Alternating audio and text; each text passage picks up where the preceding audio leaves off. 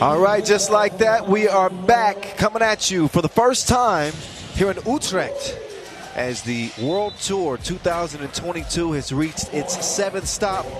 Kyle Montgomery here with you, but not by myself. Dutch 3x3 legend and U23 coach Bas Rosendahl alongside as we are wrapping up our 2-point shootout qualification and getting ready to head into the main draw. Yes, Bas is here. I know he's being quiet right now. He's going to say hello. Say what's up to the people. There we go. He's happy to be here. I'm happy to be here. I'm just checking out the ambience here. I think people are coming into the stadium. It's looking like it's going to be a packed house today, so excited. Yes, things have turned weather-wise. It's looking like it's going to be okay the rest of the day. The rain did put some things in jeopardy, but it is Mother Nature has given us a break. And a few raindrops ain't gonna stop no show. Here's a few raindrops for you. Stefan Kojic. I think I'm gonna bring in a new nickname this tournament for Stefan Kojic. Tell me what you think about this, Bas. For Stefan Kojic. What you got? Slimmy Auto. Slimmy Auto. What you think about that? Good. Okay, like you that. think about that. And in the meantime, let's let the folks at home take a look at our 3x3 rules video from a young strapping fellow named Kyle Montgomery. Welcome to the world of 3x3, baby. It's an exciting new brand of basketball. You got 2 teams of 3 players on the court, and you got 1 player sitting on the bench here with me. Playing on the half court with 1 rim. With the official 3x3 basketball made especially for the fast-paced outdoor game. The first team to 21 points is your winner, or the team with the most points after 10 minutes. You have just 12 seconds on the shot clock, and the clock is ticking, baby. Anything inside the arc is worth 1 point, while anything outside the arc is worth 2. Woo! That's how I do, baby. And once you score, the ball doesn't stop. Offense turns to defense just like that.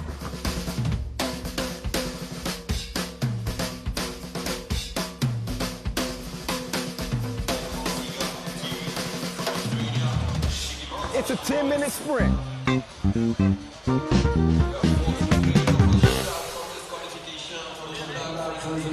All right, those are the rules of the game. Pretty simple. 1 basket, half court, continuous play until somebody reaches 21 points or 10 minutes expires.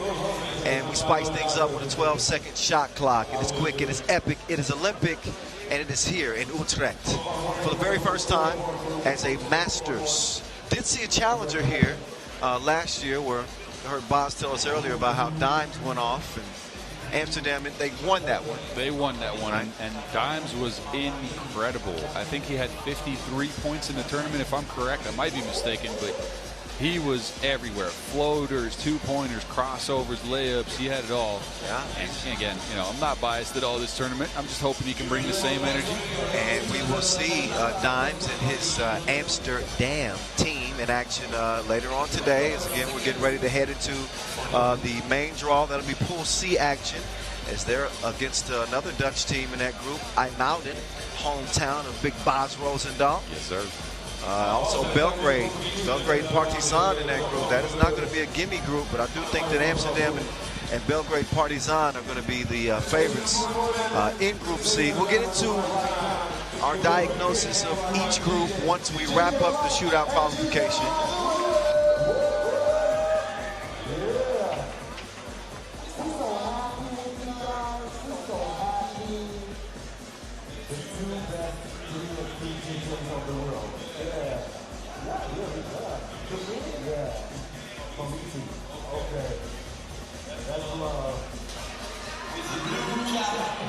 So we still have about 4 more shooters left on the slate here.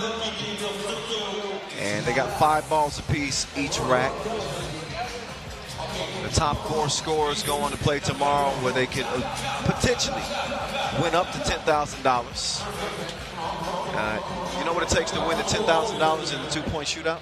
Look, I'm not a big two-point shooter, so I don't think I've ever really dived into the rules of two-point shootout, so explain it to me. If you make every shot once you get to the two-point shootout final, it's an opportunity for 21 points. Yeah. You get $10,000 if you make every shot. We've never seen it done. The highest we've seen is 17, Edgar's Crewmans and Steve Sir. I was about to say that has to be a Steve Sir record. And if you break that record, you win $5,000. You think you could do it? No. I'd be out of breath by the time I got to the money ball rack. I'd give up right then. I probably wouldn't even get to the money ball rack. I'd probably be done. There's a reason why I'm sitting up here talking about the game. Not between the lines down there. I can imagine. When I was between the lines, I wouldn't shoot all that much. I'll tell you what, though. One of the shooters here is my height. Did you see that? Oh, no. Who's that? Oh, yeah. There you go. Yeah. Jeroen van der List, 7 foot tall. Yeah, he's a shooter, so I'm not saying he's going to get the 10K, but I'll call him the skyscraper. He's up there, he's in that rare air like you. Yes, sir. That footer. We got another 7-footer in the competition too. Plays for the Polish team, Bogucki. That's a big dude. Yeah, I think he's 213 too. Yes. We'll see him later. He plays like a bruiser as well. I've watched him play a little bit. Yeah, he's not going to step out in the deep end too much. He's going to beat you up down low. He's not here in the shooting competition. Meantime, as you take a look at this venue, you can see the multi-level fan viewing area. The spectators got a nice intimate view of the action on the court here. As Zigimantas goes to his final rack here, representing Marijampolė, Mantinga. He's kind of got that slingshot release. Didn't shoot it so well.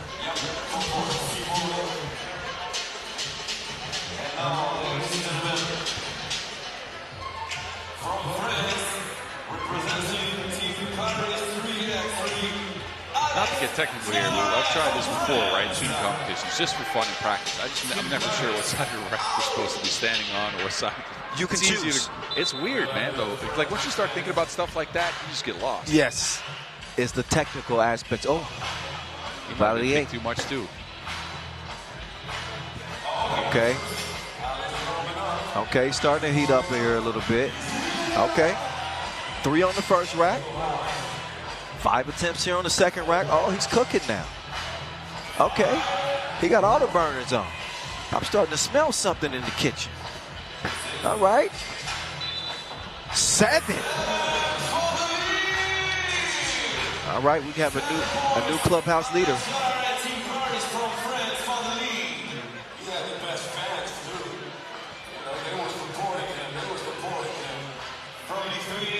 Representing Šakiai Gulbelė team, please welcome, ladies and gentlemen, Marijampolė. Okay, so the Uzi is now on deck. Marius Užupis of Šakiai Gulbelė. Speaking of slingshots. Yeah. That man, but he's got a flamethrower. He does. Look at, cocks it all the way back. Touches the crest of his head before the release comes. And we're still looking for that first shot to be made. There it is. Okay, so after the Uzi fires a couple of blanks, he connects on his last 2. Oh, no, Uzi. He's got to find his mark again. There's Uzi. There's the Uzi we know.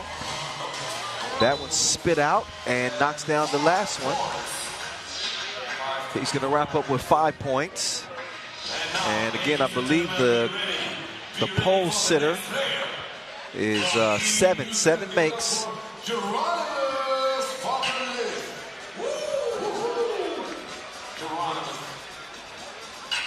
Geronimus Vanderlist, the 7-footer with the stroke for Utrecht.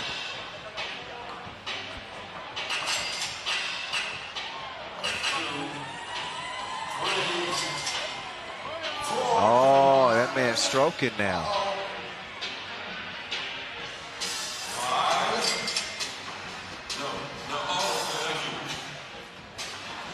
Okay, he's hit a little bit of a cold spell. Wait a minute. 7. There you go. Somebody called it. Did he shimmy? Did I see that? Huh? It looked like he shimmied a little bit there. Did he shimmy? Yeah, I think he shimmied. That's some big shoulders shimmying out. But he had it going, though. There you right. Yeah, one roll out too, so that was close to 8. Think about it. It's 7 out of 10. 70%. I hope he saves some of that for once we get into pool play. Would be nice. We've seen all we're going to see from Leonardo Clark. His team did not make it out of the qualifying draw, but he's got a chance to make an appearance day 2. He had a chance. Now he's got to make every single ball here, I think, if he wants to stay in contention on this last rack. Okay, he's good. Oh, that one not. His third one is money. His fourth one is spit out. His last one is also going to go amiss. And that is that for him. I believe we'll have one more shooter.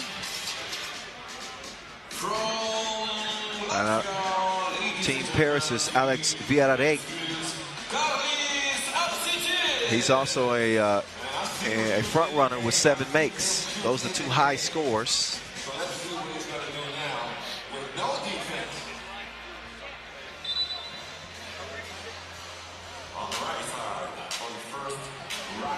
Carrying over to the first rack.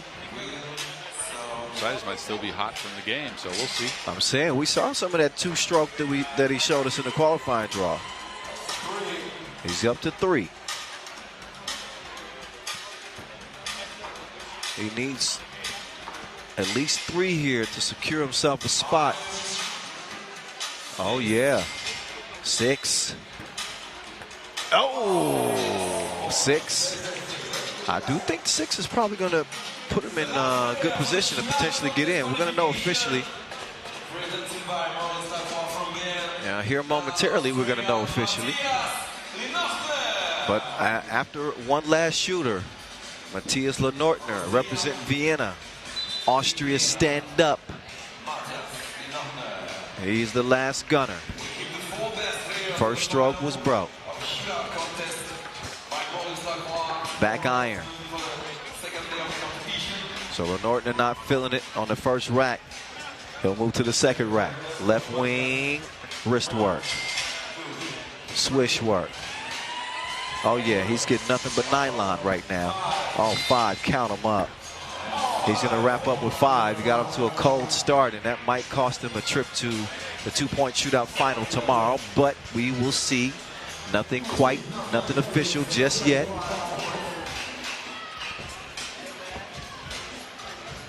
We are here inside Bet City Arena, here in Utrecht. And here are your pools for the day. Liman, your top overall seed, the Serbian power with Paris, an exciting team who put on a good show here last week. Lublin Lotto is in that group as well. Meantime, you look at Pool B with Antwerp, Marijampolė, Mantinga, and Utrecht. So the Dutch are well represented in that group. Antwerp probably the favorite there, definitely the favorite. Amsterdam with Dimes leading the way. Belgrade, Partizan, those two are going to clash along with IJmuiden. IJmuiden. There we go. And last but not least, Pool D. Šakiai, Gulbelė, and Vienna. Those are 2 top dogs with Constanza, who we saw come out of a 3-way tie in the qualifying draw to earn their way into Pool D. And another look at our venue here, again, inside of Bet City. We got 4 levels for our spectators to enjoy underneath this Magic Sky canopy. A unique arena indeed. I was saying earlier, it has Roman Colosseum vibes. Our gladiators are getting ready to take the court here with $40,000 on the line. That is the grand prize, as it is for every Masters. Here at Masters number 7. First time that Utrecht has hosted a World Tour Masters, hosted an outstanding challenger last year. And I got to see what this venue looked like a year ago. I could not wait to get here this year and to witness it in person. It is a very intimate setting and perfect for 3x3 to take over the show. We got some folks in here. That's some orange juice she's having while enjoying the game. Yeah, people are coming in right now to check out the games. Again, I'm happy we are almost sold out, so a lot of people here today. You'll feel the crowd buzzing, especially for the Dutch games, obviously. And I'm a little curious, man. What game you got slated today that you just can't wait to see? Oh, there are several. Who do I want to see most? Well, I want to see if Liman can first of all, translate this play that we've seen at the challenger level to the World Tour. We haven't seen it translate so far.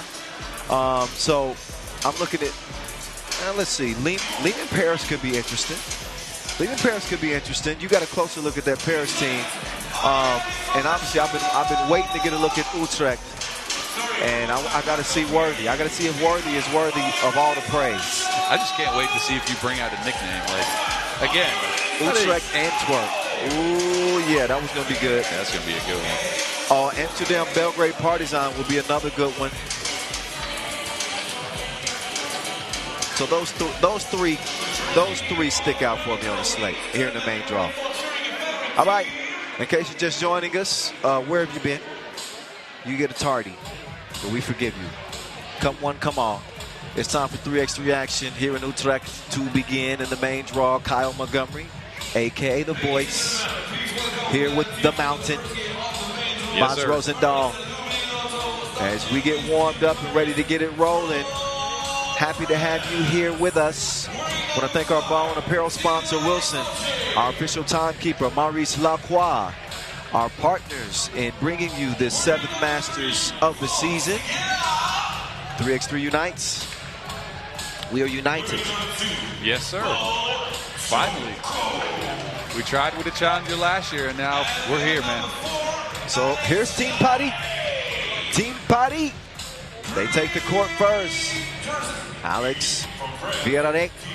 I saw him perform well at the World Cup this year and helping lead France to a bronze medal. He's now coaching one of their youth teams, women's team's coach. Now he's back hooping, and they got a nice squad. They're making their World Tour debut this season.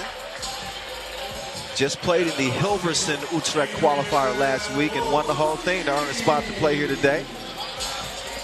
Look out for the Joker, Paul Joko on that Paris team. Meantime, looks like Lublin Lotto are only playing with 3 players. There's Adrian Boguzzi, who I was telling you about. He's a 7-footer. Got some quick guard play from Sosnowska. He can get to it. We will soon see who's going to earn the first victory here of day one. And in case you did not know, only the top 2 from each group advance to play in the quarterfinals. So there's an odd squad on the outside looking in. Our 2 Olympic officials will have this one well in hand. Cecilia Dot and Marcos Michalides. As both teams will get it warmed up. I can't wait to see what Vierarek does. I mean, this dude has had a 3x3 journey. I remember first playing against him when he was on a Bordeaux squad with his friends, came out to Holland, played a couple of satellites and challenges here, Light Quest. And I'm happy to see him perform at the highest level now. You know, Team Paris playing in France as well. There's Buguzzi. He stands 215 actually. I think he got you. He might be the tallest dude here. That hurts. That hurts. It hurts. It hurts. The Mountain is usually used to being the biggest dude in the building. I might have to start wearing some taller sneakers. Yeah, we're going to have to make way, clear some space. You talking about the 80s earlier. I might get some 70s soles now. You know his I just call him the Giant. That's good. Do you remember Andre the Giant in yes, the WWF? I do. Yeah, that was So I call him Adrien the Giant. Okay. Okay. I like that. It's just that's creative. It's just, you know, that's a layup. That's creative. But this game is very likely not going to be a layup for Lublin Lotto. They're playing with 3 players, no subs. We'll see if that has any negative effects on them as they get ready to get to it. It is that time. Game number 1 of the main draw. Let's get to it. Paris will start with the rock. Vierarek has that one poked away. Pesky defense to start things off. And again, Paris with Alex Vierarek, Frank Seguela, Paul Joko, and Sylvain Sautier. Vierarek gives it up. That ball is lost, momentarily recovered, and then he gets faded on the baseline. Sautier with some sauce. Bogutski, the Giant, steps through, scores easily. Oh, the whip and the lele. Okay, I'm liking the action so far. They're going to keep feeding the Giant. That's what they're going to do all game. Harris has brought a not a short squad, I'll say, but they brought some decently sized players. Not anything as big as the Giant, though. They're going to keep feeding him down low and see if they can milk him for all that he can give him this game. It will be tiring, though, moving around at that height with only 3 people on the court and also having to play defense, meanwhile fighting down low to get buckets. That's gonna. Let's see how long he's going to last in this game. Well, he's got to sag off a bit. He's going to hope that Segela and company miss shots. Vienna with the fake, and Segela, that's easy work. Yeah. There's the Giant. Right back at him, though. As easy as a layup line for him. 2 from the corner, no. Air mail, right back to the Giant. He's going to score as many points as he wants. Tell you what, though, he's also going to get tired at some point. True that. It is tough down there. And obviously, if Paris are able to shoot it efficiently from beyond 2-point range, it gives them a distinct advantage. Meantime, it's the Joker. He ain't kidding. Segela's pass is taken away. It's then re-swiped. Vienna to the Joker. Oh, Joker. He got his cookies nearly took. Vienna, nope. Comes back to him. Off balance. Missed the scoop attempt. Oh, he's shooting? Oh, okay. I'm about to say, he's shooting too. Out in the deep end. Oh, if he got out that's straight on. Target practice, but he missed it. And an offensive foul called on Bogutski. So this Lublin Lotto team, you also have Marius Konopatsi, Mateusz Slachetka, and Michael Samsonovic. Oh, count that. Bump and the bucket. The Joker. He'll try to step up and make this a 2-point play.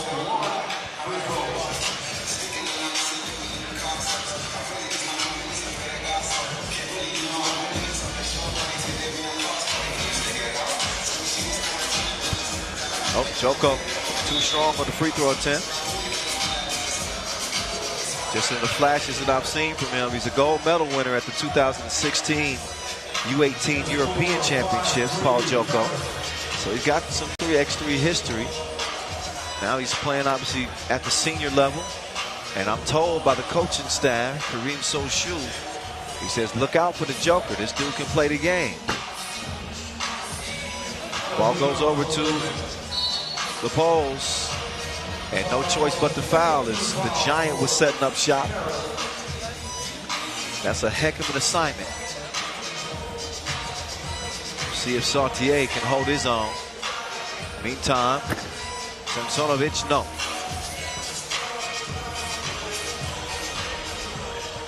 All pocket pass perfection. Villarreal with the dime. Oh, he's tricky with it. You saw the shifty in and out move, Samsonovic. That's crafty. Oh, yeah. Segela steps into that. He's going to miss it. 6'4", Paris. Oh, he tried to nutmeg Villarreal. He says, who you trying to play? Kicked out. Frank Segela. Wet. It's 8-4. And this is the difference. See, when the Lotto get down, their offense is hinged upon the Giant, who's going to get buckets. If you play with 3 people, you got to shoot. And I'm not seeing Lublin Lotto shoot all that much right now. And I'm telling you right now, if you can't hit any twos, if you can't shoot any twos, it's going to be a very tough game to win if you only have the Giant going. Yeah. Only time we've seen Lublin Lotto on the Pro Tour this year was in Montreal, where they finished 10th. Everything else has been the challenger phase. They haven't finished better than 11th, even at the challenger phase. Meantime, for Paris, all it's been is challenges for them. They're making their World Tour debut. Not too bad when we saw them in Bordeaux. They finished 4th. Also in Penang, they finished 4th. Edmonton as well. So they're on the uptick. Villarreal lets it fly. Ricochets off the iron.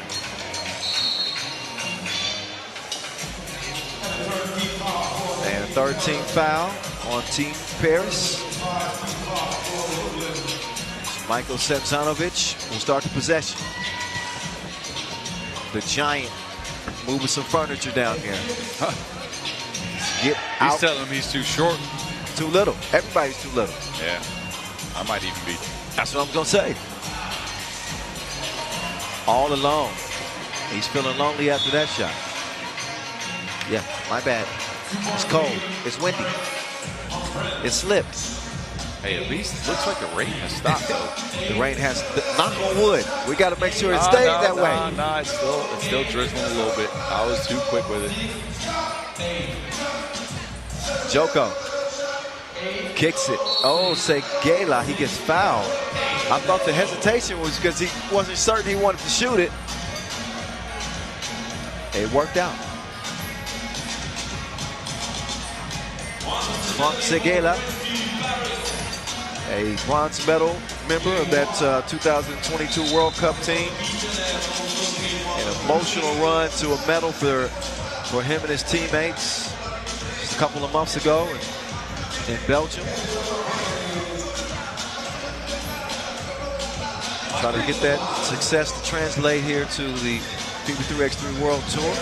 It's good to see that France is putting it together. I'll tell you what, we had some good French teams in the past. We've had some challenges there. We've had some, some World Cup success and some European Cup success, but we haven't seen them win all that much. No. At the Masters level. So I'm hoping this team can grow into something nice. I mean, I think they have the players in France for sure. Judging from what I saw this year at the Nations League, they got some stuff coming up as well. Oh, for sure. That Nations League, the U23 team won the World Cup in Debrecen. They were unbelievable. We've seen what the women's team has accomplished. They won gold at the World Cup and had a good showing on the women's series this year as well. Oh, Villarreal, get out of my way. He finishes with a lay. Oh, nice reverse. Semsanovic. You cannot defend in the semicircle after a made bucket. It's a close one there. He thought that he was outside of that arc. But he'll get a warning this time. Next was the technical. Villarreal is going to set up Segela. Segela. Oh, yeah, saucy. Yeah, that's put some nice jelly on there. There you go. Nice pocket pass. I guess the rim is in good shape. You got to scream a little bit when you do that, though. Big man dunks never exciting us as a big scream. Yeah, the screws are screaming like, get this dude off us. Yes, sir.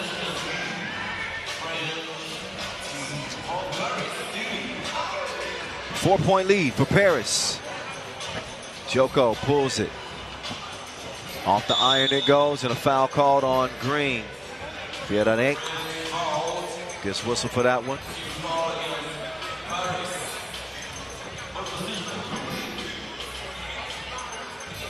Semsanovic with the jab step. Couldn't drop him off. 12-8 it stays. Segela thought about it. Instead he gets it over to AV. AV. Made him feel the breeze like AC. Spin move.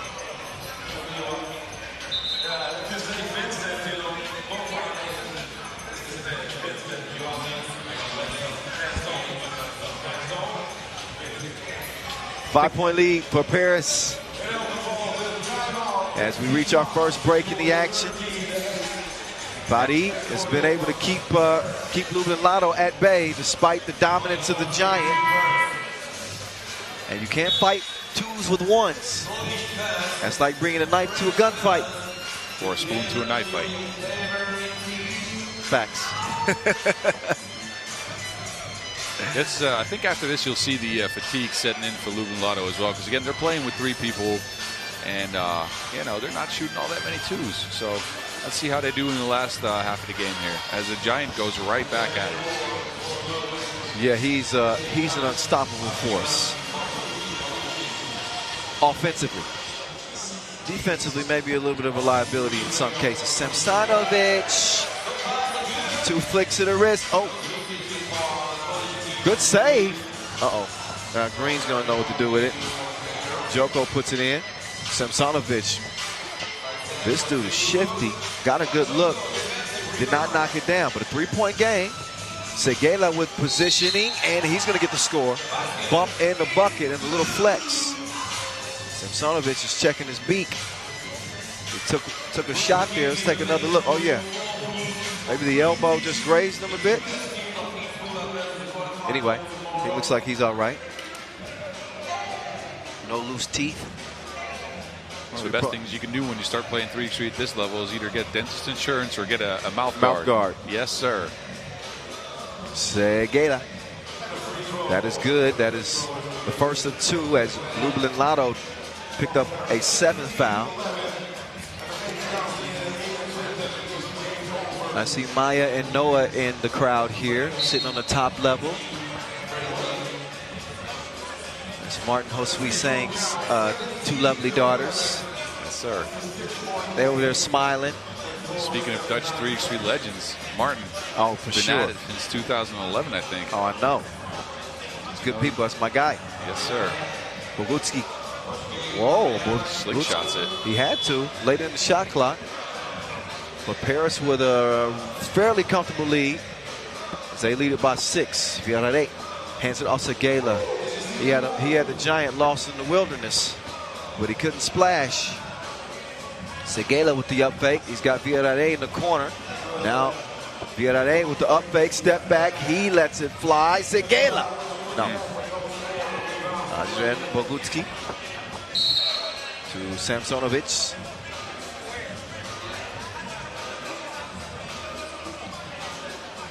Five fouls on Paris and a timeout. TV timeout, our second break. And it looks like Lublin Lotto just don't have enough steam to keep up with this French attack. Paris is playing it smartly. They're attacking the Giant and then driving right back out to handing it off to a teammate. And the Giant's just not quick enough to keep up with them. He's a big dude. He's strong inside, finishes a lot of shots. But as you said, defensively, it might just be a little bit of a liability. Yeah, it's a trade-off. It's a trade-off. He's obviously a dominant offensive player, but until he can extend his game and knock down some twos, it's going to be a tough going for them with him being the centerpiece of the offense. Dominant player, make no mistake about it. He's a beast. Yes, sir. Meantime, that foul is called on White. I think that might be the 8th foul. That was on Konopatsi. And that is foul number 8. No different result than foul number 7. But when we get up to 10, things change. Yes, sir. Quick. If we get there. Let's hope not. From Segela. We'll see. 2 free throws now, though. That's good money right there at the strike.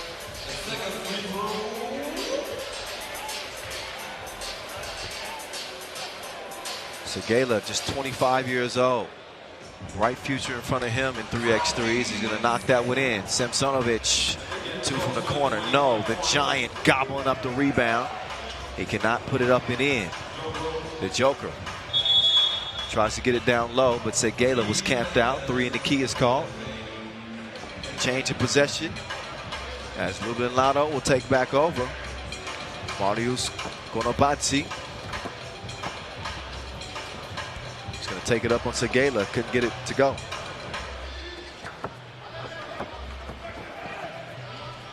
Joko, no.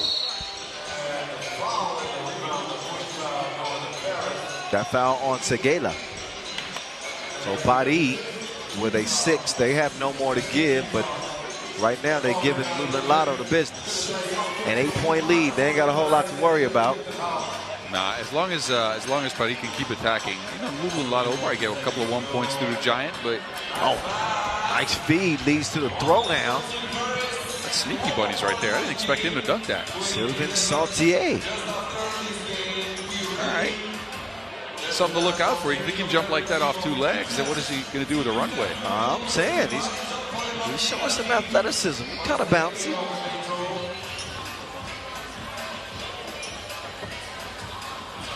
And he's done what as best as he could, trying to tie the Giant down.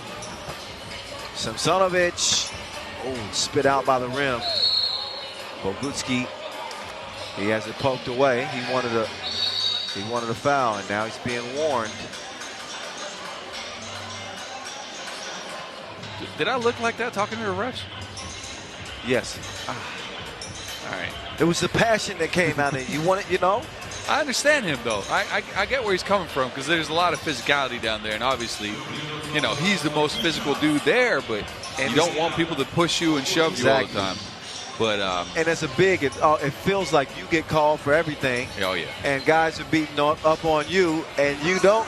Playing basketball on eggshells. Trust me, I know what it feels like to be a big. I understand. When I'm playing with my son's team, you know, I'm like, stop hacking. Y'all don't want to give me. That's what you are now, a post player on your son's team? When you get old, that's what you turn into. I don't got the energy to be running around the court. I'm just curious to see what happens when you're old and you are a post player. So I might just be sitting on the sideline. Man, I play bully ball like Barkley. Oguski couldn't track that rebound down. It's game point here for Paris. Already came out of qualifying draw if y'all missed the earlier action. So we're really at game number 4 on the day, but game number 1 in the main draw here as we open Pool A action. Next up, we're going to see Marijampolė Mantinga, the Lithuanians, against the Dutch team Utrecht. Vienna Segela misses it on the rebound. Whistle, push. That one called on green. Couple of free throws upcoming. Hey, that foul situation might just turn into something, man. I know Paris is at game point right now, but you never know. You know, we try to look into the future and see what could happen. What if he makes these two? Well, in recent history, it was a little bit closer game. I think it was 20-17. Lithuania was up on Latvia at the Europe Cup, and the Latvians came from behind and won it.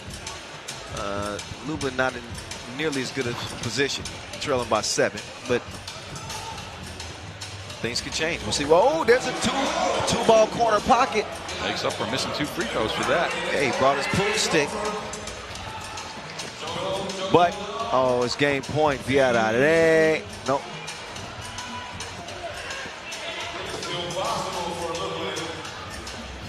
Oh, he had a double dribble. That's unfortunate. He could have just passed it into the big fella, and they're not seeing him right now. Just trying to get up some 2-point shots, which I can understand, but this was an easy one. A little frantic once he got that ball in his hand. This is the point in the game, though, where you're with 3 people, you just might start seeing stars. Like, oh, Segela says goodbye. Au revoir. It is over with. It is done. It is 22-15. Team Paris over Lublin Lotto. As they were able to, again, hold down the Giant somewhat. And they answered with some nice shooting from beyond the 2-point arc. Some intensity that you obviously see from Frank Segela. A 7-point victory for his team as Rachel Rominger is standing by with the new addition, Paul Joko. Rach, take it away. First World Tour on a win. How's the team feeling? Any added confidence going into this tournament? We were a little bit stressed because we knew that was an important game, especially the first one. We knew that's what we needed to do, so we're glad we won right now. We got a second game to try to get that first place against Liman later. So that's it. We got the job done in the first game. Now we scratch that, get ready for the next one. Talking about Liman, #1 seed of this tournament, what's their biggest challenge they present? They beat us a couple weeks ago in Penang, and we didn't like the way we played, so we're glad we get another chance to play against them. It's a great challenge because we know it's a great team, so we got to get ready. And like we said, it's basketball, it's 3 against 3. We're the same people on the court, so we believe we can win. Well, good luck. Paul Joko, Team Paris from France. Team Yes, Paris. indeed. But congratulations to Team Paris, who get their first win here in 2022 on the World Tour. Their next game will see them pitted against Liman in a rematch of that Penang Challenger final. So circle that one on your calendar. As we look back at the body of work for both of the teams in this game, we saw dimes like that. Vienna setting the table. And hard enough for Lublin Lotto playing with 3 players and no sub. They relied heavily early on the big fella, Adrian Bagutski, and he was delivering. Samsanovic was also doing his thing. But the balance for Team Paris 1 through 4 proved to be too much of a challenge for the Polish as the French come out victorious in game number 1 of the main draw. Game number 2 is on deck. Marijampolė, Mantinga against Utrecht. Yeah, there you go. It's a game I know folks in the stands here cannot wait to see. It is the debut at this level for one of the Dutch basketball legends, Worthy. I'm curious, man. I'm hoping he does well as his first taste of the Masters level. And he's got a tough opponent to start out against. I mean, Marijampolė is not just a random team. They're pretty good. Yeah. Marijampolė Mantinga. I saw this team get all the way to the final in Poitiers. And they end up losing to the American team, Washington, D.C. But Marijampolė Mantinga is not a team to sleep on, especially with Evaldis Jalgis, who's having a hell of a year. Justus Nausedas, Tautvydas Klichuk. I always mess up his last name. Kuchinikas. There we go. And Zigimantas Simonis. Man, I have practiced it, and every time I start to say it, my brain malfunctions every time. I mean, you're good, man. I can't even read those names, to be honest with you. Kuchinikas. Okay. There we go. Anyway. What I say, I mean. Hi, Maya and Noah. Hello. There they are again. Okay, there he is. Yeah, mama, there goes that man. There go that man.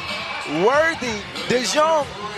We're going to see if he's the real deal. Of course, I'll give you more information on who he is and why he comes in with as much hype as he does here in a moment. But the entire team is in front of you. There we go, Worthy De Jong. Hieronymus Vanderlist. I call him Dr. J. You like that nickname? For Julius?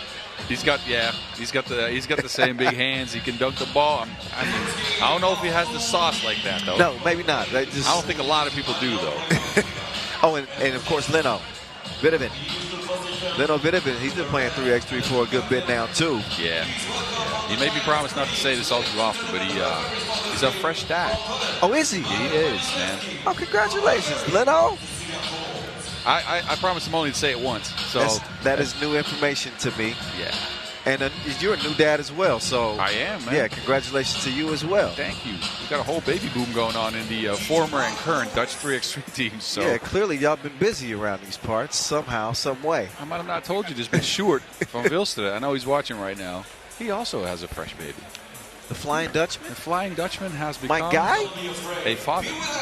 Congratulations. A flying father still, because I know he can still dunk. Well, here's Worthy De Jong. We saw him at Eurobasket put on an absolute show. The guy dropped 28 points against Serbia, averaged 16 points per game. He's a 5-on-5 star out in these parts, and he's now making his transition into 3x3. I heard a lot about him before he even stepped foot on a 3x3 court. So much that I heard about him, I said, I better have a nickname ready for this guy. But also played at the FIBA Europe Cup for 3 seasons. He's proven himself to be a reliable scorer, 13 points per game at the FIBA 505 Europe Cup, just to keep things clear. Mm-hmm. He's played for the Deutschland, no, not the Deutschland Basketball League. The Dutch Basketball League. The Dutch Basketball League. And currently, actually, the Dutch and Belgian Basketball League. 3 seasons there as well. So we're going to see if he lights it up on the 3x3 court. Good contest. Throws the shot off. Evaldis Jalgis. He'll reset top of the key.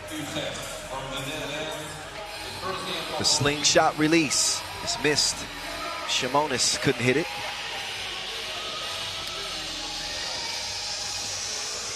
Worthy. Oh, yeah. With the filet mignon. Nice finish right there. Can he hold his own defensively? Because you know 3x3 is a different challenge when it comes to physicality. It will take some adjustment, but see what he gets. Vanderlist was cooking in the 2-point shootout qualifier. Missed his first two. And the score on the inside is Marijampolė. He's taking an early 1-point advantage. Here comes Worthy.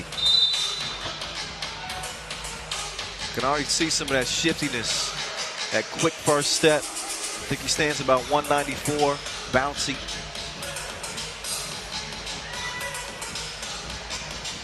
One of those rare people that early on in his career really didn't get picked up on by the youth national teams as well. Like he was around and he just played for lower level teams, and I remember getting to see him on the courts out in the city of Amsterdam, but as well as kind of the earliest viral videos that we had in Holland with him dunking on people in lower leagues, and then all of a sudden he made it to the big leagues and just made a big name for himself. So curious to see how quick his transition is going to be. He's legit been at this for a couple of weeks only, so it's going to be interesting to see how he picks it up defensively. I'm not worried about the offense. It's just, you know, the transition to 3-on-3, defense and physicality, picking up on that 12-second shot clock. That can be challenging. All right. Up steps the skyscraper to the free throw line. Vanderlist, he's going to tie things up. Couple apiece. Jalgis making the move, trying to spin on Vanderlist. He's going to work, decides to give it up. Oh my, that was a naughty block. He spanked it. And then he looked at him too. Oh my goodness. He held his hand back right before he, with a 5-finger say to the face. There we go. Spanked it and then looked down at the guy as well. Oh, disrespectful. It's a 1-point game. That stuff makes me laugh, man. It's so good. I love this about 3x3. I mean, you can get crossed over. People can you can express yourself in the game. Listen, man. It's from the streets to the Olympics. Oh my goodness! He is that man. Worthy is worthy of the praise. Yes, sir. He gonna give us that already? Oh my goodness. And he gave him the head tap too. Oh, and come on. He got everything going right now. Oh, Worthy de Jong. This is his coming out party. You can test him if you want to, but he's cramming. I might have to stand up for this game. I'll tell you what, I was going to save that for the second day, but Vitamin drops it off to Julius. And that time, Ben Sowers couldn't make the layup. Now, this is where the challenge is going to come, I think, for Worthy, because they're attacking him in the post. No score that time.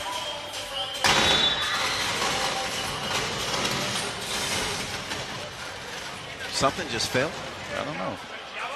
A little thunder in the building. I don't know. Everything's all good. All right. Worthy gives it down low. Oh, Vanderlist. That man's got some touch for a footer, man. I'll tell you what. I was telling you. Yeah, soft spin move, floater, and everything. So. Oh. Leads to a wide open shot, but that was missed. Kuchinikas couldn't land it. Now Kuchinikas is defending. Oh, Vanderlist with the dribble? Okay, he's fouled. Yeah.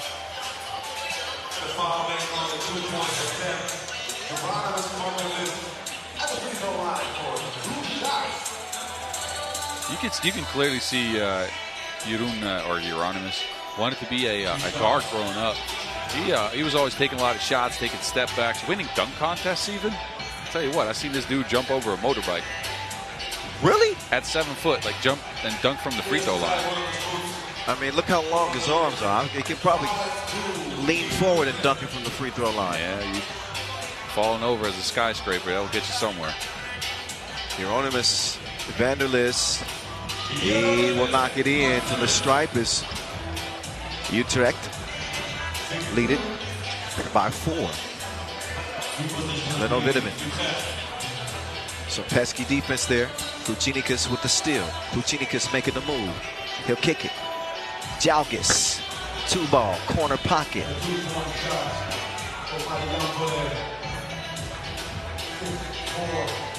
Oh, that one broken up. Good defense there.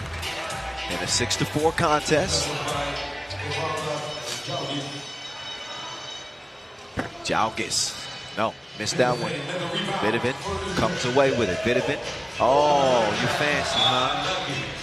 That one poked away. Stays a 2-point game. And we are under 7 minutes, so it's TV timeout time. And that's going to give us a chance to look back at some of the highlights in this one because we've had a few. We've had a couple. And the dazzling debut so far for Worthy de Jong, the 5-on-5 Dutch star. We've seen some gangster slaps, and we've seen some people get yammed on. That was a good one, too. Bodied him up a little bit. I like that.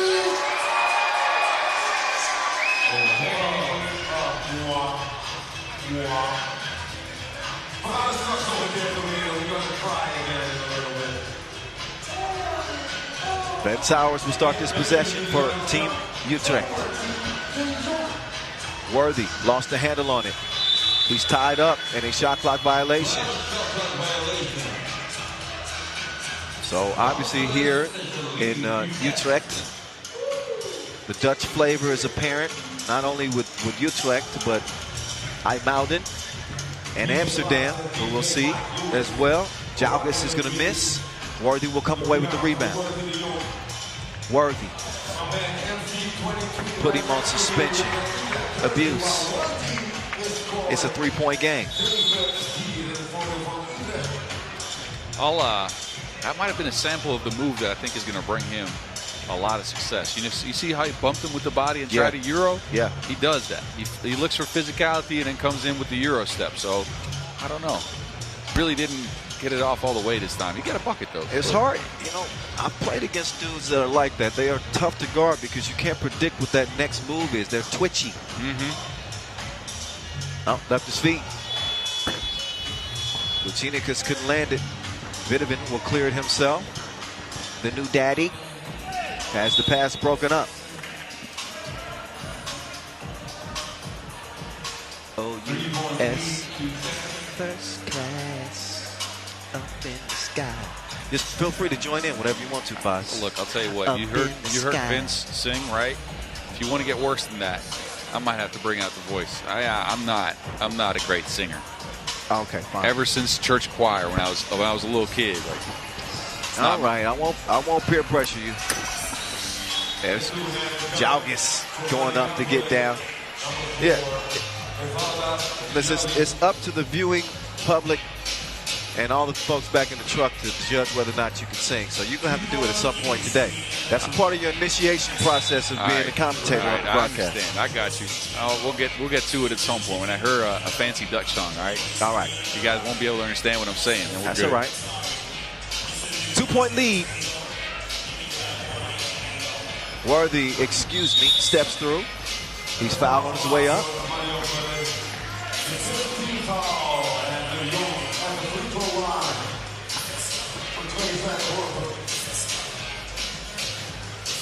So Worthy de Jong, the new add to this Utrecht team. Utrecht, yes, sir. All right. You learn. I know he's used to playing ball outside, so I don't know if the cold's going to get to it, but I keep seeing him rub his hands on the shirt. I've seen that too. I think it's something that affects this game a little bit. But if you're a gamer, you find a way to play through it. You definitely do. Welcome to 3x3. 5:26 left. Game only separated by 2 points. Worthy will give it up down low. Oh, buddy. Okay. He recovered after the spin move. That's some of that nimble-footedness you were telling me about when it comes to Vanderlist. Yeah, that man's 7 foot tall, and he can spin and turn, and he has a little bit of a fadeaway shot as well as a 2-point shot. So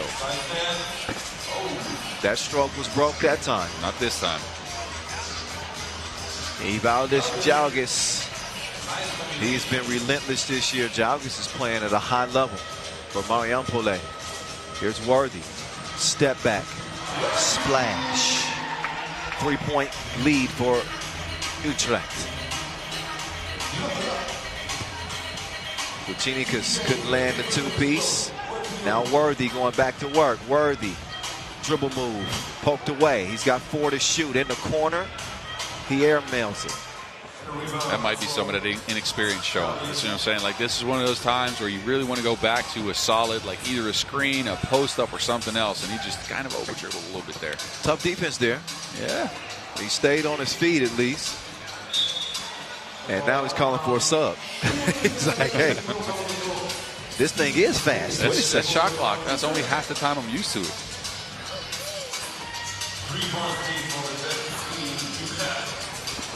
Oh, they fell asleep defensively. Leads to an easy lay underneath. Now Sadis. Oh, Dr. J with the spin move. Okay, Ben Sowers. He's going to make his way to the free throw line after being fouled on the drive. We are under 4 minutes to play, so it is TV timeout time. And plenty of turbulence on his way up. So he'll shoot 1. Marijampolė with 6 fouls. They got no more to give in terms of the penalty situation. And only a 1-possession game. I feel like Utrecht has played this game pretty well, right? They went to their strengths. They looked for the big fella inside. Also, Worthy's just, you know, I think he's had a pretty solid debut here. Done a couple of layups, a 2. So they've played to their strengths. Marijampolė just really can't finish or can't stop them on the defensive end right now, and has to use a lot of fouls. Yep, but still well within striking distance. They are. And again, I think that they're actually going to try to attack Worthy offensively, because obviously with him having to post defend, that's going to take some of that energy away from him offensively. Yeah, for sure. You have to attack the weak points there, and I'd say Worthy's one of them in the post, and also big Jeroen. Not to say that he's slow-footed, but he's big, and we saw with Lublin Lotto earlier that, you know, at some point, you know, as a big fella in 3x3, the speed of the game might catch up to you. They're going to take you out on the island. Yes. You better be able to move those feet. Especially the teams that really target you. I remember, and I know you were there, I played a World Cup final once, way back when, and literally the entire final I played one-on-one on defense, because the Serbian cats were just targeting me and saying, this guy's not going to be able to guard us, which I wasn't. So, you know, that happens. It happens, but at that time, I don't need to remind you, Serbia was beating they were beating everybody back then. I don't think, so, all right, this might be a good story. I have played countless times against that Serbian team. Yes. Countless times. Like every tournament we'd see them in the quarterfinals or anywhere else. I've only beaten them once. I've beaten them once on a rainy Monday morning in Amsterdam when they joined us here for the Amsterdam Quest. Not the Quest finals, mind you, the Quest. They were here for a weekend. I think they might have enjoyed a night out in town. It was cold and rainy. But you got them. We got them. 11-9. That's the only time I've ever beaten them. Well, meantime, Vanderlist with a big stroke. The footer knocks in the 2-piece. He'll get a rest, 13-9. As Utrecht is in the driver's seat. 2-possession lead. Oh, Kuchinikas with the setup, but you got to finish that. I'd have an issue with him at the end of the game. Minovan. That's an offensive foul. Yeah, he was moving. Yep.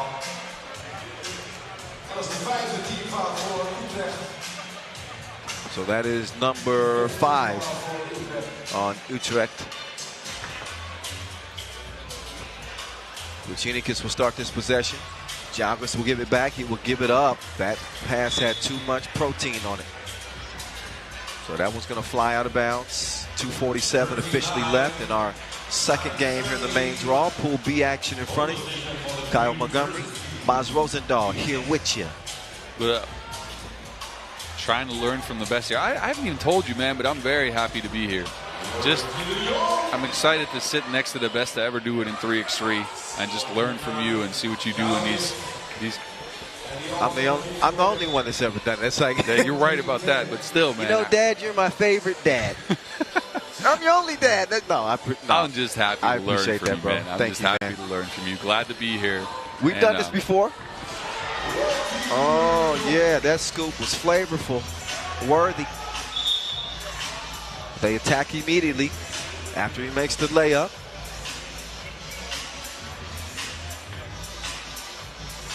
Worthy will check out. Van Sowers will check in. 5-point lead for Utrecht.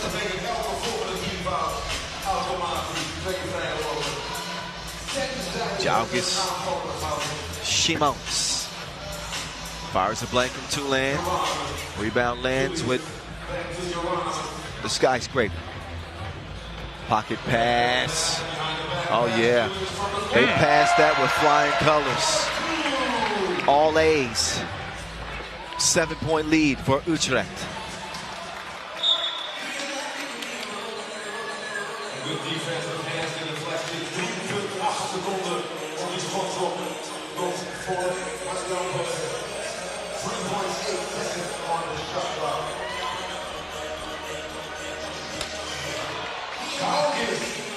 Jalgis is able to make it a 5-point game. Van Sowers missed the crib. Oh, there's a foul call. That's not a smart foul. Oh. That's not a smart foul at all. At this point in the game, you just want to let him have that shot. Yeah. Jumping into him, though, not smart. Lucinicus, he shoots 2. And with 1:42 left, it ain't over with yet. Good on the first.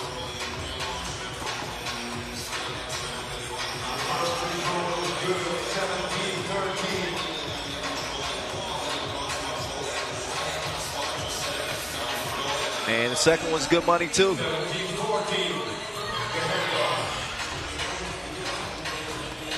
Worthy with the adjustment.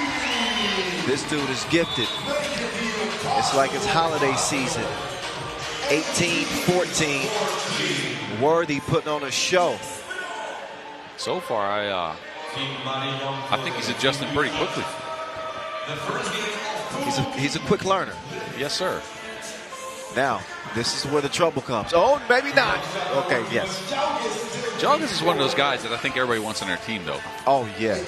Jalgis is a dog, man. Oh, tough defender, non-stop motor, too, so. Oh, come on, man. He's certified. Yeah, he's bringing out the bag right now. He's official. Somebody get him a whistle. Worthy de Jong. His 3x3 World Tour debut. First impressions are everything. Yeah. What do you like him? You liking him so far? Yes. All right, good. I'm not ready to drop the nickname yet. I got to get at least a full tournament of this type of play. We'll see. All right. I'm just curious to see what the nickname is. I don't even know. Oh no! He did it dirty, but he didn't finish.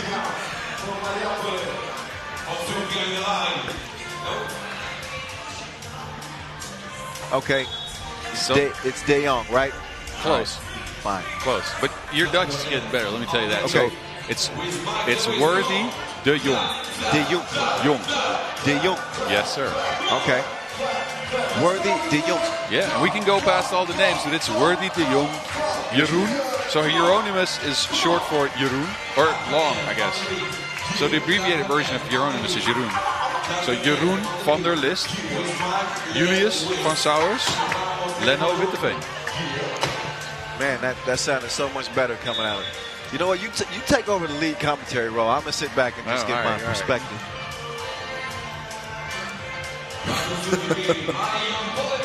We got a 4-point lead.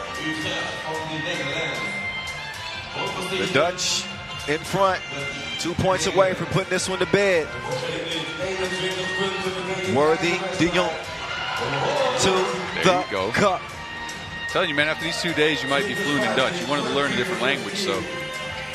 That's a fact. Hand up, so what? The stroke painted Worthy's face. And 20 seconds to go. 21. The 2-pointer was for Cleveland's team, guys. Game point for Utrecht. Shimonis gives it up. Lucinicus. Cha-ching. It's a 1-point game. Worthy. the ball fake. I told you. He can take him off the to-do list. I told you he was going to come through with that Euro step. Nike couldn't check this man. Ooh. Worthy de Jong getting it done for Team Utrecht as they get the dub to start the day. That's a man who put in some work. And look, things might be changing when you got a player like that. Utrecht, they were able to hold him off. A 21-19 victory over a Marijampolė Mantinga team there's nothing to sneeze at. So a signature win for Team Utrecht. And Rachel Rominger will be standing by with one of their four to get their thoughts on this game. I'm guessing it's probably going to be Worthy. It should be after this game. I mean, I think he brought it all. Brought the bag, man. He had the moves. He had the shots. He had some defensive stuff that I didn't expect, to be honest with you. Some quick hands. Had a nice block underneath. I thought he was about to get scored on, and he held his own. Yeah. So Worthy de Jong standing by with Rachel Rominger. Let's hear how he feels about his World Tour debut as we get it down to Rach now. Rach, it's on you. World Tour Masters debut, how are you feeling? Well, before the game, I didn't know. It was exciting to play to start, and the whole idea was fun. But during the game, we showed a glimpse of great basketball. And now I feel good, I feel great. I think our team did an excellent job, and we need to keep building on this. The day is not over yet. The rain kind of stopped, so hopefully some sun come through and shine on us. Playing in front of home crowd and first win, how's the team feeling? I think the team is happy right now. We shouldn't be satisfied, we shouldn't be content, but it's definitely, like I said, it's something we can keep on building on. There's some stuff that we need to look back at and try to improve, but we got confidence now, and I think that's one of the big parts of it. Playing up next is Team Antwerp, your neighbors. Any adjustments you need to make? Excuse me? Any adjustments you need to make playing against your neighbors, Team Antwerp? You're going to have to repeat it again. I did not hear that.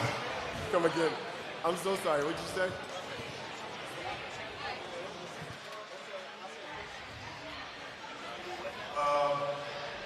I mean, they got great players, so we need to be extra focused. They got some of the best players in the game, so what we need to focus on is these open threes that some of the guys in this team have. We need to take that away. We can't give that to them. So. Thank you. All right. So, Worthy, we shoot twos in this game. He's got some learning to do. That's okay. But he was schooling people on the court. He got a whole lot of learning to do. Once he started off with that layup, I knew that he was going to be in his bag. So, he got comfortable early, and he yanked on somebody too, so that was good. I think that helps. Yeah, that wasn't even right. I don't think they knew that he had that in his bag. He took off. I've been on the receiving end of one of those before. So see? Why you get, I wouldn't even admit that over there. It was a practice. Put your pride aside. It wasn't a game. I've only been dunked on twice in a game, so that's good enough. Okay. Yeah. My entire career, 3-on-3, 5-on-5, not like anything. If I 3x3, like I've dunked on people. Oh, of course, I've seen a couple of them. That's respectable. A respectable win here for Utrecht to start off the action. We will see them later on today, obviously, as they will be going up against Antwerp. And that, I think that's going to be the real test to see just how dangerous this Utrecht team is. Going against a proven powerhouse for the last couple of years in Team Antwerp, and they got a young star themselves in must-see TV, to Bo Vervoort, who is playing, by the way, in this Masters. So circle that one on your calendar for later. But as for now, we get some more Dutch flavor. IJmuiden is coming up next against Belgrade Partizan. That'll be our third game of the main draw as we open up Pool C action. Hope that y'all are enjoying it so far. It's only going to get better and better and better. The sky has cleared. The rain has stopped. And the action has turned up here inside Bet City Arena in Utrecht. Kyle Montgomery, a.k.a. The Voice of 3x3. You can find me on Instagram at 3x3 The Voice. And The Mountain, Bas Rosendahl alongside. Yes, sir. Actually, I might have to hop off for this one, though. I'll tell you what, I'm a little biased in this game. Oh, just no. Just a tiny bit. Of course you are. Well, in case you didn't know, you're talking about a IJmuiden native, born and raised. Yes, sir. Left for a couple of years and then back. Now we're going to see what IJmuiden is made of.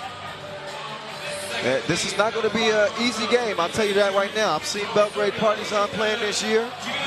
And this team is not to be slept on.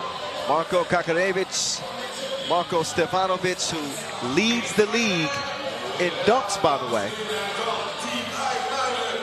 in 7 games. More on that later.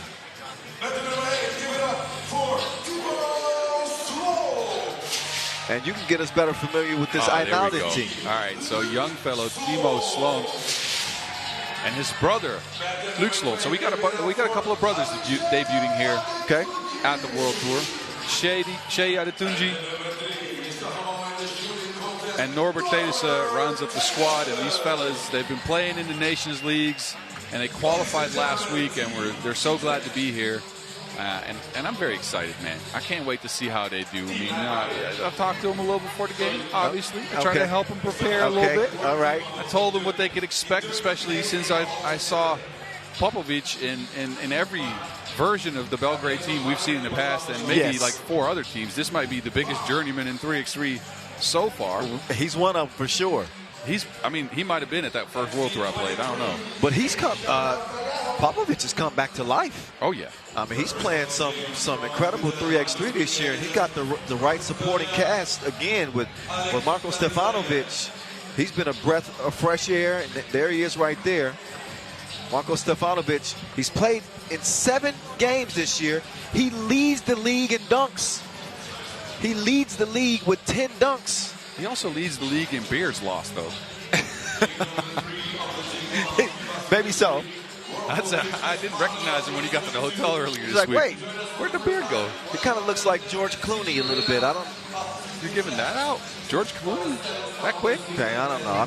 Maybe it's the gray hair. It's the salt and pepper that kind of threw me off. Yeah, that's all right though. He's a good player, very good player actually. I would expect him to have some iron in his diet in this game. Oh yes. All this dude does is dunk, averaging a solid 5 points per game this year, and making 80% of his shots inside the arc.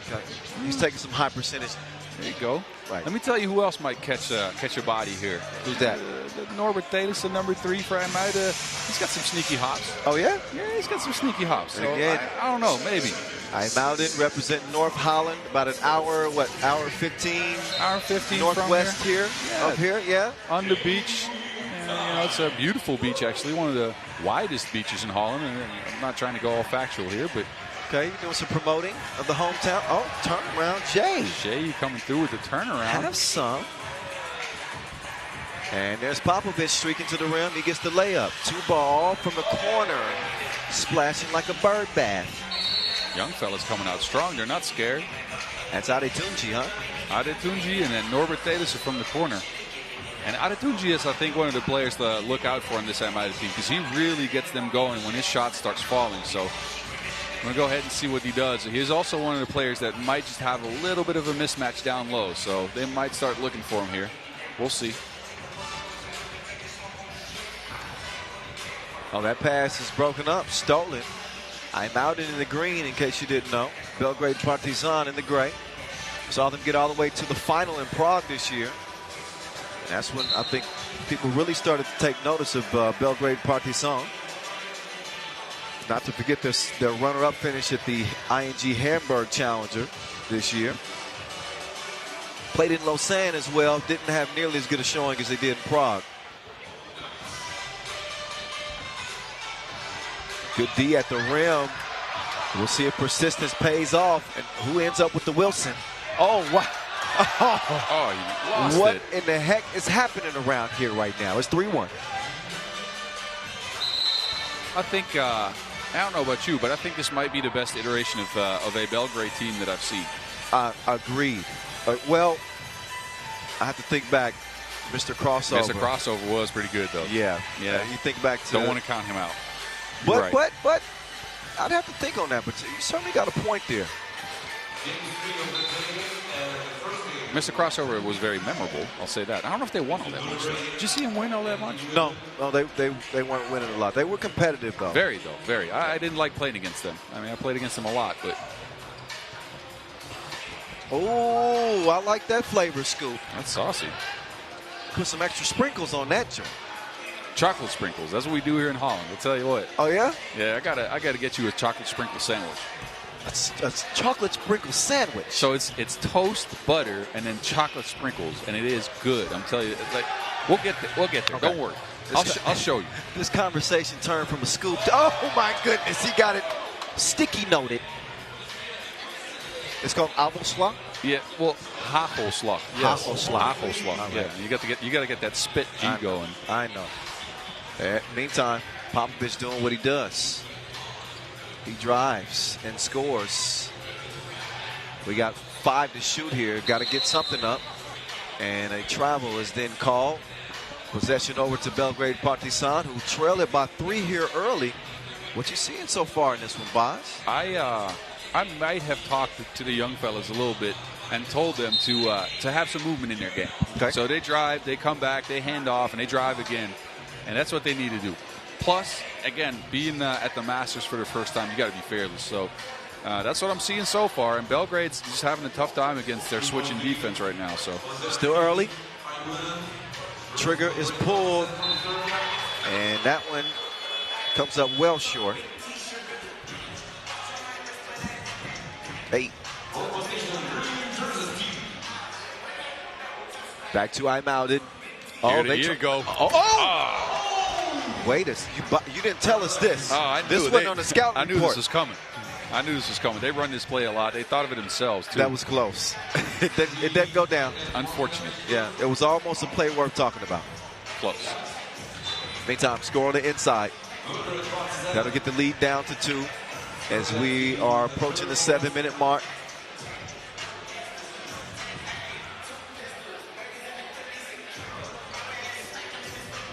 And here comes the attack of IJmuiden. 2 is release, but it comes up Kevin Hart. Short. You get it? I got you. All right. Missed right in front of the rim. No luck there for Stefanovic that time.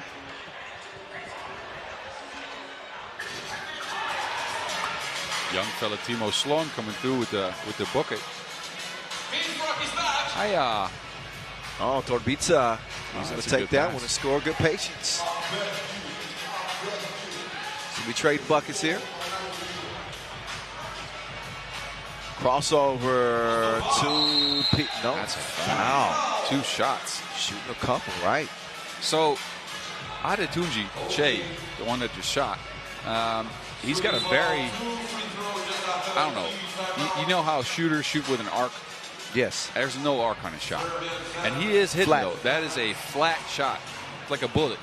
But it goes in, so you got to be careful because he's shifty. And he got the score and started with the turnaround fadeaway. Yeah, there you go. And I believe, who was that? Dellison? Dellison had the shot in the corner and the pass yep. underneath. Oh, he almost got that one. Near connection on the alley-oop.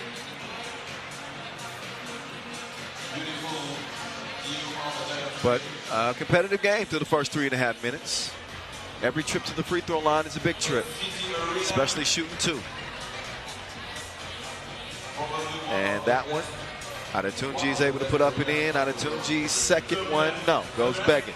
Stefanovic snatches the rebound. He wants it back. He will get the package. And guess what? He's done. Yes, he's dunking.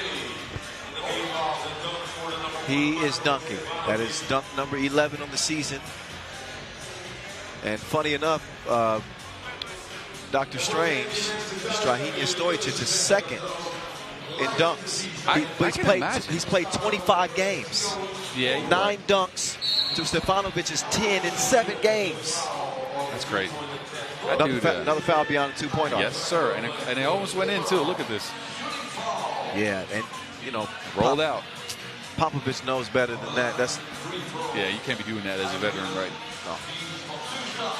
But yeah, I can imagine Dr. Strange being at the top of the list because he's got that. He throws it back a little bit. Oh yeah, he gets a couple of games at least. Well, he led the league in dunks last year, and he's very likely going to probably lead the league in dunks, I think, again this year. He should. Unless Stefanovic plays one more tournament, then he's going to clearly take the lead. See what he does here. Oh, nice pocket pass leads to the lay. Sharon is Karen.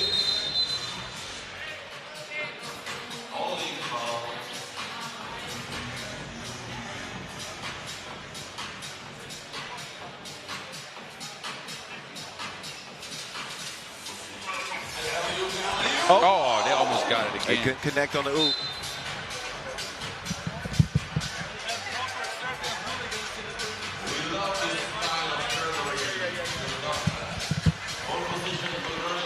Two-point game, IJmuiden. Ivan Popovic. He swings it. Stefanovic with the move. Popovic will keep it alive. Popovic trying to feed it on the inside, but three in the key. Yeah. They were disjointed on that possession, and I got to give IJmuiden some credit here because they've made things very uncomfortable for Belgrade Partizan so far. That's one of the things we practiced at during the summer. The most uncomfortable team almost always loses in 3x3. I bet it probably helps. I mean, IJmuiden aren't exactly in their own backyard, but it's an hour drive, so hours drive away. You know, they obviously have the support of the Dutch fan base here. For sure. I mean, our country is not all that big, so they are from close by. Well, you say your country's not that big. It depends on how you're speaking about that. Okay. Landmass. Landmass-wise. But on average, the tallest country in the world. Yeah. Yes. But as far as landmass goes, I think you can drive north to south in 3 hours and east to west in probably an hour and a half. So now our speed limit is a little higher than where you're from, but not much. You couldn't get a quarter of the way through Texas east to west in an hour and a half. I took a bus ride in Texas once that was longer than driving from my house to the north of the country, for sure. Houston to Austin, that was a that was very beast. toasty bus ride too. Oh, big boy game, but the door was closed. Fade, no, touch nothing. Shot clock violation. I think Belgrade's gotten over their initial shock here a little bit. Yeah, they're playing some better defense. Yeah, they're starting to settle in now. Hey. Popovic off the miss. Here comes IJmuiden. There's a push in the back. That one whistled on Torbica. And the ball back to IJmuiden. Oh, comfortably stepped into it. Yeah. I'm telling you guys, he's a shooter, but he's just not making too many of them today. So I'm hoping he's going to catch on at some point. I'm not biased, by the way. Right. At all. I'm not biased. Turner 0-3. 1 point game. Nice setup. Torbica cleans up his own mess.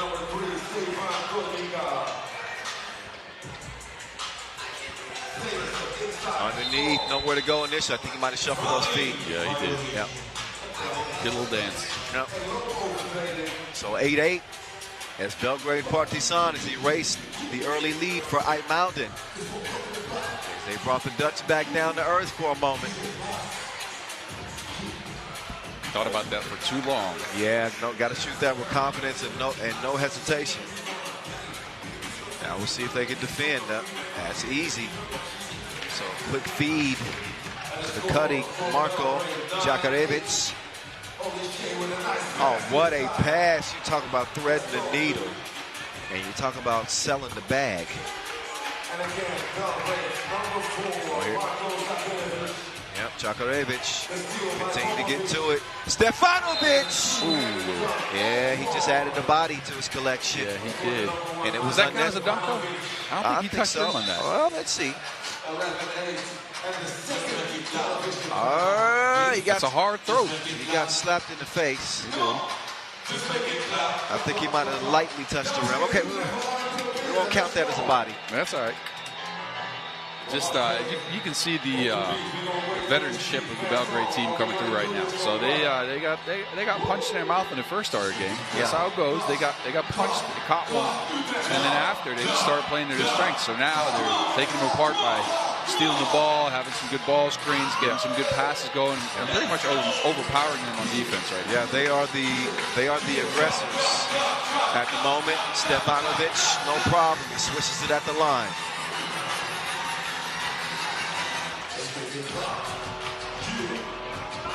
Oh, nice drive on the takeoff.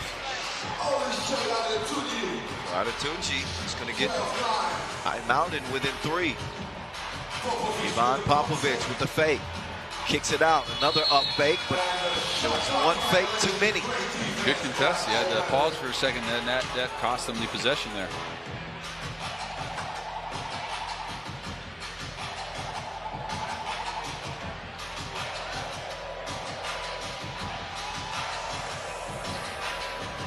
Another tricky pass attempt. Maybe not necessary to try to fit that in there. You know what I like, though? All these plays that you're seeing, a lot of them they came up with themselves. If you watch Amsterdam and Team Utrecht, they run a lot of the similar stuff. Okay? And these young fellas, they try to improve on that, or at least try to change it to something that fits them, which is very 3x3, I think. Oh, that's a good look. And he drops it like it's hot. Deleison. I think he was hoping for a whistle that time. He didn't get it. Toward the beat side. No, he throws it away.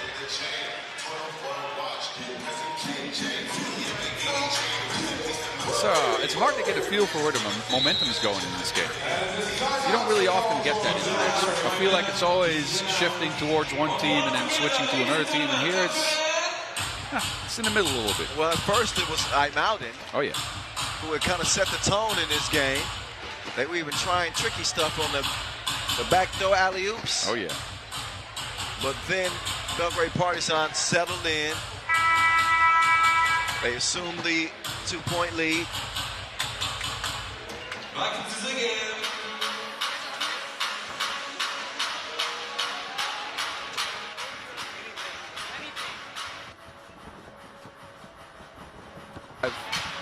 Mishandled that, though, unfortunately. Here we go. Belgrade Partizan. Uh-oh. You got him. Had the seat, sir. Oh, but he couldn't land it from two-land. Yeah, but the extra effort leads to the score. Cross, step back. Oh, he got one. He dropped him off like the Metro. The young fella, Timo, he's only 20, right? And he sauced them up a little bit. I like that. Stefanovic with yet another smash. 15-13.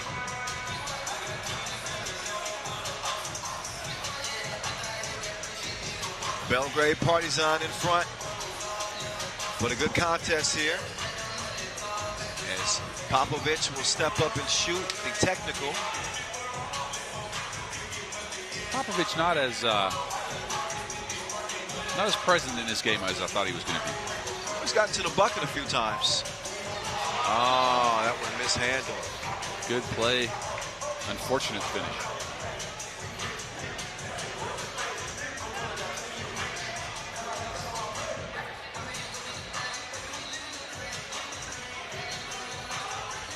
Approaching 2 minutes left. Popovic has a shot deflected. Nice entry pass. But he is not granted entry. Big block, Stefanovic.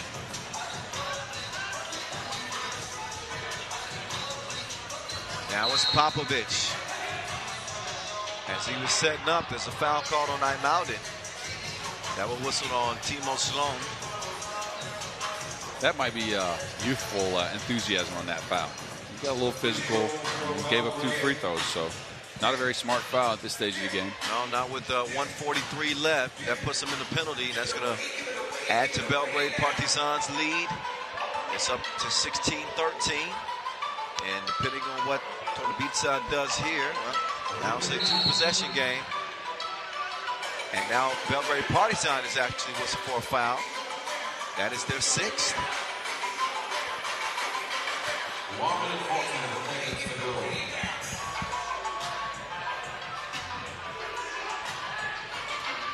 On come IJmuiden. Suffocate defense on the interior. And that one is thrown back like retros. I like that. I like that. You keep surprising me with this stuff. Hey, you throw it back, you get it. All right. 17-13. I'm gonna let that one go. That's cool. I'm gonna keep you on your toes, boss. You That's know cool. that? That's cool. Oh, that was filthy. What a dish. That's a nice dish right there. Lick your fingers. Hey, and at least we got a finish out of this one too. Oh, yeah.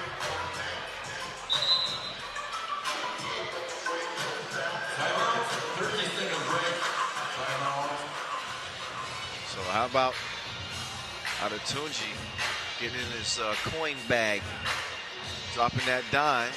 Here's another look.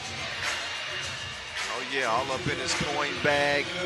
Drops the dime between the legs. Oh, so nice. We got to see it twice. Good pass, good finish.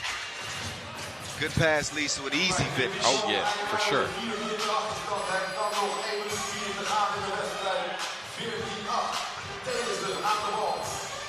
Stefanovic playing some strong D. Down low they go. In off the square. Under a minute to go. And a 3-point difference. Belgrade's not safe yet. That one put up from the logo. Not happening. Quick release. Yes, we got sir. ourselves a 1-point game. Bellinson. These young fellas ain't going away. Stefanovic. He takes a shot that's not a dunk attempt, and he missed it. That time, Herbert stepped on the line.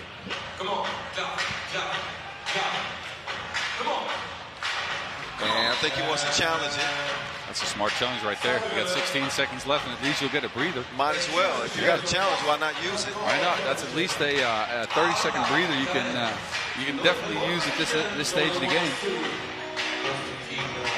As you look at some of the action to this point, it has been hotly contested. And we've seen stuff like that.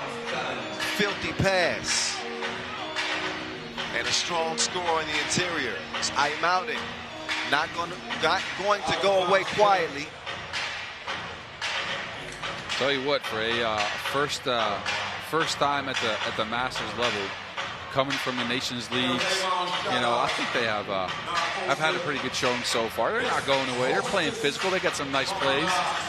And obviously it could be even better if they manage to pull this out. Yeah, let's see what happens these last 16 seconds.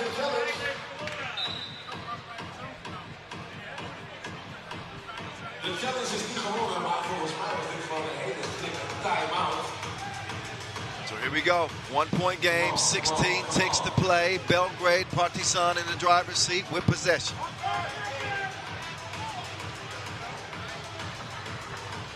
It's fed down low. Stefanovic missed it, got it back, and he's going to put it up and in. And time is going to run out on IJmuiden. It came close. That final 2, though, ricochets off the iron.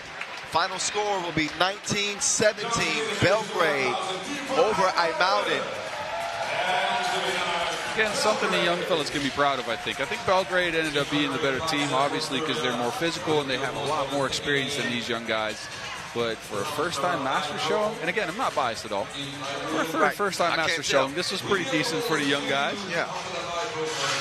I think Stefanovic made the difference, though. Again, I mean, just strong, overpowering, physical, and as well as his rolling in defense. I mean, yeah, he's lengthy.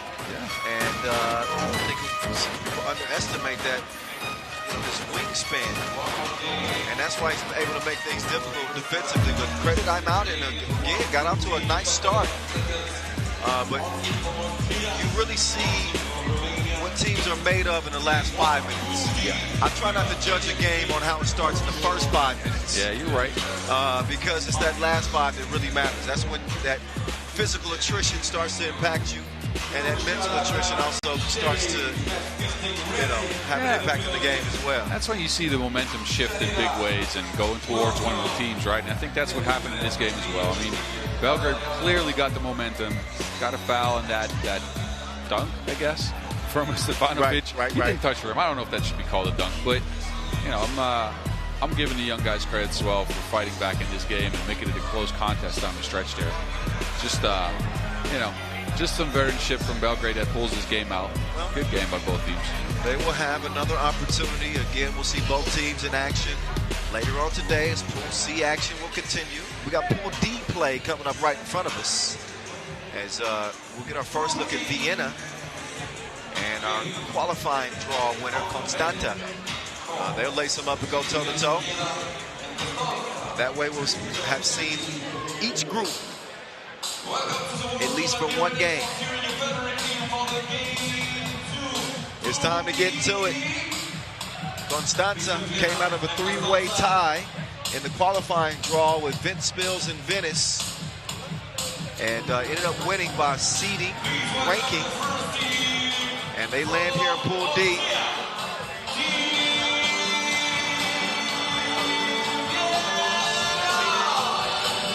I think this is where you're going to see maybe some fatigue for Constanza set in. I mean, think about this. They were at the venue this morning at 10 trying to play. Didn't happen because of the rain, which is luckily stopped right now. But then they played 2 tough games, ended up coming through, and that's like a big adrenaline boost, right? But that adrenaline goes away. Then you got to go sit back down in the stadium, get cold, maybe eat some food that you really can't digest because you just played a couple of tough games. Then you got to get dressed again and hype yourself for the game, and that's a tough spot to be in. So here is a newly made Vienna team with Quincy Diggs being added to this squad, along with Stefan Stojacic, who has been singing his praises as well. So I've heard a lot about Worthy, not just Worthy, but this is another new player on the World Tour this year that you would be wise to circle, take a closer look at. We're going to see exactly what he brings here, making his World Tour debut. Where's my name? Speaking of Worthy, he came through. He's like, where's my nickname? We need a few more games from you. He's like, all right, bet. Worthy De Jong. We'll get a chance to see him a bit later. Shout out to him. Yes, sir. Getting the early He's got the game and the personality. Coming through the booth without asking doubt for his nickname. I like that. Coming to the booth and asking for the nickname. He's like, I'm not sure if I should be offended by that. He's happy to be here. I'll tell you what. He's happy to be here. He's heard a lot about you as well. That's what I'm guessing. Look, it's mutual respect. Game recognized game. All right, Vienna with Philip the Hammer Kramer, Martin Tramal, Matthias Lenortner, and Stefan Stojacic, actually. That can't be right. Martin Tramal's not here. Quincy Diggs. Quincy Diggs. Yep, that's what happens when you read directly off the paper. There you go. Nah, they got Quincy Diggs. You know where they got him from? Because I haven't heard. Like, this is his first time playing on the Vienna squad, right? I can tell you plenty about Quincy Diggs. Oh, there you go. I can tell you, I know that he played his college ball in the U.S. I know that he's 6'6". I know that my memory's not always great, but that's why I take notes on these guys. What did he play? He was all-conference player, max second team. Which squad was that, though? Hold on. I know they brought him to the San Juan Challenger, which unfortunately got canceled. I saw him play only one game at the San Juan Challenger. Okay, there we go. So he played his college ball in the States. He played his last 3 years at Akron. All right. Akron, which is a smaller school, so that's why it didn't come to me. But all conference honors there his senior year. You know a little bit about playing in the U.S. You went to military school, but you hooped some in the U.S. Yeah. Do you think that serves as a benefit for players who have got to play in what most consider to be the most competitive basketball land there is? Do you think that serves as a benefit? I think so, yeah. I mean, the one thing you will learn in the States which benefits you in 3x3 the most, I think, is the dog mentality. Look, as you know, I'm 7 foot tall, and I grew up in IJmuiden, which, team just played. But I was also a very nice kid. I didn't have to play basketball. I was able to play basketball. Yeah. And I got to military school and prep school in the United States, and I just got beat up for 3 months straight by my teammates. Everybody was just beat me, and not off court, obviously, because they were nice to me. But on the court, everybody wanted that spot. Everybody wanted that scholarship or something else out of that situation.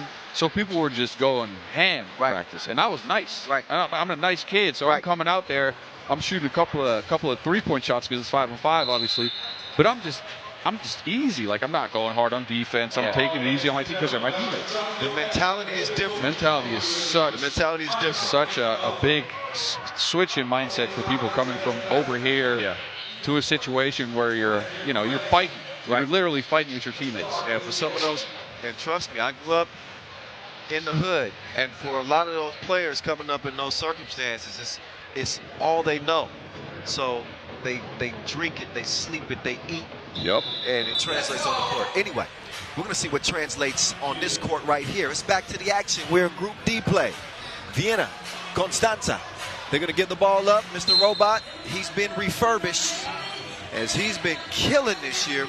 Only 4 games on the Pro Tour this year, but Stefan Stojic, your 2017 league MVP, is averaging 8.4 points per game, shooting 42% from the 2-point arc. I think they outfitted him with a couple of new knees and a new shoulder. I don't know. Dude, this dude with the Stark Enterprises in there and came out a newly made weapon. I'm trying to tell you. Let's see what Mr. Robot should be changed to Iron Man then, I guess. I actually said that. There you go. He might change it to Iron Man. There you go. He touches the iron that time.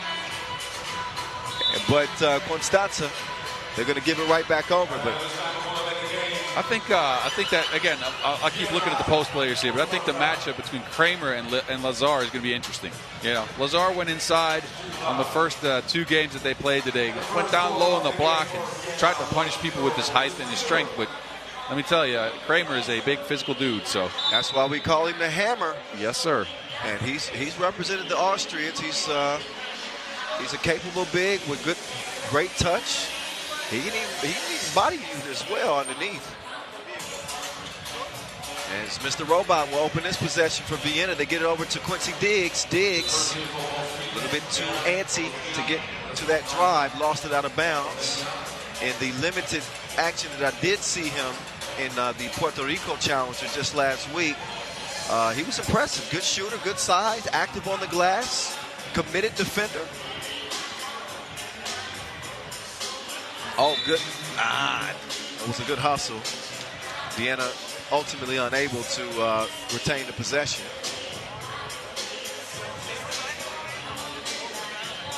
So 1-0 Vienna.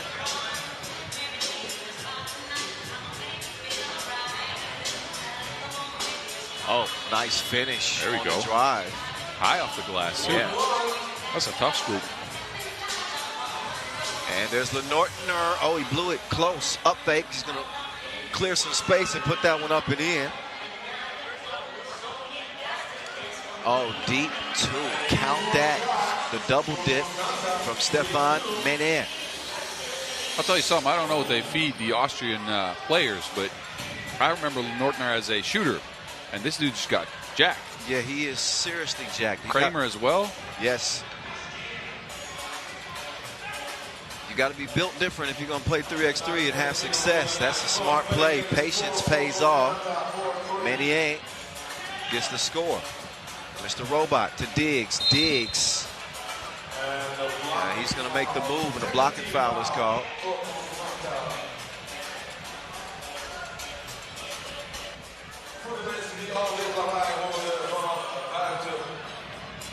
This is the FIBA 3x3 World Tour Utrecht Masters. Quincy.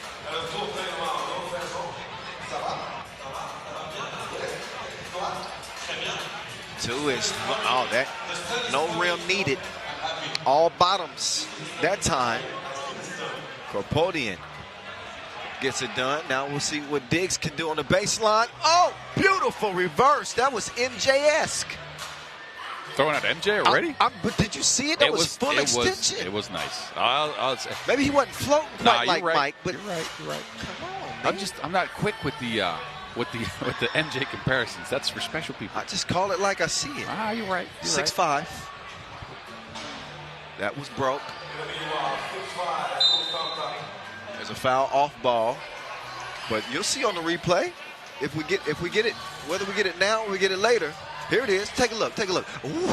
Oh yeah. All right. Sometimes I dream. You are that right. he is me. All right. Back to it. Lenortner. He'll be back. 2-piece, no biscuit. 1 point lead for the Austrians.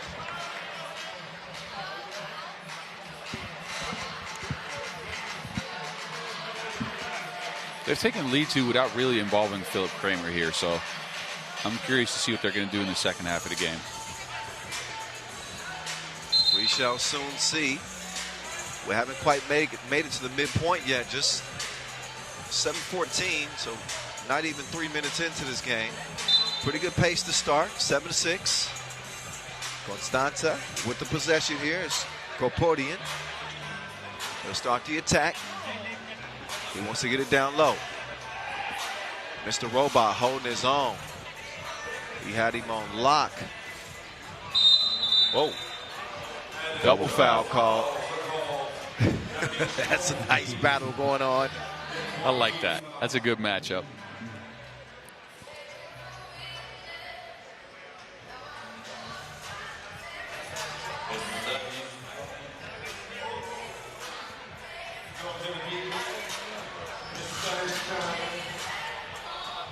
So Stojicic.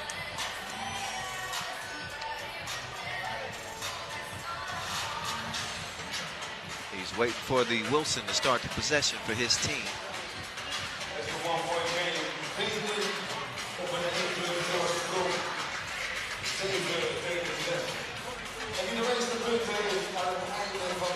And as tight as can be so far in this one, as we approach that 7-minute mark, probably get a possession or two in before both teams get a break.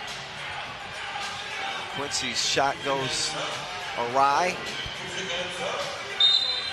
And that foul's on the floor. We get a TV timeout coming up right about now. There it is. Both teams will regroup. Mr. Robot's quartet looking to shore some things up here. That's how their first possession started for Constanza. And it's been some unfamiliar faces making an appearance in this one. Korpodian with the drive and the score, and he's helped keep his team within striking distance. Vienna the favorite here, obviously. With Constanta coming out of the qualifying draw, but here we go. Anybody could win it. Active hands. He's going to lead down low. Kramer got caught. Oh, that travel's called. Yeah, he blocked him and he kept the ball in his hands. That's a travel for sure. Yep. Good play by Kramer. Got to let it go. Good timing there. The hammer.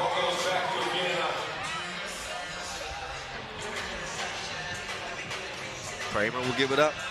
Lenortner now looking for Mr. Robot. Stojicic. Not that time. Foul called on the offensive rebound.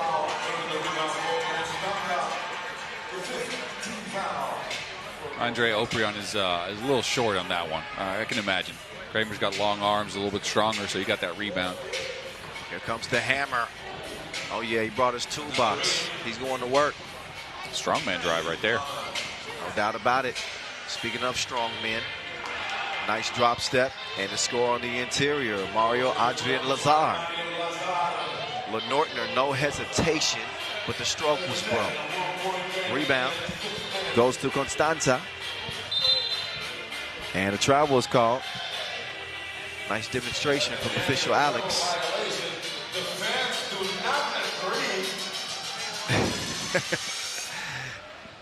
Ben Rock on the mic talking about the fans do not agree. That man always makes it interesting. I'll tell you what. He's been around 3x3 basketball for, I want to say 2 decades now. I don't know. And we got 2 of the best on the mic with MC Vincent Royer and Ben Rock. Meantime, Quincy, you dig? Mid-range. 2-point advantage for the Austrians. Lazar trying to step through. And that time he scores it over Stojicic. Mr. Robot to Diggs. Diggs. He'll give it up to Lenortner. Lenortner runs into traffic. He'll swing it out to Mr. Robot. That's like a layup. Automatic. 3-point game, Vienna. Triggers pull. Foul called on Diggs. As he, I don't think he allowed Kropotkin to come down after the shot. Got to protect the shooters. Especially now. Especially there's so many of them. That's a fact. But Constanza trailing here by 3. See if he can trim into it at the line. First of 2. Money.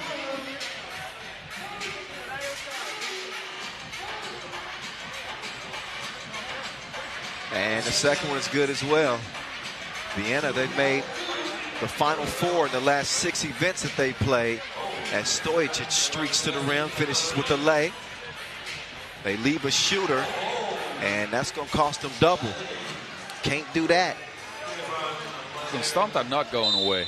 And I mean, that's admirable after already having 2 games and, again, having a very tough mental day as far as having to change times and stuff. So curious to see if they can keep this up, because I feel like they're playing well.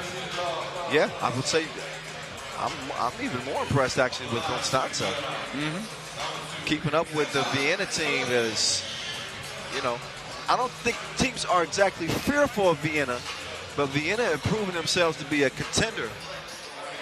And Constanza, coming out of qualifying draw, they met them in a circle, or in a square, I should say. And they're giving them their best shot. Lenortner to Stojicic. He had the range, but no service that time. Lazar will take it, and he can't knock down the shorty. So Mr. Robot will drive and kick. Lenortner will pull the trigger. No FaceTime that time. Rebound goes to Constanza. And Kramer. He got caught reaching in the cookie jar.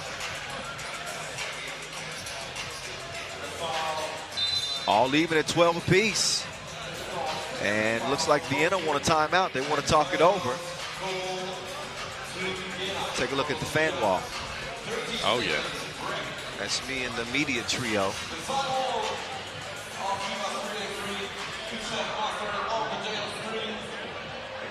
Alex Sanchez, our FIBA 3x3 president. And our head. Saw Martin Dine coming by, too. Did you see that? Oh, yeah, I saw Martin that. D, 3x3. Got to give him a little shout out here. Must do it. Must do it. Martin Dine in the building. GG 3x3 all the way from England here. All the way from. He gave me a tour of London when I came like a month ago. I had an 8-hour layover, and he took me to all of the major spots. Nice. Yep. Buckingham Palace, I was there. It's a good time. Did you take some pictures? Oh, yeah, of course. All right. Check out the gram. I'm about to say. At 3x3 The Voice. Shameless plug. Shameless plug. 1-point lead for Constanza. Yeah. What? Yeah, with 4 minutes to go, and they are fighting. Quincy Diggs will start this possession.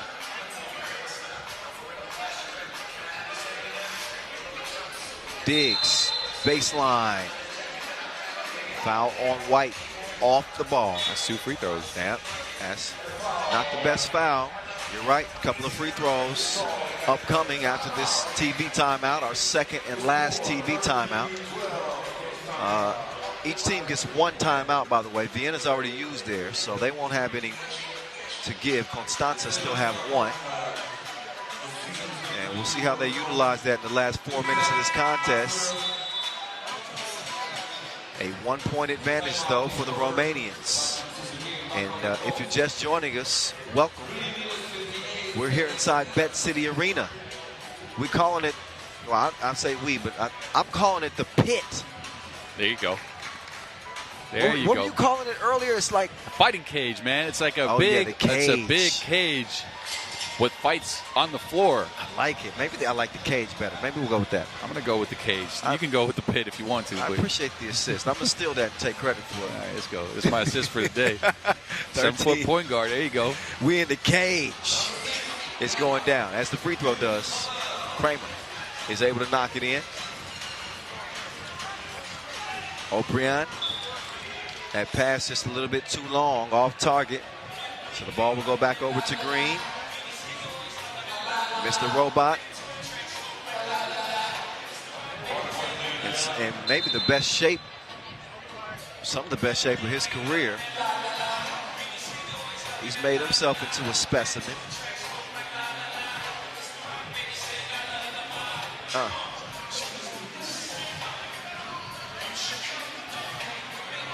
Stojacic sets the screen, gets Lenortner some space, and Lenortner drains it from range. That's a pretty play right there. Yep. It's well executed. That's from Coach Stojacic. And foul called on White, yeah. Andre O'Brien. Vienna lead at 16-13. And again, each defensive foul on Constanta is going to send the Austrians to the free throw line.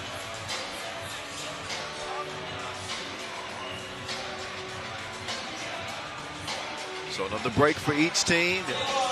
This is typically where you see the veteran teams start to be a little bit more judicious in the way they play. Understanding that with 3:32 left, it's approaching crunch time. And this is where you got to really tighten up. You might also see Constanza run out of focus a little bit here. Again, just that 10-minute sprint goes so fast that you only have focus for a couple of games a day. This is their 3rd game. They're new to the Masters level. You might see them slip off a little bit here. I feel like Vienna's taking over his game right now. 5-point lead will be a pretty formidable one with the way that the momentum has shifted. 3.5 to play. But sometimes that 2-ball is the difference maker. And that one finds its mark from deep range. Kropotyan is going to get it down to 3, but again, another foul. As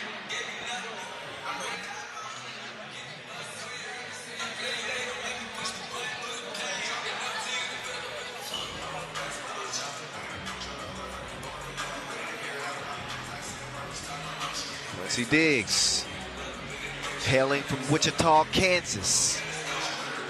He didn't represent the hometown that time. You know, I'm a Kansas boy myself, Kansas City. You happen to tell me. Right. He's from Wichita.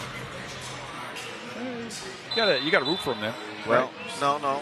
No. There's no bias here. All right, you're right. We're unbiased here in the booth. Diggs, though, man, misses both free throws. A blown opportunity there. Neither one of them had much of a chance, actually, at the stripe. Those are 2 breaks. And that one is mishandled. Korpodan. There we go. See? We learn as we go. Yes. Brushing up on Romanian. You know, in this position, I've got to.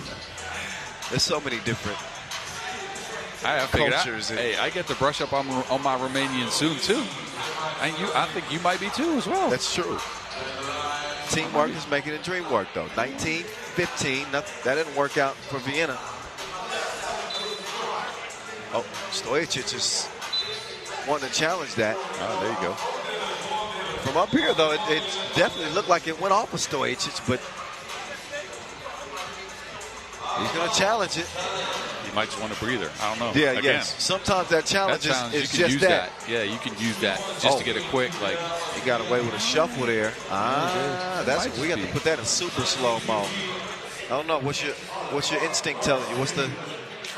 I feel like if you just have your hand stretched out like this and the ball moves fast, that means somebody else is swiping at it. I don't think there's any way they overturn this. Nope. I think that's off of Mr. Robot. Yep. But there's only one person moving fast enough to give that ball momentum. Yes. And that is Mr. Robot. Yes. So very, I'd say unlikely to win this one, but he's getting a breather. So 19-15 game, Vienna in front. And they're going to get an extended look at this one just to make sure. Tough call though, for sure. You have to be right. Bang bang play. This is a different angle here. That's a tough one. Well, I don't know. Well, the thing is this: if they can't determine by the video footage here, the call on the floor is going to stand. The only thing is that Vienna will be able to challenge again if they don't lose the challenge. Yeah. Which is a win.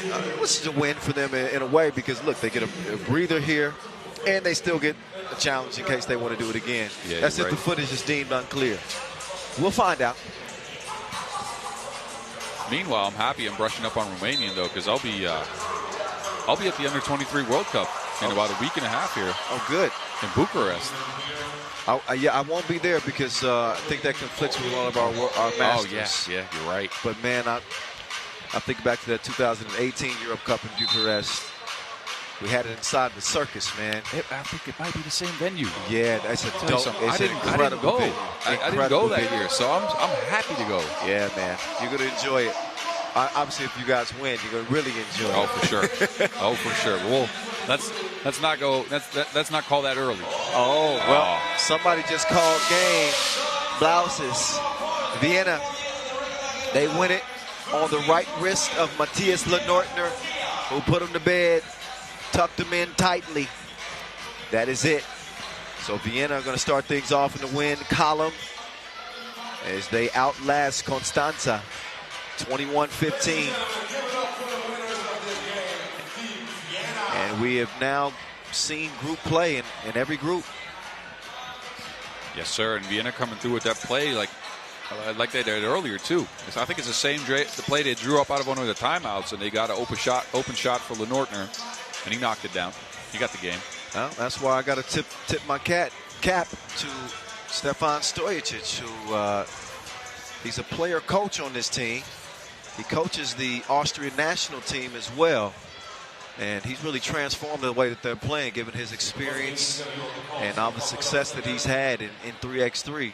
It's translating well. Meantime, Rachel Rodminger, she's down there with the mic, and she's not alone. She's standing with Philip the Hammer Kramer. Let's get it down to Rachel now and hear what he has to say. Team Constanza coming out of qualifying draw. They gave you quite a hard time. Did you not expect this? Did they catch you by surprise? No, like we saw them playing in qualifying draw. They played pretty good, the fighters, and it was their third game and our first game. But first game is always tough. But yeah, we did a pretty good job. So actually your next game is the last game of the day. How will you stay focused on any adjustments you need to do? Yes, for sure no sleeping, but just a little bit of rest, maybe take a shower, stretch, watch our opponent, and be ready and can't wait. The atmosphere going to be pretty good here. Okay, well, good luck.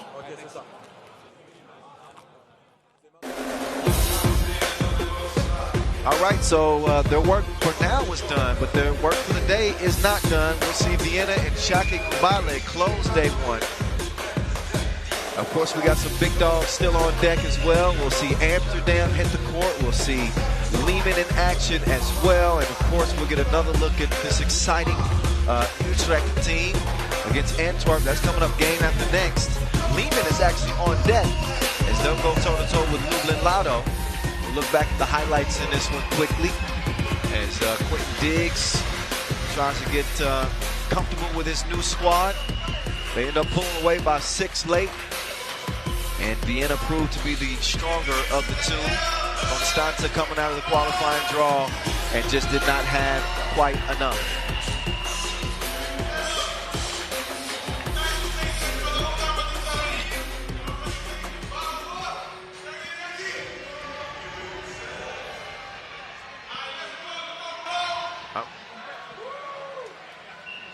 All right, we are going to take a timeout, but we won't leave you empty-handed. We're going to leave you with some of the best dimes you've seen in 3x3. And what else we got, Bas? So we got an interview coming up with World Tour the Utrecht star that we saw in the game earlier, and I think some of our locals here from 3x3 Unites have interviewed him. So let's see what we can get out of that. Let's hear some more from Worthy.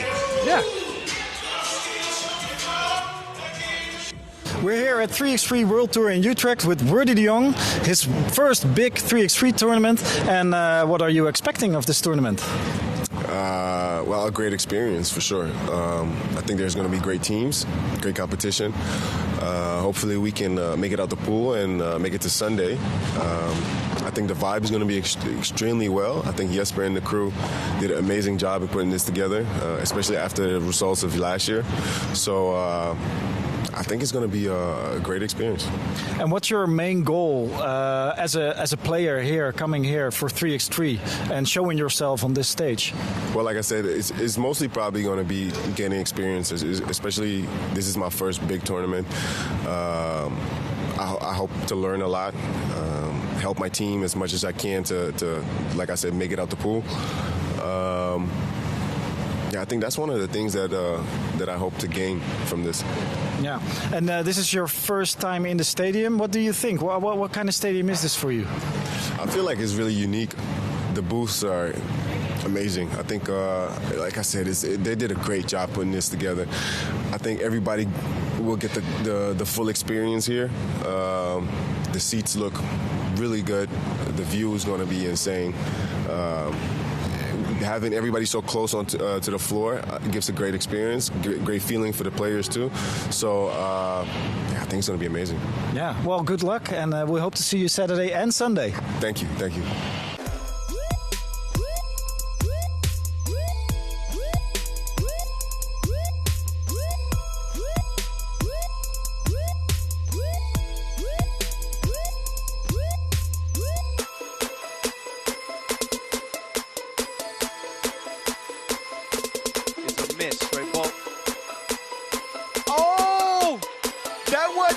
That was a delicacy.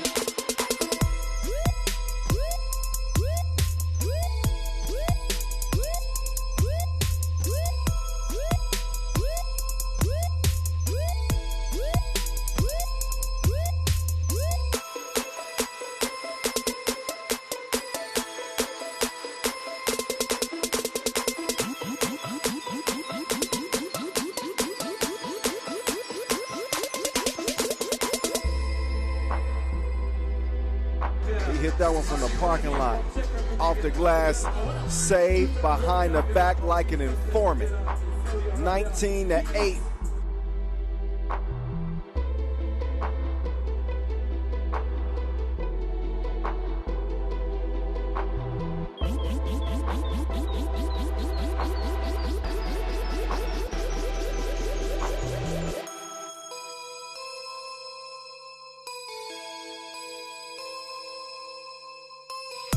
He's been above par for this USA team. Oh my goodness! That was filthy.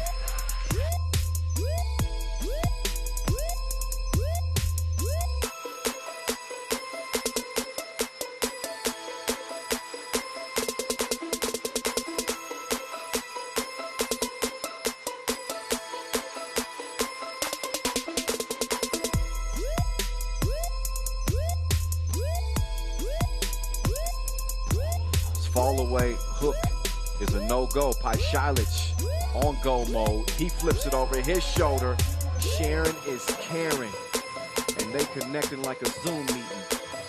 14-1.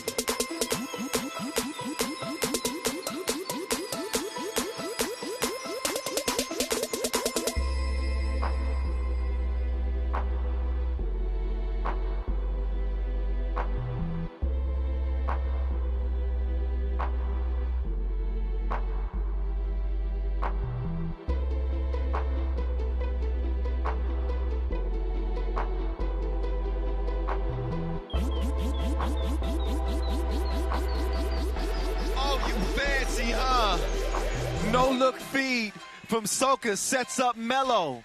16-9, Fabricio with the rebound.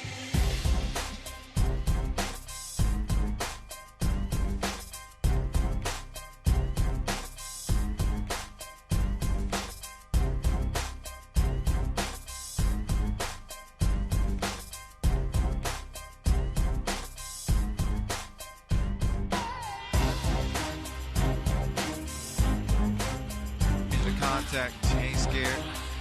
Oh, the magician. Voila. Alakazam.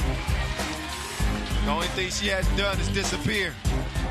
I think she can do that too.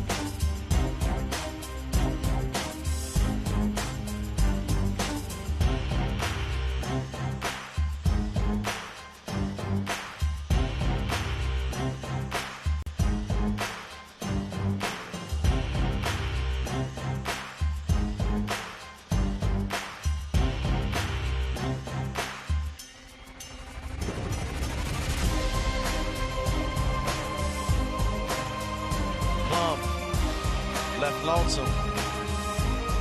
She reroutes, changes direction, goes behind the back like a surprise and sets Katie Lou up for two.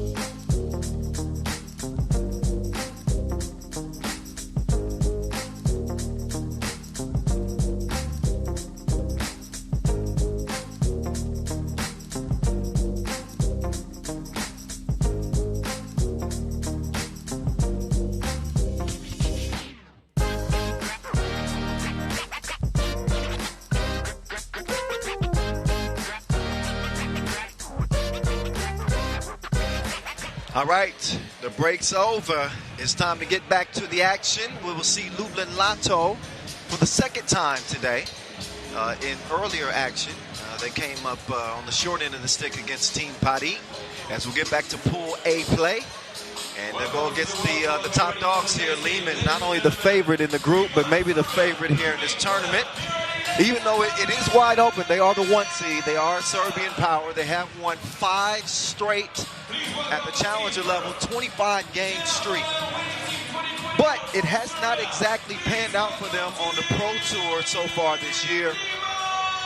World Tour Debrecen, that was the last time we saw them, a 5th place finish. They finished, got to the semifinals in Lausanne, but ended up finishing 3rd there. An 8th place finish in Prague, and runners-up in Manila. That's as close as they've gotten here in 2022. Is this going to be their tournament?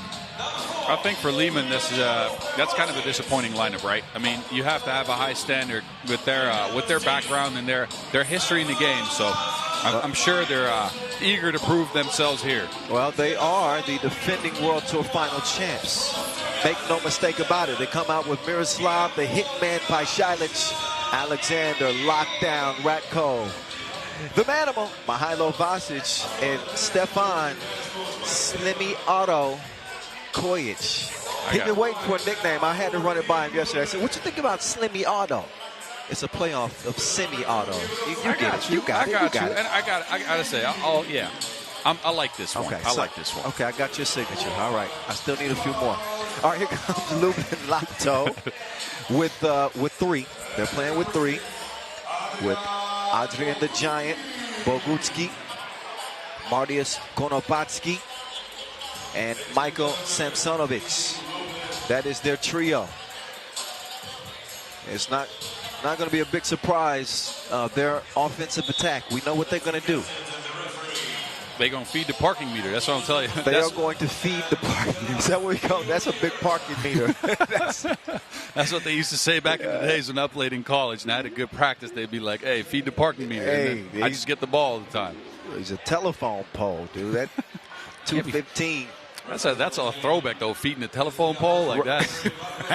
I think people born after 1995 might not get that. Like these kids with these cell phones, like what, a telephone pole? There used to be pay phones? Yes. Yes, there were. There used to be wired phones, cord phones. The rotary phones, you remember that? Rotary phones. We had one of those back in the days. Come on, man. We really showing our... How old are you, boss? I'm 36, man. Okay. 36. 1986 right here. 84, baby, right here. There you go. There you go. Seasoned veterans. Yes, sir. Speaking of seasoned veterans, Mihailo Vasic coming off a gold medal at the Europe Cup. He is as decorated as they come. And I'd say he's a legend already, probably amongst the Serbian legends. Don't sleep on Mihailo Vasic and what he's accomplished. He's a world champion. He's an Olympic bronze medalist. He's a European champion. He's a World Tour final winner.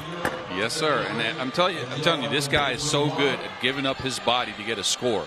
He keeps the ball over his head and just puts it in the bucket every single time. And such a tough guard down on the block. Well, he might have to go to the body shop and get a few repairs after this game because he's going to be bumping and banging with Bogutsky down there. Yeah, that's good. Has to be painful. But the Manimal has not gotten that nickname by not being as tough as they come in the post, but he's going to have his hands full. We're going to see. This next 10-minute sprint is about to be on and popping. Kyle Montgomery, a.k.a. the voice of 3x3, here with the mountain himself. Yes, sir. Dutch 3x3 legend, Bas Rosendahl. Here we go. They're going to feed it to Ratko. Ratko to the hole. Opens the scoring for the Serbs. That foul was called on the floor. I don't think that's going to be an uncommon occurrence. Sometimes Vasic just won't have a choice. Yeah, and I think Liman uses their fouls so wisely, so they're going to stop Lublin Lotto from scoring their first couple possessions to try to see if they can get an advantage on the score here. And then after that, they might let them go a little bit. They might just be up too much, though. That's what I see them do regularly in games. Yeah. Use the first 5 or maybe 6 fouls to stop an opposing team from doing too many fancy things and getting on the board. And then when they're up, they just kind of let them go. Yeah, they do a great job picking their spots, you know, defensively and offensively. Meantime, that free throw is good. Konopatsky. Ratko for a second score. That's poked away from behind, but not done cleanly. Foul called on the swipe.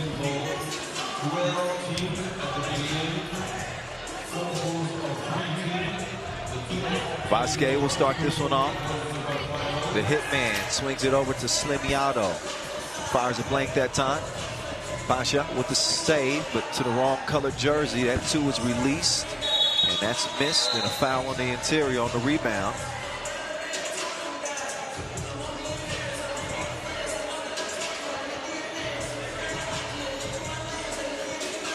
Shot of scoreboard there. Shout out again to our official timekeeper, Maurice Lacroix. We got a Maurice Lacroix buzzer beater in the qualifying draw. Nothing yet here in the main draw. Well, we had 2 of them in the qualifying draw, too. That's right. We did. One at the free throw line, yeah. And then a regular one. That's right. Oh, Ratko swings through. Slimmy Auto. No cap. Bobutsky. You know what that was doing. He's going yam nose.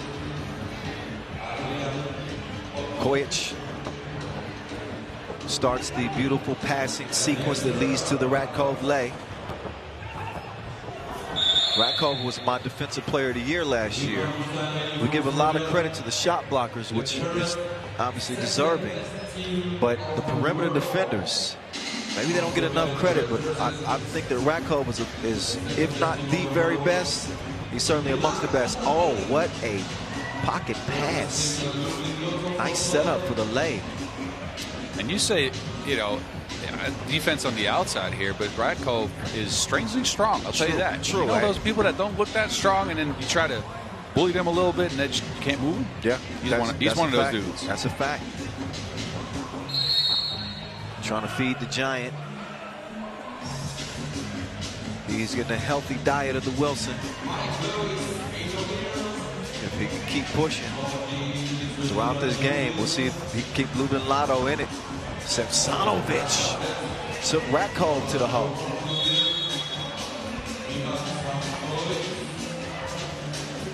And another whistle, as we talked about the fouling, right? So Liman's got 5 points and 5 fouls in the first minute and a half. You'll see them ease up on the fouls now. They've used their fouls to try to keep Lublin from getting easy looks. And I think after the 6th foul, you'll see them ease up a bit. Slimiato, he be stroking. It is 7-4. And that time Kojic gets caught reaching in.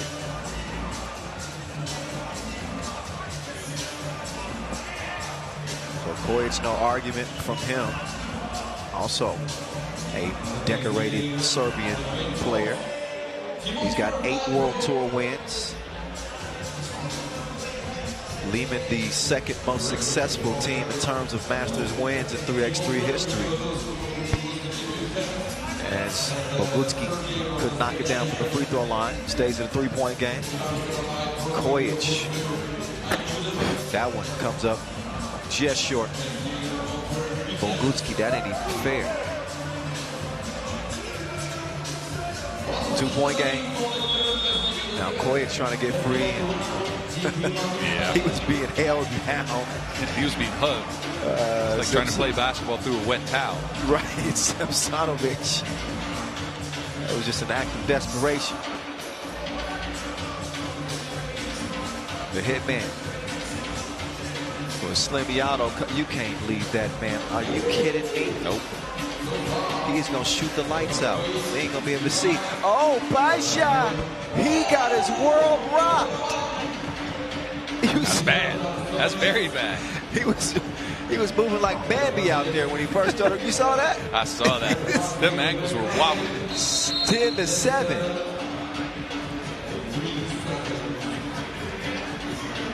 Semsonovic is a little shifty there. He is. I like Sam. Look at the move right here. He had Paishalis looking like he took a few drinks before the game.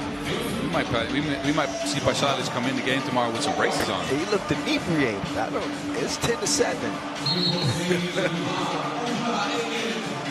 Lima with no more fouls to give. And I know that they do a good job slowing down with the fouls, but I don't like the idea of picking up 6 fouls in the first 3 minutes of the game. They do it on purpose, though. it's a trait that we used to also see that with Novi Sad as well. Yep.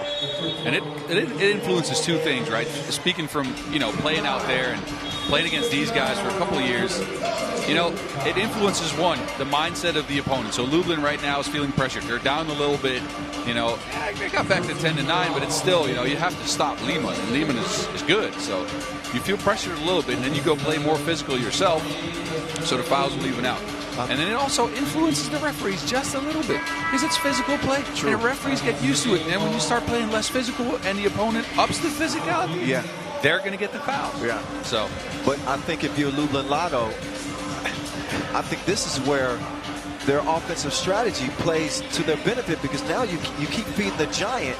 Eventually, he's going to get a whistle. It's going to come down to whether or not he can knock down free throws. Yep. We got plenty of time left in this game. Give the big man the ball, force the action, and force the officials to make a call. That one swatted away. Samsanovic, he missed it, but the giant gobbles down the rebound. Ratko holding his own. I'm telling you, this guy, quick hands and a stronger body than he looks like. So, I don't know. But yeah, if you're a Lublin Lotto right now, use speed and your giant. Then that's something you have to remember doing, though, when you're playing with three people and you're kind of tired. There's only a couple of instances where I can see you forgetting the 7'1" dude, and that's when you're tired at the end of a long game against Liman. Yes. He tends to stick out a little bit. Oh. Uh-oh. The tumbleweed. Basque will get the rebound. Kojic trying to refeed the manimal, and he's fouled. And now all of a sudden, Lublin Lotto are catching up in that foul category. It's shifting. They got 5. Slemiato with the rock, top of the key. Over to the hitman. Kojic drives and kicks the hitman. Not that time. Out of bounds. It looked like Ratko might have hit that out, but no. Marcos Michaelides. He's got the eagle eye down there on the baseline. He says red ball. And a warning probably is going to be issued here. Yep. Got to give a clean check. No, so a delay of game warning there on Konopatski. As we'll get back to it. By Šajlić to Kojic. And another quick whistle trying to prevent Liman from getting position.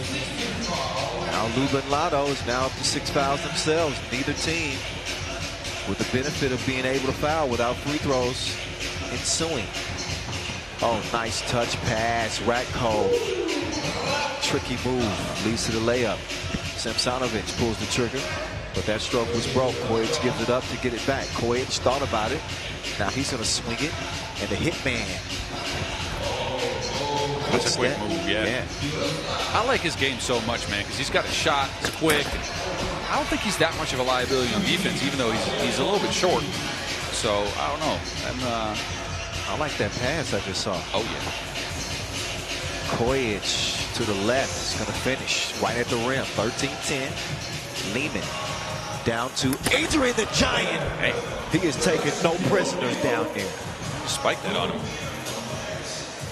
Now Kojic says, welcome to my, you're going to leave Slimiato? Yeah, they did. That time he didn't knock it down.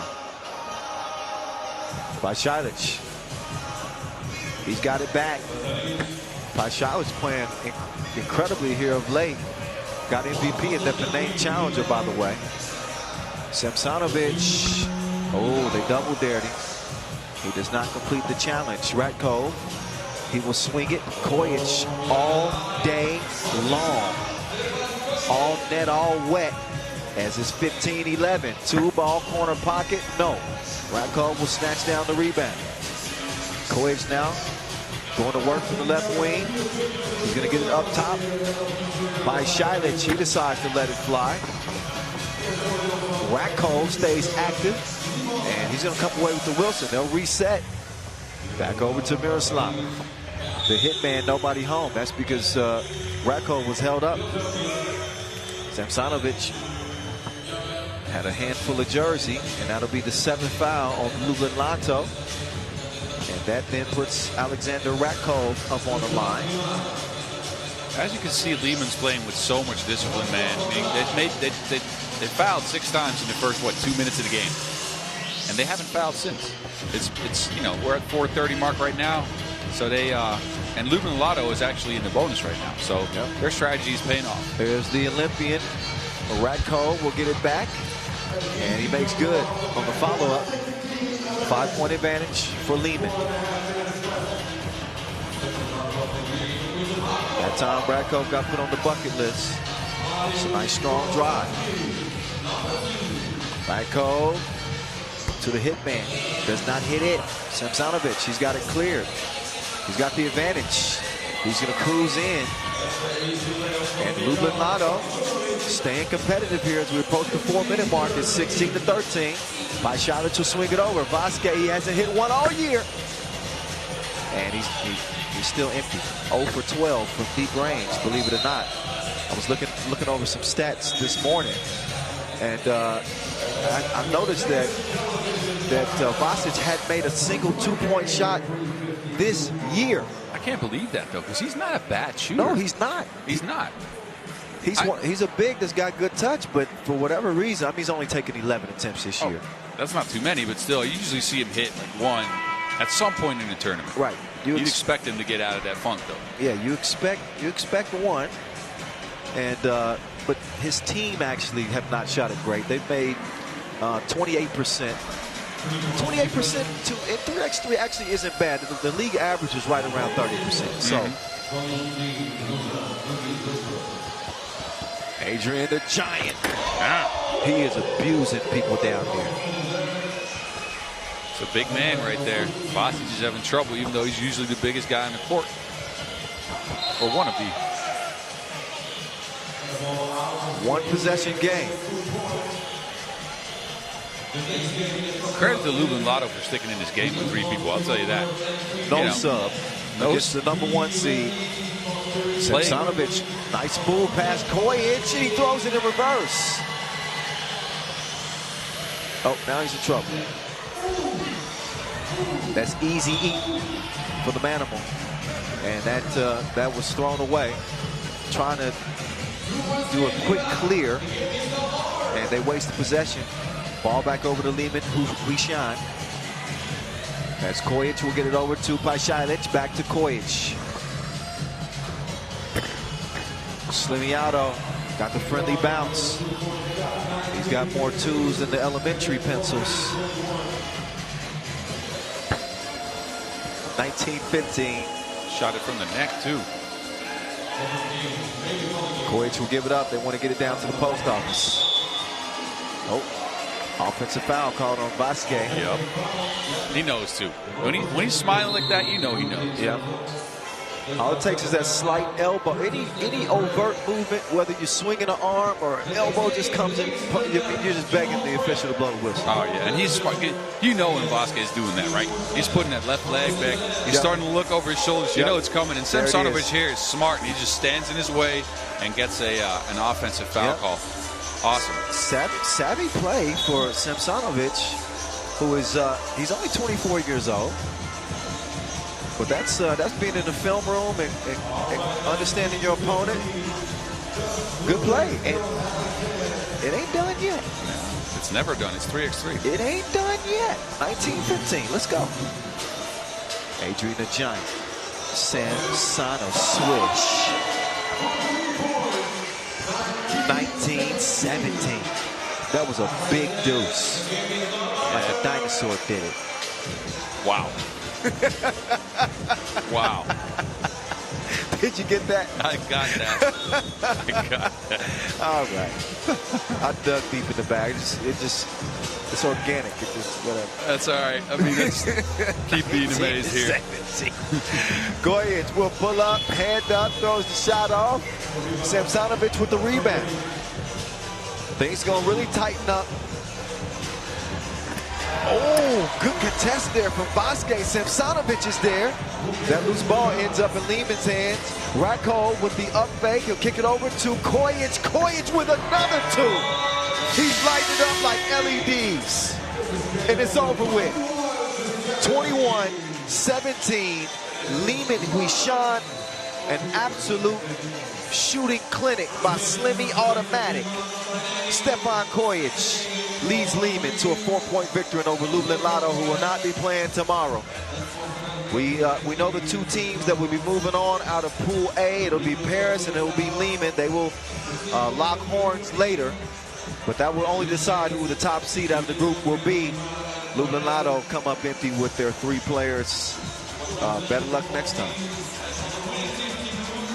Yeah, they tried, and they came back in the game in a way I didn't expect, to be honest with you. Playing with 3 people, already playing your second game of the day, and you have to take into account that Andre the Giant is very good on offense, and defense is not maybe his strong suit, especially on the perimeter. Yes. As you can see, Slimmy Auto came in and hit a lot of 2s, and that might have had something to do with it. But still, Lublin Lotto made it a competitive game, came back all the way, and more competitive game than I thought it would be. He was banging on people. Oh yeah, dude, the dude can dunk standing up. Look at this one. Oh, you need some bubble wrap down there. All I need is for big fellas to understand, though. If you get a dunk like that, you got to scream. Yeah, you can't be so big man dunks aren't always the fanciest and the flashiest. Yeah, dunks, so you got to have a little umph to it. Like you got to scream a little bit, or bump your chest, or stand up and look at somebody instead of just. You got to. You know I called your games. Yeah, I know. I don't remember you yelling too much at people after you dunked on. I usually mean-mugged them a little bit. Yeah, you just that, a little bit. I used to just look at him. Like, Yeah, okay. I used to mean-mug him a little bit. I don't know if I screamed all that much. I was usually tired, so it wouldn't come out. Would have been a very tight-lipped scream. Just a sigh. We might be screaming for this next game. He's back. Yes, sir. All right. Team Utrecht is back on the court. Worthy de Jong will be making his second appearance on the day, as he will lace him up against Team Antwerp, who come out with Rafael Bogerts. He's an Olympian. Casper Augustinian, maybe the best ad of the year, maybe. Rookie of the year. He might be. 6'8", he's a problem. The biggest problem that Antwerp possess is must-see TV. To vote for Vort, 6'5", shooting star. His partner in crime, Clark Kent. Where the glasses at, Nick? Nick Sellis. Thibaut Vervoort, Casper Augustinian, Rafael Bogerts represent Antwerp, who are looking for back-to-back Masters wins. Don't forget the last time we saw them on the World Tour, they won in Deverson. Finished 6th in Lausanne. Finished 3rd in our Utsunomiya opener to start the year. So a solid year. I'd say better than solid. For anytime you get your first Masters title, it's a great year. Yeah, and even though, like, look, they got their first Masters title, and I still feel sometimes they're a little bit up and down. You know what I'm saying? True. But you know what? They haven't even reached their peak. Nah, not even close. And they've already got a Masters title in their bag. You saw what they did at the Olympics. Oh, yeah. This team has a lot of potential, so I'm... You're right. They definitely have that Jekyll and Hyde kind of aspect to them. So they look like world beaters one day, and then the next day it's like, wait, where was the team that we saw before? Okay, we'll see what team we see here. Again, Team Utrecht, who are coming in off of an earlier victory, 21-19 over Marijampolė Mantinga. They won it by 2. Worthy de Jong was certainly worthy of all the hype in that first contest that we saw. I'm certain he's going to be in his bag, because he's fishing for a new 3x3 nickname.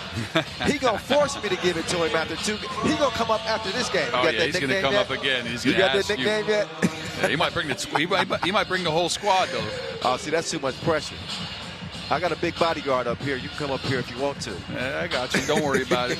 I'll stand in front of the booth, keep everybody out. Just protect me, bro. That's all I'm asking. All right. They'll get it warmed up. I like this matchup, man. I'll tell you that. I mean, again, must-see TV, one of the craftiest players in 3x3 we've seen in the last couple of years, right? Big shot after big shot. Just Antwerp runs a lot of stuff for him. They keep going towards their best player. And then Worthy, in his first real Masters tournament here, You know, I feel like they should be matched up together a lot, and I hope they are. Let's see what we can get some stuff out of that. I think some cool plays. Well, he's going to have to get used to chasing Vervoort around the court. Like, you got to shadow Vervoort wherever he goes, because he might be the most automatic shooter in the game. He's certainly top 3. You can argue for Dejan Majstorovic, who's having an incredible year. Steve Sir is automatic with the Mongolians. Slimmy Auto for Liman, Stefan Court. Okay. But Thibaut Vervoort, second in the league in 2-pointers made this year. He's shooting at 34%. I'll give him this, though. I think he is. So, look, he might be up there amongst the best shooters. I think he's the best contested shot maker, 2-point shot maker that we have right now. He's hit so many contested, off balance, falling away, big shots that I think that might be the title he'll get. 3 buzzer beaters so far for Thibaut Vervoort this year, which leads the league. He's got 34 two-pieces made. He's only person in front of him in terms of 2-pointers made is Dejan Majstorovic, and he's shooting at 31%. So he's leading the charge here for the Belgians. Oh. And Hieronymus, I thought he had something there. Yeah, you got to get that. I thought wrong. Precision pass. Oh. But Bogues missed it. I'll tell you what, this game is going to be challenging for Hieronymus then. He's a very good player down there, but he gets a little lost against movement sometimes. You know? And Antwerp, if they're good at anything, it's moving that ball around. That Wilson is flying left to right, and they keep moving along. Player movement as well. It's the off-the-ball movement. It's really a thing of beauty. When they get the ball offensively, they aren't stagnant. Every action has a purpose. Yeah. It's either a pass and a screen away. It's either a pass or a cut. You got Vervoort running the baseline, you know. There's a lot of stuff happening, and that means you have to be focused for at least 12 seconds out of that 12-second shot clock. Maybe even longer. That's a fact. Let's see how they do, how Utrecht does against that constant movement. Man, Augustinian with those long arms. Again, he's 6'8". He's taken to 3x3 like a duck to water. And a welcome addition. Worthy. Misses it at the rim. Sellis is going to try to use his size. Oh, yeah, he dropped that shoulder. Oh, but Worthy, he denied him at the front door. And then he brought him out to the deep end and sunk it.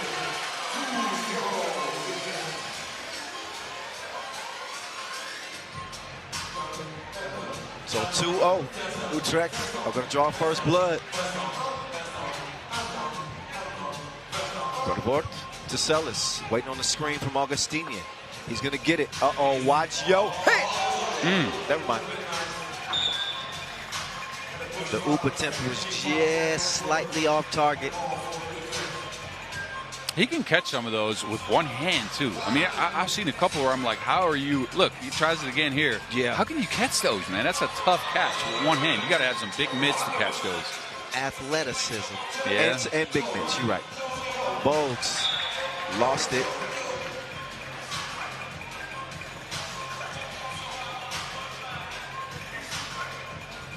Nothing. Utrecht. Easy start for the Utrecht team right now. Do you think that this would qualify as an upset if they're able to pull it off? It'd be a huge upset. And we're one of the top teams in the world. Utrecht, just an up-and-coming team with, oh my God. Worthy toying with them like Happy Meal. Why? 5-zip. Sellis trying to answer from deep, cannot do it. Leno, back over to Worthy. De Jong. Here comes Worthy. That one is swiped away. A blocking foul is called. Bogarts didn't move his feet quite quickly enough. And that was called on the drive.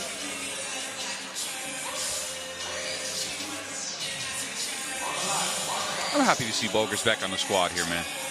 Yeah. I'll tell you what, I mean, he's in a tough spot. They came in with Augustinian and that kind of like made him obsolete for a couple of tournaments there, because they also have the Volk, who has a great motor, right, and great defender. And I'm happy they brought him back because he's a multifaceted player. He can shoot a little bit, he can drive, and also not a bad defender. Well, he was huge for them in helping Belgium earn a ticket to the Olympics. Oh, I yeah. mean, I was calling him Big Shot Bogues there for a second. Yep. As he helped lead them in Debrecen in that Olympic qualifying tournament, that last one. So he's proven that he can do it. I think just understanding the complexities of some of what they do in their system has been kind of like what's held him up a little bit. Meantime, must-see TV. Oh, can't connect with Sellis because he blew the crib. Then they're going to leave Worthy open, and that is a bad idea because now the nets are all wet, and he's hit his second two-piece of the game, his third two-piece of the game. Yes, My bad. My math was off. No worries, he had that 1-foot step back. That's right. Yeah. 8 zip. So this is what we talked about earlier. This is that two-faced side of Antwerp. Like, if they hit shots, if they can get it going, they're really good. Now their movement seems a little stagnant. They really can't get out of that funk right now, and they haven't had too many open two-point shots. Yep. Oh, nice pass. Sellis is going to deliver the package underneath, and finally Antwerp is on the board. They trail about 7 in the first 2.5 minutes. Leno Vitamin with the step. Nice ball fake. Oh, soft like terry cloth. Leno coming through with the 80s ball fake there. You're right. Skirt. All right, Leno. 9-1. Utrecht in the driver's seat. Big time.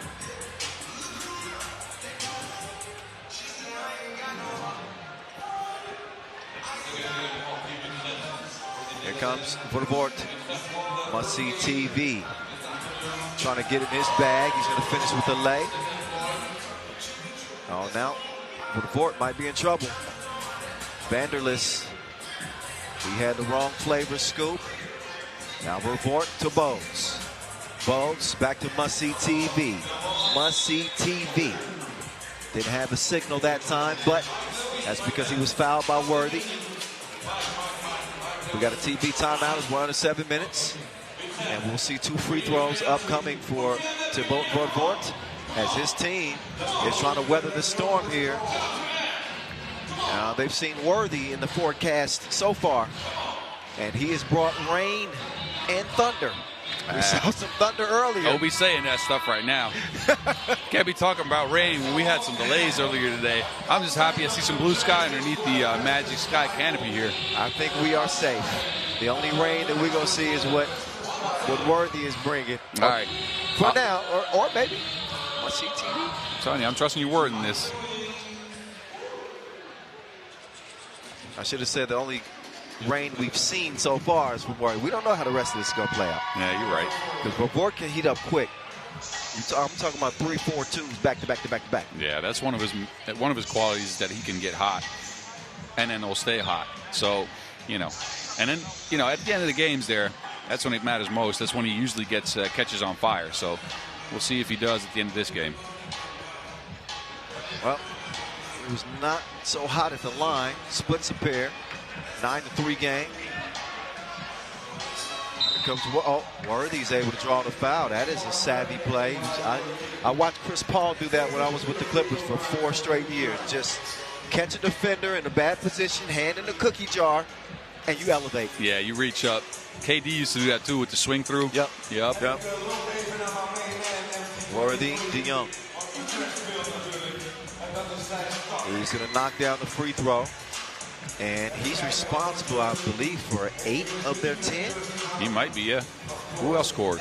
Oh, Leno scored. Leno got one. I think that's it, though. Well, living up to the hype so far. Oh, my. Majorly.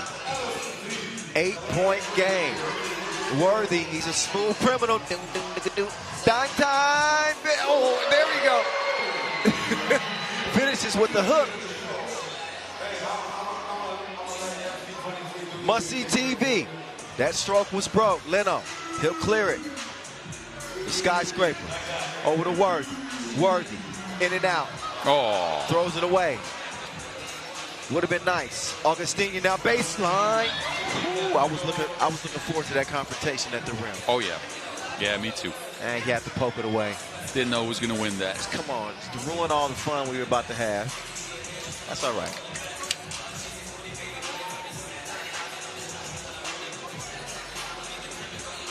Over the board, good look. No look, in fact, to Sellis. But only the 4th point for Antwerp is Vitamin. Leno on the drive. Vanderlis. He had to get it up late in the shot clock. Must see TV. All eyes are on him. Fades and comes up abbreviated. He hasn't found a stroke yet this game. Nope. We're not even halfway through though, so he might still.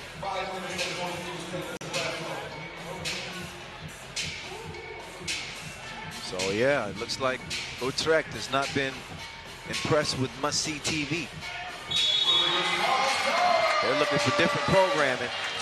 Meantime, count that. Hoop and the harm. Dr. J.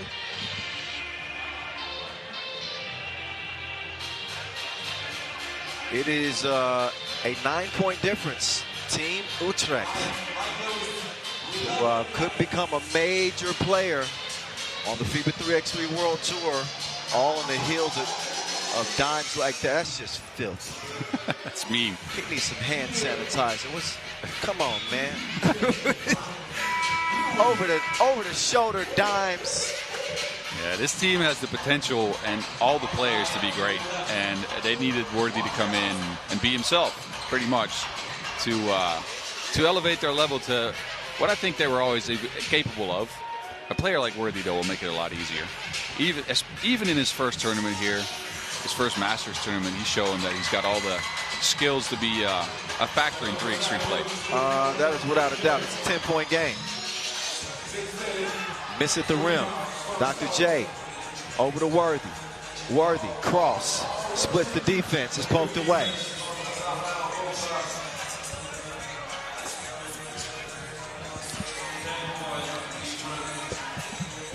So this one could be ending quickly.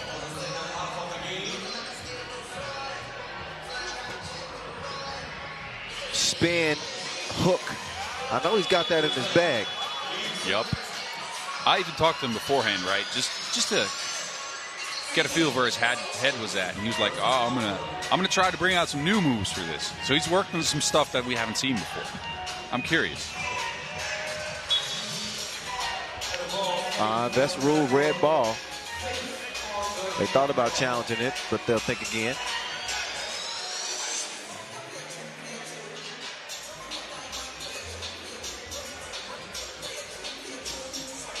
(14-4), and I had this one circled on the calendar. You asked me earlier which game. I said, "Oh man, Antwerp Utrecht." Well, yeah, you know. Yeah, well. So far it's not really. So far, so good for Utrecht. Yep. Not living up to the hype beforehand, though, here. Not Utrecht is, oh. But... Oh, Bogers was not having that. He said, I've seen enough. Took another look. They were locked hands going down the aisle. Bogers said, I don't want you no more. Worthy. Missed it. Followed it and missed it again. Vort, must-see TV, still unable to connect.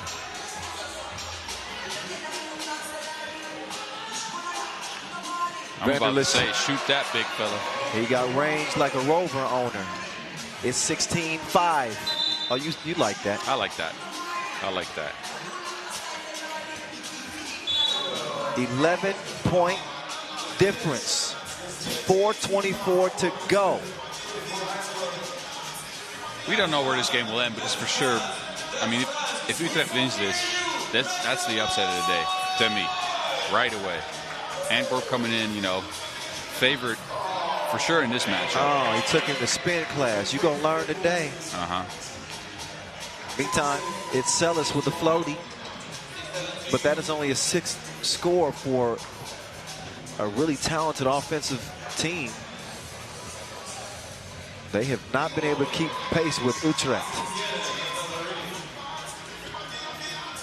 Vanderlis has played well today too. That time, Augustinian, he had enough. He presses the block button and prevents what would have been an 18th point for Utrecht. But This lead is swollen like a beer belly.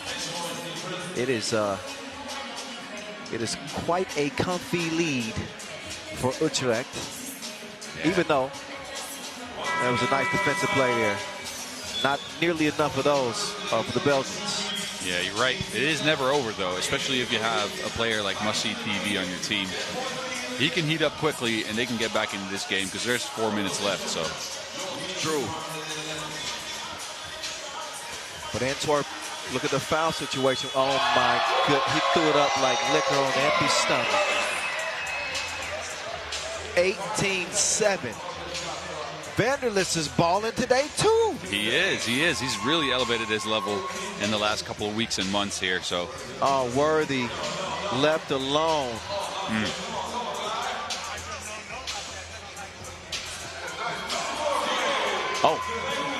Report. He can do that too now. I've seen him drop a couple of those. That's Worthy throws up a wild one. Bogues sets up in the corner. No. Worthy with the box out. Ball goes to Green. Worthy De Jong swings it over. Oh, check out the hook. Soft touch on that. Pretty shot. Like his game. He's got great touch. Supple hands. Yes, especially for being that tall. Uses a lot of moisturizer, huh? Yeah, he got some coconut oil on the big old fingertips. Here comes Vanderlist. No way. I don't know about that now. I'm about to say, if that goes in, it's got to be your day if that shot falls. Oh, man, there's Sellis. He'll get in. Now, Utrecht has to stay focused here because it's easy to lose focus in a game like this. You're up 19-10. Here's Worthy. At miss. Vanderlist over to Leno. Vitamin to the cup. Missed it. Bogues. Can he track down a loose ball? Red ball. Must See TV. Over to Sellis. He'll put it up and in. 8-point game. But this one has not been close. Hieronymus, he is taking whatever he wants. It's a robbery. So this has been a hell of a 1-2 combo for Team Utrecht. With Hieronymus Vanderlist, and Worthy De Jong. Oh yeah, the lights are going down, but we turn it up here inside the cage. Inside the cage, yeah, there you go. Bet City Arena. He got the hookup. Holla if you hear me. And looks like this Belgian team just ran into a buzzsaw. This is an Utrecht team that is playing with a ton of confidence. They welcomed a new addition to this team in Worthy De Jong, and he could be an emerging star in 3x3. Could be. I think he's showing out today, so let's see. I think it helps that you have some hometown support here. No lie. Maybe a little. Oh, but Vort, man, he cannot connect. He's still roaming. The floaty missed. Worthy playing tip drill. Now Worthy making his way through the defense. He's going to put his own spin on things. And he is taking over the show. Give me the microphone. Worthy De Jong is the real deal. Nickname is still pending. Pending? But the win is in. 21-11. I was hoping you were going to drop it right now. It's 2 games. All right. That's 2 games. Hey, they beat Antwerp, though. Hey, man, he is the real deal. No GMO. All right. Okay. All right. Worthy De Jong leads Utrecht to another victory. They are 2-0. And they just dispelled a very, very good Antwerp team. They'll get back to it, but the top seed in this group is Utrecht. So he's already got one interview. I think we want to hear some more from Worthy De Jong. He was standing by with Rachel Rodminger. Rach, take it away, please, man. Worthy, tell me, you took the lead from the beginning and never looked back. Guide us through your game a little bit. We know how great of a team Antwerp is, so we had to be careful, but we were aggressive from the start. And I think that's what really surprised them. You know, we weren't timid, and I mean, we did great. Our guys did great. I know I'm insanely out of breath, but they kept it up, and more props to them. 2 wins in 1 day. Way to go. Any adjustments you need to do going into the quarterfinals tomorrow? Excuse me? No. We need to rest for now, you know? Maybe enjoy some of the games that's coming up. We got another team from the Netherlands, Amsterdam, playing after us, so we're going to support them. And when we get home, we watch video, and then we take it from there. What do you think of the crowd? I mean, the crowd is amazing. With rain, no rain, they're here. It really feels like home. Well, good luck.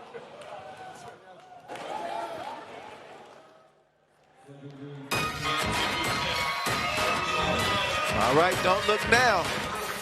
But Utrecht are 2-0.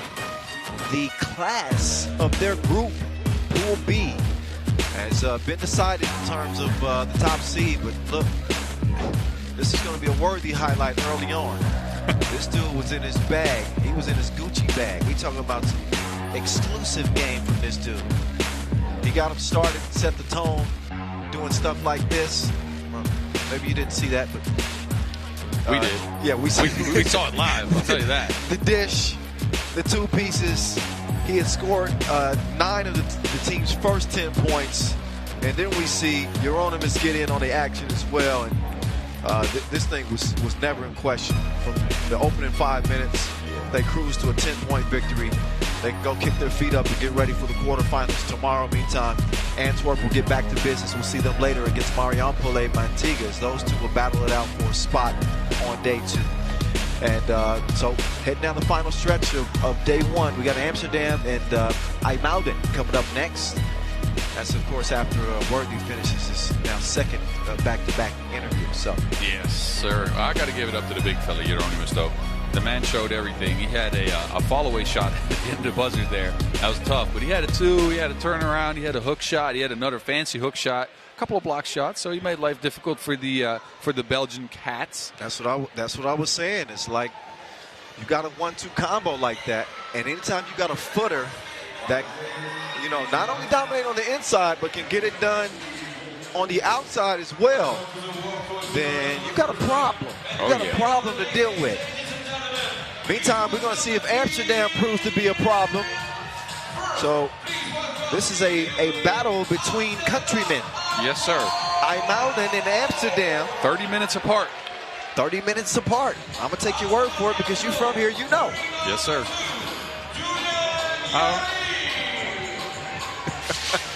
We got Team Amsterdam coming on here. Julian Jaring, the masked man right now. Yeah, you know that collision he had with Slaughter a few weeks ago. Man, that looked really, it was serious because it was pretty bad. Juice's nose was broken and Arvin got a scar in his head due to the collision. But these dudes are warriors. Oh, yeah. They're here. Maxime Kovacevic is here, and you know that man Dimes is here.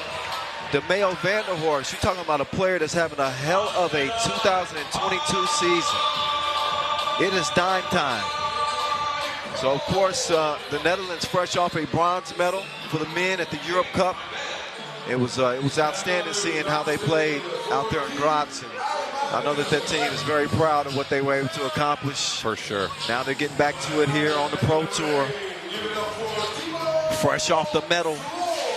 Playing quite confidently. Amsterdam HiPRO with Arvid Slaughter, DeMeo Vanderhorst, Julian Jaring, and Maxime Kovacevic.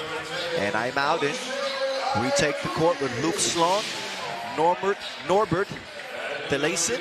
Let me help you with that. All right. So it's Timo Slont, Luc Slont, Shea Adetounyi, and Norbert Thelesen coming out for Team IJmuiden. Thelesen. You know what? You say their names. We'll take a team. You take green, and I'll take red. That's cool. All right. That's all right. I think I got Amsterdam's names down. All right, cool. All right. Look at it. See, that's the vet. Dime's trying to, like, be imposing. Oh, yeah. Strike some fear.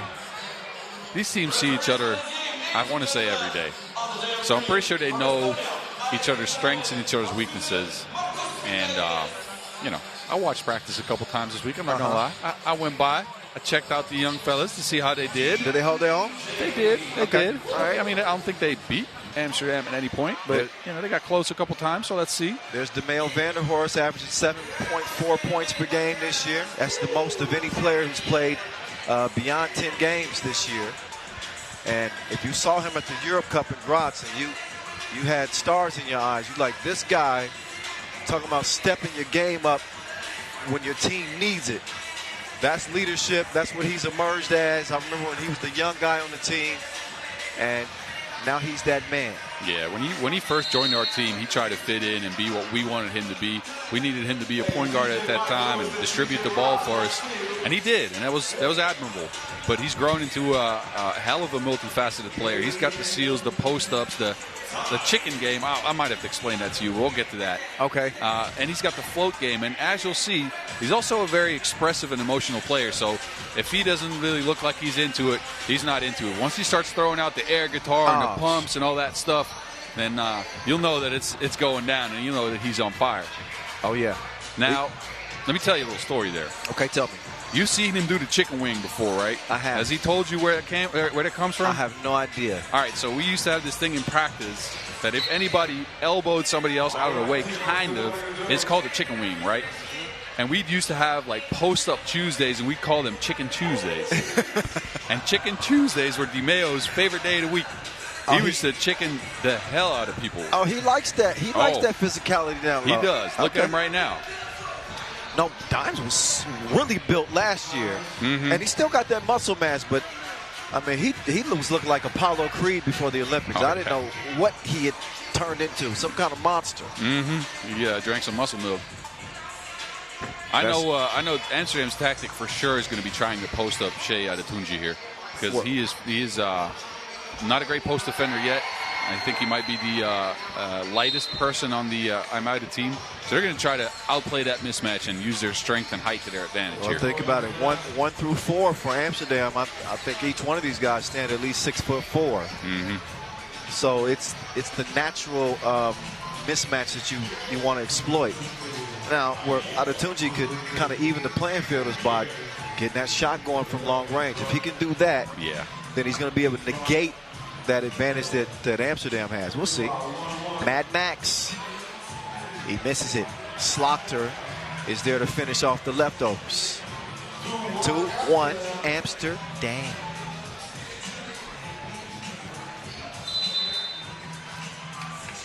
There you go. That's that new rule you talked about. 3 seconds back to the basket. Can't do it. Well, usually the signal is 3 and then like this. Maybe that was 3 in the key. That might be. Okay. That might be. 2-1. Oh, no dime time that time. So ball over the green. IJmuiden with their backs against the wall here. They're in a must-win situation if they hope to move on, as they lost by 2 points to Belgrade Partizan. And there's a little shorty that drops through. Yeah, Timo Slund with the fadeaway. Dimes. Chunks the deuces. Tracks down the rebound. Oh, Dimes. No look set up to Juice. And they're going to have a powwow after this one. Dimes like, come on, man. Don't be messing up my passes like that, bro. I like you, but I ain't going to like you too much longer. It might be tough getting your focus up against the team that you beat in practice a couple times after this week and maybe the last couple of months even more. Well, yeah, but you know, for me, the lights are on now. Yeah, you're right. So now we can't get embarrassed if we know that we've been beating you in practice. Dimes, FaceTime. Did he give us some air guitar right there? I didn't see it. Okay. I didn't see it. Maybe not a big air guitar yet. Hasn't screamed yet, though. I think when the screams come out, you know he's for real. Oh, yeah. No, look. Dimes turns up. You know the crazy girlfriend eyes? Once he gets those, you know it's on. You know, he plays different with Special K in the audience. He just he goes from A to A+. It has to be a confidence boost. Did you see she was throwing out the air guitar too? Of course. Yes. I mean, it's so cute. I just want to throw up in a good way. It's like, no, it's good. Hey, don't worry about that.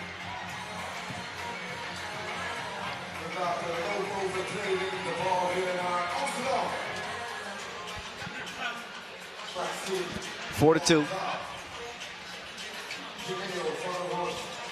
Here comes the mail. Dimes, not that time, way off. Juice turns around, that will not count because of shot clock violation. Touched nothing. I might be sticking around a little bit. Amsterdam's got 3 fouls, and it's only a 1-possession game, so. Well, we will see. I'm out. It certainly has the motivation. They'd love to beat him out here with everybody watching. Don't look at that.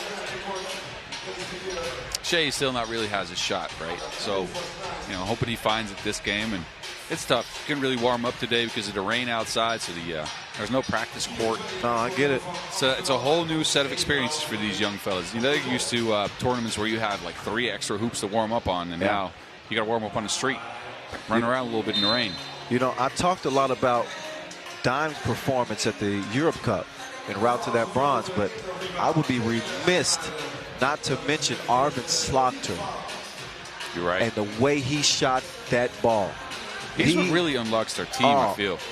He was an assassin. Right on cue, but he misses that one. But I remember the first day he hit 10 twos. Yeah, it was crazy. It's crazy. When he shoots like that, it really unlocks the full potential of Team Amsterdam, because sometimes they have a little bit of trouble scoring, putting the ball in the basket, as far as not taking the right shots, but taking a lot of ones. And Arvin's shot really opens up the floor and gives them a lot of space to create, and gives DeMeo all the chances he needs in the bucket. Yeah. Amsterdam looking for their first Masters win since getting it done in Doha 2021. Ironically, Dimes wasn't there for that one. So they would love nothing more than to get it done here in Holland.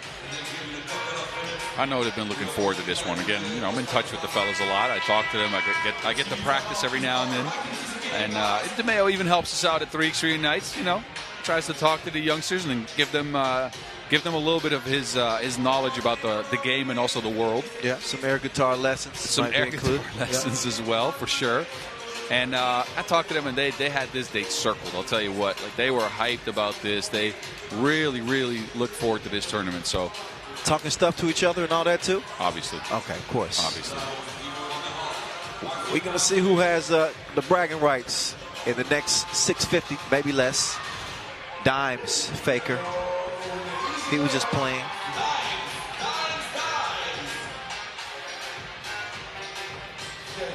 Oh, Shea, nice pass. And the only thing to prevent that was a foul. The Juice's whistle.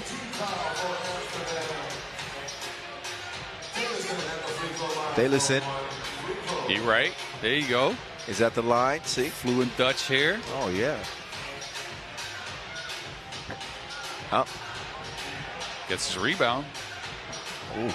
Almost came down with that. Somehow, some way that worked out. Schlong. There you go. Okay. Luca and Timo are actually from a town not that far from here. It's called Huishan.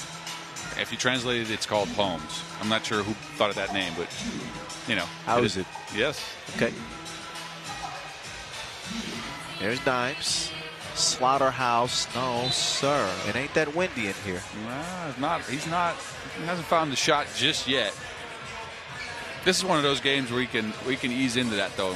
Not to disrespect Team I'm out of here, but, you know, again, Amsterdam confident after the practices earlier this week for sure. So if Arvin needs to find a shot, it better be against these guys than Belgrade, right? Oh my goodness!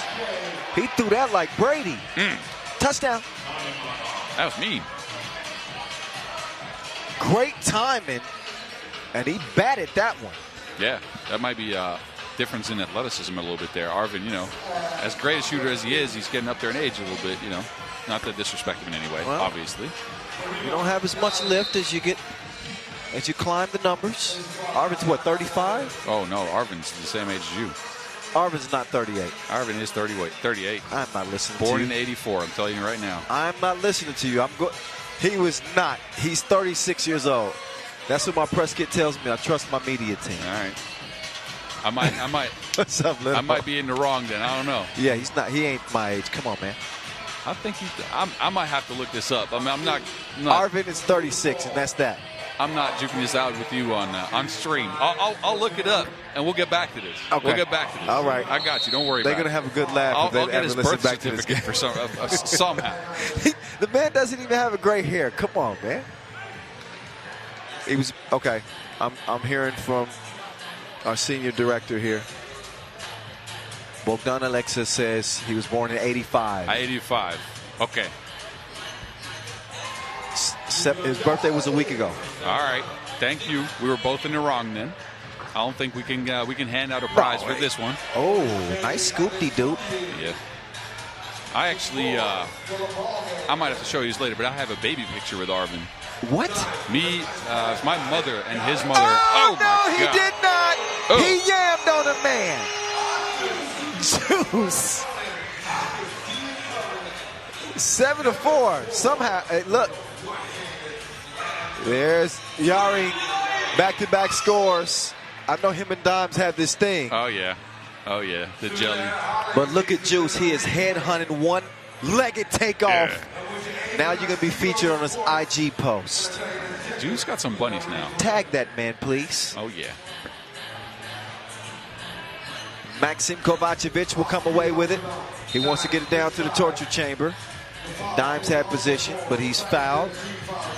And that was before the shot. That foul on the floor. That is number 4 on IJmuiden. As Amsterdam starts the attack again. Dimes working from the left elbow. He's going to get it to Arvin. Arvin back to Dimes. Dimes smacks it back towards Arvin. Volleyball right there. Taken away. That was a creative pass attempt. It didn't work out, but whatever. It's whipped. And no lefty stroke. That's just how it's been. Dimes now on the attack, downhill. Don't you turn your back on me. Floater, no go. And a foul called on Kovacevic. He will check out. And Juice is back in.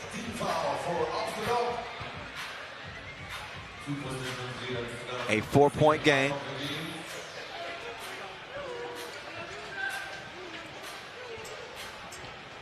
As we get back to it. Oh, nice move. Oh, he lost the ball there, He left though. something. It's blue and yellow. You might need it. Slaughter, what can he do with it? Juice with some good positioning down there. And like you said, they are exploiting that mismatch. Mm-hmm. Yeah. Whenever they see Adetunji underneath, they go right at him. And that is a 5th foul on IJmuiden. Smart play by Amsterdam, right? So they keep going at the young fellas. Timo Slon and Shea Adetunji give up a couple of pounds and some muscle on the Amsterdam dudes, especially on Julian Jaring. Man, you know what? Oh, he looks light right there. Yeah, you're right. He's floating, even though he's jacked. 8-4 as we get back to it. Juice to Dimes. Kovacevic. Let's see what Mad Max has. Mad Max on the drive. Too strong. Oh, Dimes missed it point blank too. Juice will track it down and whip it over to Kovacevic. Kovacevic attacking the rim. That man is strong. 5-point advantage. IJmuiden in a scoring drought at the moment. That's the 7th on Amsterdam, so 2 free throws will come one way or the other. 3:30 to go in this one. Pool C action. First time looking at Amsterdam today. And the last time we'll see IJmuiden today. Whether or not they play tomorrow is going to be depending on what they can do the last 3:30 of this one. Yeah, and you can really see Team Amsterdam's strength here, which is really defense if you think about it, right? So they have a couple of very gifted players, but they are so crisp at switching screens and playing physical without fouling all too much. And Team IJmuiden really has a tough time scoring against all that defense right now. Arvin with the old man strength. No, wait a minute. No choice but to foul him. Mm-hmm. You know, the old man strength is different. Oh, yeah. Because you don't have to have all the detail and all the the bulging muscles. That's the type of dude you don't want to play against at the Y. You ever arm wrestled a dude that's like 49? Oh no, I don't arm wrestle. My what's that called? My arms are too long to arm wrestle, man. Yeah, of course. I didn't think about that. I mean, I always lose. Maybe there's another physical competition that you would do with an older dude. I know. I've played against some older fellas, basketball-wise, and they are always. I mean, you're surprised at the strength. It's like, where does this come from? Look, again, I lived in the States. You always have that one old head at the Y, right? Right. The one old head that's there. And there's two ways to go about that. You have the ones that think they're still saucy at 30, at like 45. That's me. And then sure, I figured. And then you have the ones that if you try to post them up, you end up on the sidelines for some odd reason, and then you just don't know how you got there. Oh, Dimes had his shot redirected. Yes, sir. That was sent due west. It was a good block. The Golden Boy. You're gonna call him that? No, I mean, it was the first thing that came to my mind. I'm not. Yeah, I just kind of throw them out, but sometimes they stick, sometimes they don't. All right, that's cool. I'll give you my honest opinion every time you try one. I don't want to hear it right now because that's a nickname that must be earned as well. The Golden Boy. Oh, for sure. I like the blonde hair is what it incites that type of thought. But you got to really be playing well to be called the Golden Boy. Oh yeah. Oh yeah. Anyway, 6-point game. Both teams with a penalty. 2:58 left.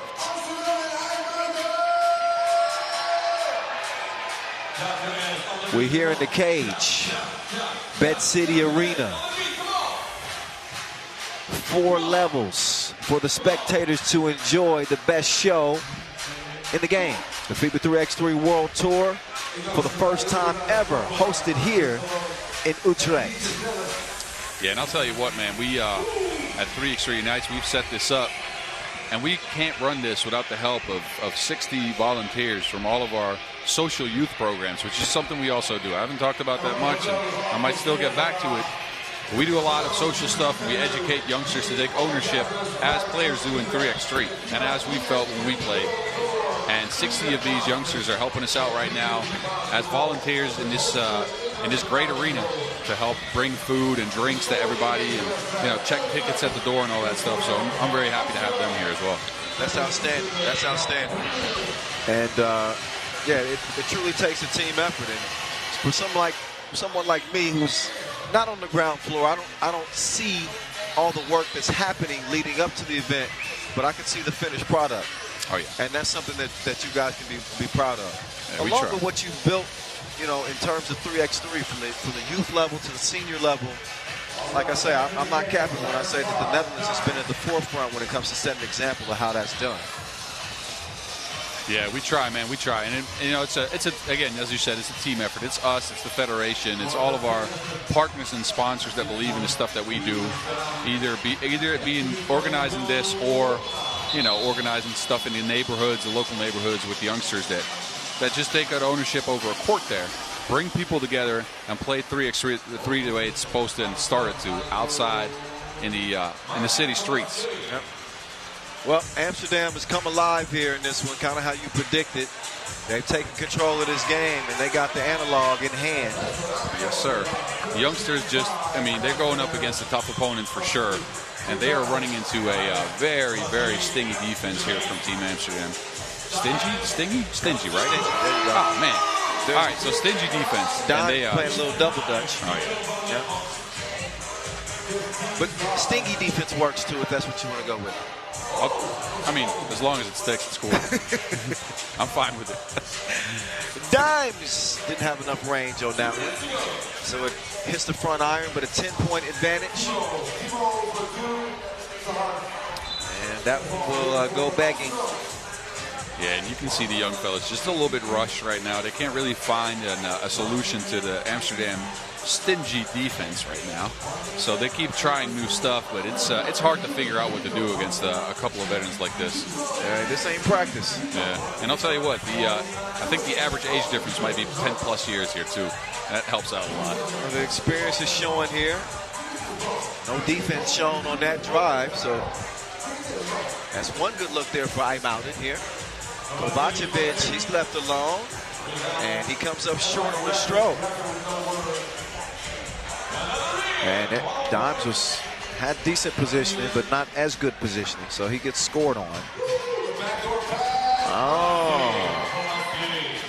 So everything that IJmuiden do when they do respond, Amsterdam HiPRO, they got an answer for him.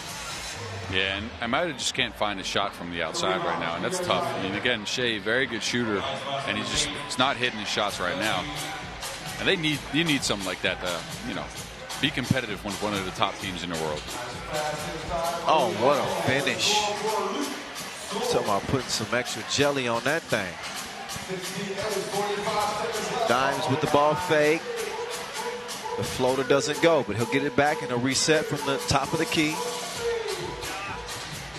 Dimes trying to set up Juice. Not happening that time. Juice already caught one body. But one ain't enough. He needs two. We'll see if he gets one in the last 35 seconds of this one. Amsterdam are more concerned with just getting a win, which looks like they're well on their way to doing that. Yeah, and they must be talking about getting as high a score as you can right now, right? Because you're always talking about perspective in the rest of the tournament. So you want to get your points up. You want to try to get as many buckets as you can. Maybe even give the youngsters a couple of layups here to get a quick score off. So maybe you'll see him give up an easy score to try to get a two-pointer. Not a bad strategy. Of course, Amsterdam will be back on the court against Belgrade Partizan. They won't have to worry about a three-way tie in this group. If they win that one outright, they'll get the top seed out of the group. That one kicked. Oh.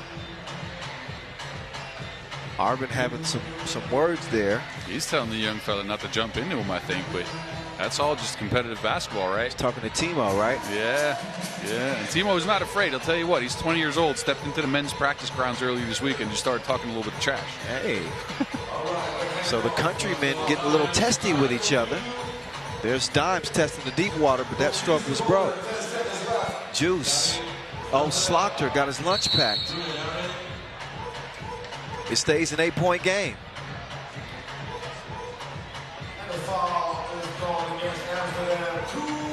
Two free throws for Taylorson, which obviously is going to come a little bit late in this game, but I think Amsterdam will get like another shot off, or maybe try to get to the 18-point mark here.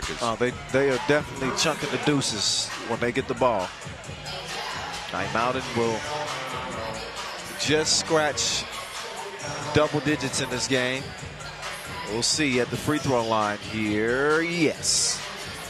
Yeah, and I think this is a great experience for these young fellas. Slaughter. Oh. That's it. 16-10 final. In a game that was controlled by Amsterdam from pretty much start to finish. Businesslike.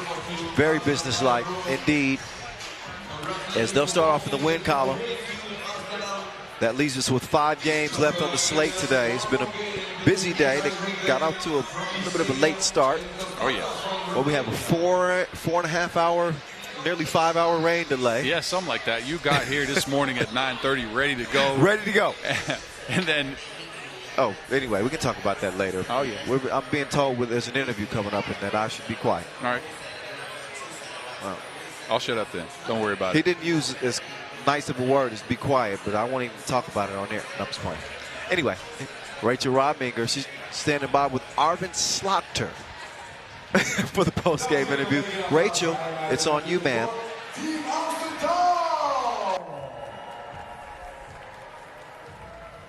Congratulations. You dominated this game. Can you guide us through it a little bit? Thank you. We had a clear game plan. We know what we want to attack, and I think we executed it pretty well. I think we didn't finish the ball at the basket particularly well, so we only scored 16 points. But we did what we wanted to do. But at the same time, I want to give a big shout out, and hopefully everybody gives Team IJmuiden a big hand of applause. They are young guns, and they did a phenomenal job being here in the first World Tour. So hopefully applause to them. Actually talking about them, what do you think of them, and anything you can take away from this game? For them, this is the first Master they play. They play the U23 World Cup in a week and a half, so they're going to represent the Netherlands over there, our country. So I think they'll do a good job. Thank you. Thank you. So Team Amsterdam riding the waves still after the success at the Europe Cup in Graz, Austria. They come out and they rely on dimes early. Not a big shock. And they had the young IJmuiden team on their heels almost from the outset. It was close early, but as you heard Bas Rosendahl say, you can kind of get the feel that Amsterdam was taking their time. They knew that they had some mismatches that they could exploit. And speaking of exploitation, that ain't right. Jules exploited the rim there for sure. There you go. Yeah, a ferocious one-handed Yanni. And a nice block right there as well. But Dimes gets some get back. So one ain't enough, he needs two. He gets the two pieces, a part of what ended up being a 6-point win for Amsterdam. And again, we'll see them again. They'll try to wrap up group play 2-0 against Belgrade Partizan. We're just able to hold off IJmuiden earlier by 2 points. So that will decide the group. Up next, we'll get a look at Šakiai Gulbelė for the first time today. The lethal Lithuanians lacing them up against Constanța out of Romania, who also come in a situation where their backs are against the wall. 6-point loss to Vienna earlier. If they hope to be playing tomorrow or even have a chance to play tomorrow, they got to beat Šakiai Gulbelė, who are probably coming in pretty angry after coming up medalists at the Europe Cup after playing so well. So, let's get this next 10-minute sprint on, shall we? We shall. Kyle Montgomery, a.k.a. the voice of 3x3, here with you, but I'm not alone. My partner in crime for this one is Dutch 3x3 legend, Big Boss, the Mountain. A.k.a. the Big Show, I guess. Yeah, a.k.a. the Big Show. Kyle came in yesterday, everybody, and he just told me a secret. He said, hey, back in the days, I kind of wanted to give you a different nickname, and I'm happy with the Mountain, I'll tell you that. And he said, I really wanted to call you the Big Show. And I don't know if y'all remember, but that was a big dude in wrestling. Where is the Big Show? There you go. There you go. That's my best go at it. Yeah, well, we didn't get that much wrestling back here in the day, so I saw pictures. That's about it. It's all good, though. I'll take the Mountain. I mean, if everybody wants him to call me the Big Show, you can let us know in the comments, but I don't know. Yeah, hit us up. At 3x3 The Voice, at FIBA 3x3. What's your IG? Oh, yeah. Sorry, it's at BAZZ50. Okay. And I'll tell you what, 50 was my number. Okay. There we go. All right. I'm being told everybody knows we showed it in the lower third on the broadcast. Awesome. See, the lower third, that's TV talk. I don't know if you know that one. we just got challenged a little bit. We gotta get these names right. All right. Well, you want me to try? You go ahead. All right. So we got for Constanța, we got Andrei Oprean, we got Vlad Korpodian. Oh, okay. Yes, sir. I'm trying. We got Mario Lazar and Stefan Mainer. Hey. I'm being told you did a bad job. They said you're not nearly as good as I do. Hey, I'll tell you right now. I'll be in Bucharest next week, and I'll be fluent. I'll be fluent. I can speak to cab drivers out there. Are you trying to take my job? I see what this is about. No, I'm not going to Bucharest to talk. I'm going to coach. Oh, of course. Yes, sir. I got to again, Team IJmuiden that we just saw lose. They're going to be going out there at the U23 World Cup. So, Buzz, you can't come on here out pronouncing me. I'm sorry. I apologize. I won't do it again. All right. Who made this I'll mess decision? up all the names from now on. Yeah. Please. Šakiai. I'll try Šakiai, and I'll just mess them up. Like, Call I can't do Šakiai. it. Šakiai. Here you go. Yeah, gold ball, something like that. So they play with Modestas Kumpis. Yes. That's for sure. Kumpis. Yeah, yes. There you go. So then Paulus Belavicius. Nope, Belavicius. Okay, there we go. Marius Uzupis. I know that one. Yeah. Uzupis. All right, cool. And then Aurelius Pukelis. Nope, Pukelis. Well, how do you Pukelis. There you go. There you go. Well, there's an E in there. Yeah, well. You can't be pronouncing that as an A. But I'm sorry. I won't do it again. All right. You got this. Man, you're good.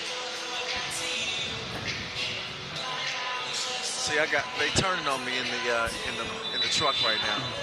See, of course. I mean, yeah, they're trying to help me out though. My longtime team members are turning on me. You see, that's the loyalty that I have. Thank you. I'll leave you to this, though. I mean, you can pronounce all the names you want. You're good. I mean, I'm not trying to steal your thunder here. No, it's all right, man. You know, I got some work to do. It's hard. All right.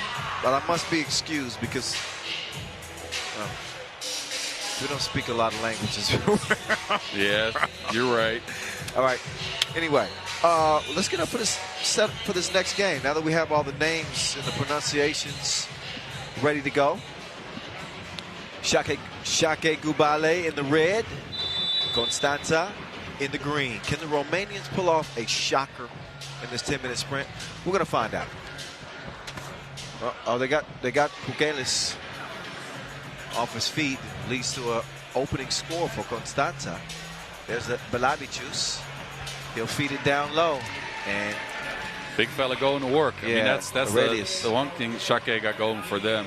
I mean, they got a couple of things going for them, obviously, but the big fella is something that's a big mismatch here. Oh, I'm telling you that. And Pukelis, I know you say Pukelis, but I'm sticking with Pukelis. Right, that's cool.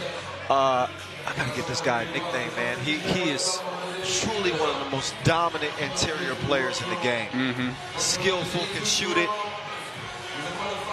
He's a monster. Yeah, and he's everywhere too, because he's not giving up anything on defense, and that's I think what's the most important thing. Like, he is on offense, he's everywhere. He's posting people up, he's shooting shots, he's setting good screens, but then on defense, he's just as imposing as the other players. Without a doubt. So the Lithuanians have won 2 challenges this season. We saw them finish runners-up at the most recent Montreal Masters, losing to Riga in the final. A lot of their success has been hinged upon that man. I call him Uzi. Uzupis. I can see why. He has been a lethal weapon. I'm telling you, for this team. He's 29 years old, and he's really been in his bag this year. I know they were disappointed in their finish at the Europe Cup, but it just goes to show you just how quickly a game can change. They were up against Latvia, game point. Somehow the heroics of Miezis ended up stealing that game for the Latvians, and they go from either playing for a gold or a silver guaranteed to then playing in obviously the third place game, and you know what happened there because they went up against the Netherlands. And boom. I'll tell you that semifinal game might have cost me a plate at the house. I might have jumped up at that shot. I might have had a full plate of food sitting on my lap. I forgot about, and it might have just flown across the room, even though I don't get up with as much force as I used to. Let me tell you, we are not making any new friends in Lithuania right now because we are reminding them of that game. Yeah. Let's just talk about this game. Oh, yeah. There's a swish from the Uzi. He's got it off safety. And Pukelis could not recover that one. It's a 5-2 game. That was yesterday's news. It's all about the here and now for Šakiai Gulbelė. Of course, the Lithuanians also took silver at the World Cup this year. So let's not act like 2022 has not been a good year for these guys. Meantime, underneath, it's an easy score for Lazar. Kumpis will get it over to Pukelis, and he mishandled it. Kumpis is top 3 in dunks this year. Really? Yes. Surprising fact. Well, I've called a lot of their games, and he's been touching a lot of iron. I can imagine. Lazar, couple of up fakes. He's going at Uzupis, and Uzupis holds his ground. Says, you ain't finna debo me. Uzi! He unloads. It's a misfire. It's quickly cleared by Constanța. And there's a foul. Grab. Shoot while shooting. Constanța right now fighting for their lives in the 4th game they've played today with not a lot of rest. So, hope they still got some legs, and if anything, they're going to be sore tomorrow for sure. So up steps Vlad Korpodian. Oh, Korpodian. Oh, you can correct me, huh? Mm-hmm. Okay. I'm going to stop. They like this. Yes. Well, let's see. Is it Korpodian or Korpodian? See, Korpodian. He said we were both wrong. Korpodian. Dan. There's an E in there. There's an E in there. Korpodian. Oh, my God. Kyle, you're good, though. I mean, well, I'll leave you to pronouncing their names. 6'3". That's cool. That's cool. I'll see.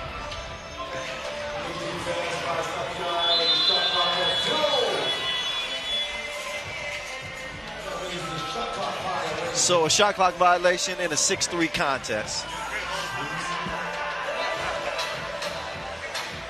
We got some company up in the booth. Yes, sir. Me and Bobs, we're doing a little photo shoot at the moment. Yeah, looking good. I hope we're looking good. Keep your eyes on the court, though, because obviously 6-3 game. Don't sleep on Constanza here. They've been playing some close games, really, for the whole day. They've represented well. They have. They've represented well all the way from the qualifying draw. We remind you, this is game number 4 for them. So they're really being tested in terms of their endurance. Nice feed on the interior. Lazar is going to put it up and in. 3-point game. Šakiai Gulbelė still in front. Kumpis, he's going to move left. He gets it over to the Uzi. The Uzi, he's going to fire a blank that time. Lazar will clear it himself. And here comes Constanza. Oh, nice move. Leads to a good look from 2, but these goals ain't loyal. Kumpis, watch it. Whoa. You see? Yeah. But did you see? Yeah. Okay. Yeah. I know. I know what you're talking about. I was hoping he was going to catch one there. He was not looking to lay that up. I can guarantee you that. Nope. So he's fouled. He's going to shoot 1 once they come out of a break here. It's TV timeout time. 6:45 left. Šakiai Gulbelė here, the favorites in Pool D, along with Vienna, I would say. Yeah, for sure. Who do you think stronger between Šakiai and Vienna? And make no mistake, that's no. We're not trying to discount Constanza here. I'm going to go ahead and say I think Šakiai is going to be coming out of that one. I mean, they have just a little bit more weapons, and they're not as dependent on 1 or 2 players going off, because they have 4 players that can score, right? And they're all multifaceted players, so they have a couple of levels of scoring that they can do.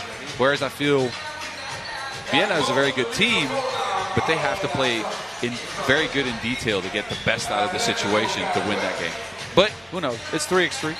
We'll see. I like that perspective. We're going to see them clash. We're going to see them clash for the last game of the day. So that's something to look forward to. That's a cool matchup, though, because then again, you have Bukelis and the Hammer. Oh, yeah. That's a great matchup right there. I mean, again, I keep going to the low post battles here because that's where I used to live. So I was going to say the same thing. That's the matchup that I want to see. That's for later. Yep. Right now, Šakiai Gulbelė is in control. Yeah. 8-4, just beyond 3 minutes into this game. As Belavichus will get it down low, and Bukelis, that's easy money.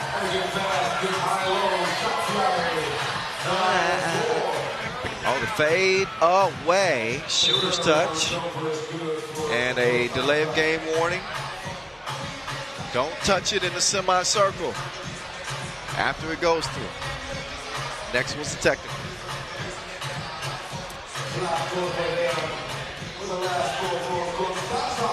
Kumpis, is that a dunk? Yes, it is. He touched rim on that one. That's for sure a dunk. Well, it's a baby dunk, but it's a dunk. I told you.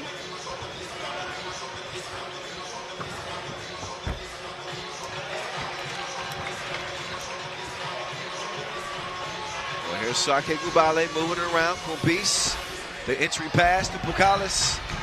They're so good at finding a big fella down there, and he seals very well. So, such a big weapon. I think it starts with his positioning.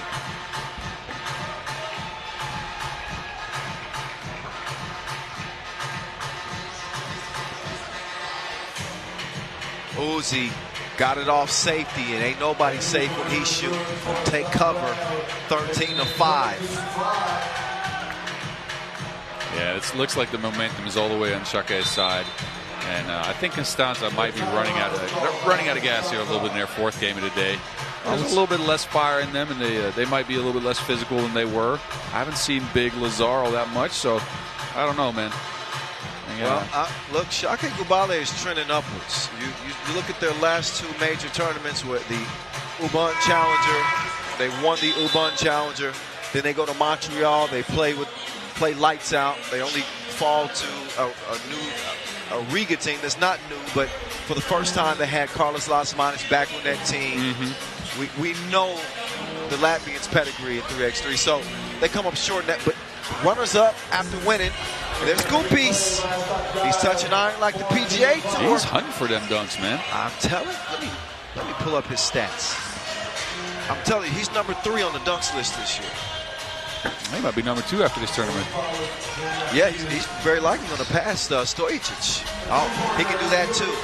That's me. That's the wrist work. That's me.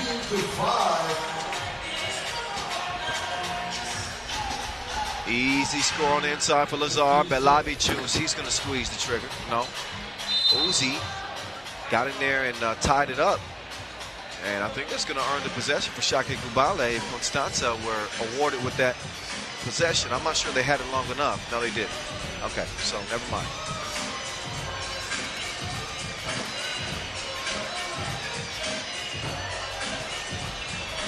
Oh, nice idea, but Belavičius, he snuffed that one out. Bukalis will hand it off Kumpis. He just hit a 2-piece. He's going back to back like a 90s photo. See what I did there?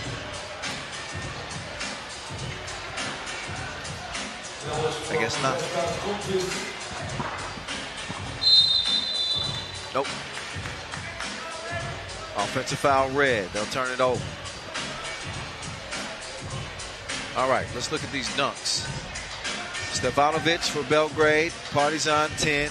Šahinja Stojičić 9. Modestas Kumpis 9. Oh, he's definitely moving coming into the day. Man, studying pays off. All right. Yeah, there you go. Student of the game. Well, you know, meantime, no iron needed. Get that one at the bottom of the nets with a quick response underneath. So the Aubryon 2-piece will only get Constanța within 9. That ain't good. This is the definition of a blowout. The big fella, he blows the 2 attempt. Andre. Wet. Oh, Uzi, he's fouled. He was waiting for the whistle and he got it.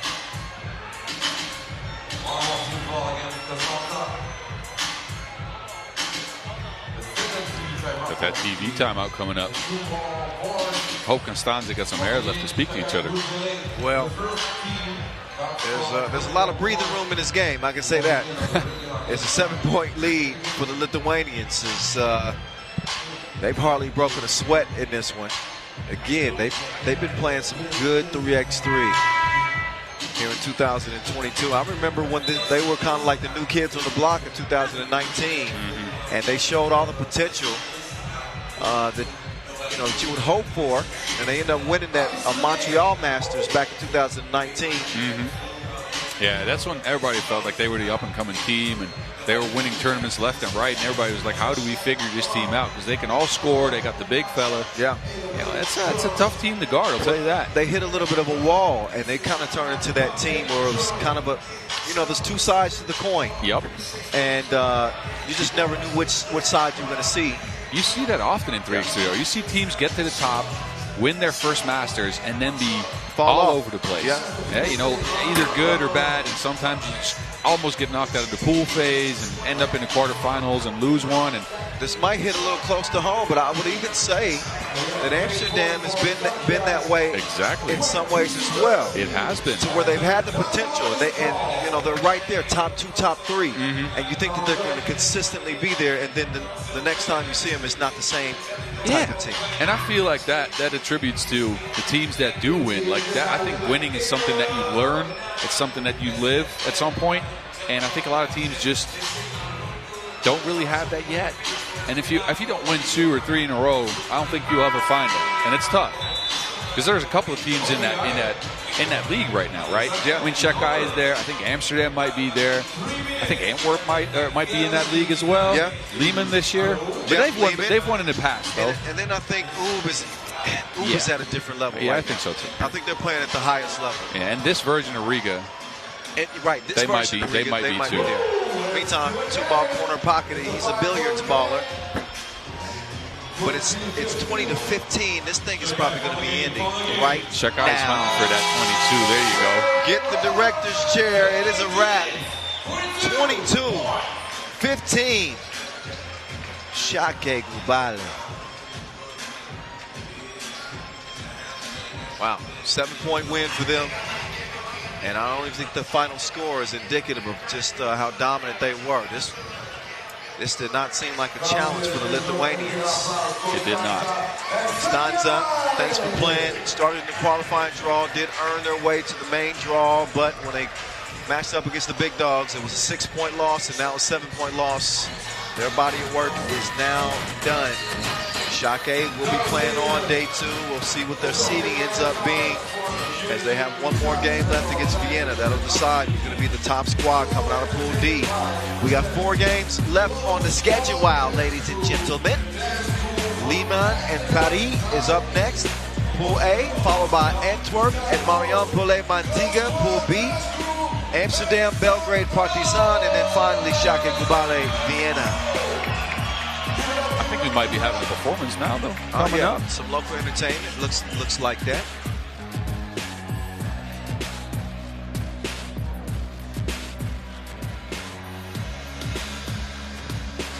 All right, a few last looks at the highlights in this one, which mainly features Šakiai Gulbelė. There's Aurelius Bukaris, the monster. He puts it away. So why don't we get to know DeMeo Vanderhorst a little bit better, followed by 10 minutes of some of the best dunks 3x3 has to offer. Enjoy that before we get back to our last 4 games.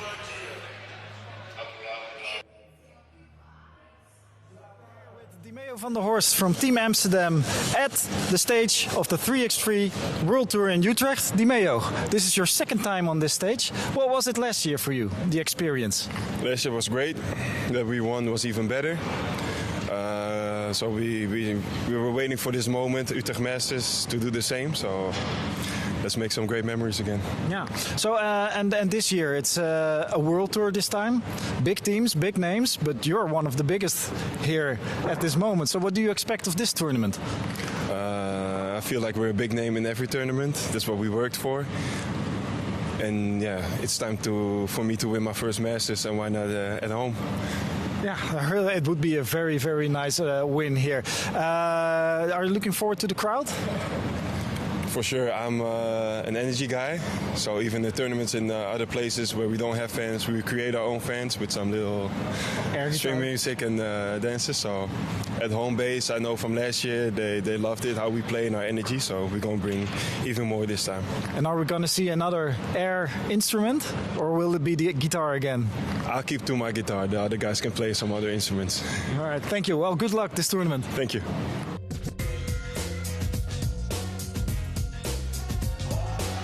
Miller time. He's living the high life.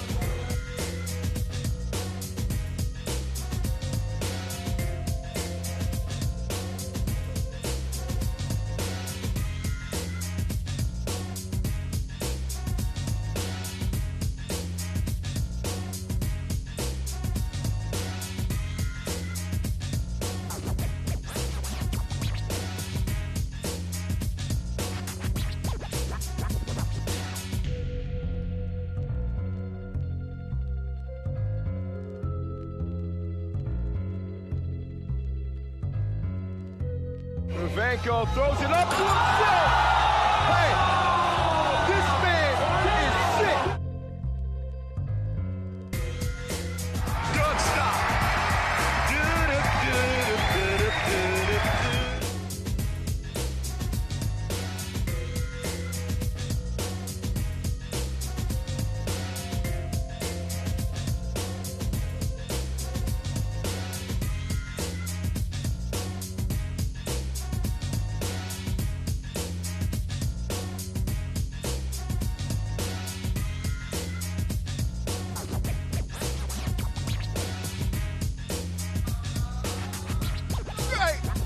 FIBA is crazy.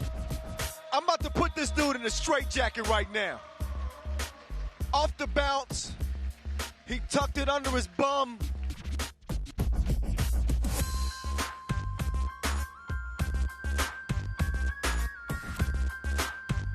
Yes, if you can call that easy.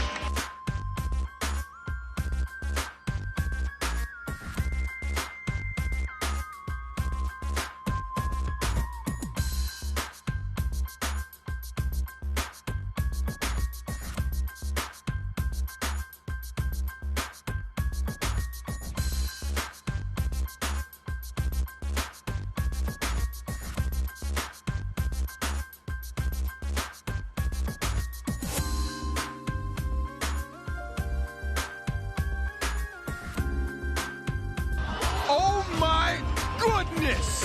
He jumps over Kevin Douglas!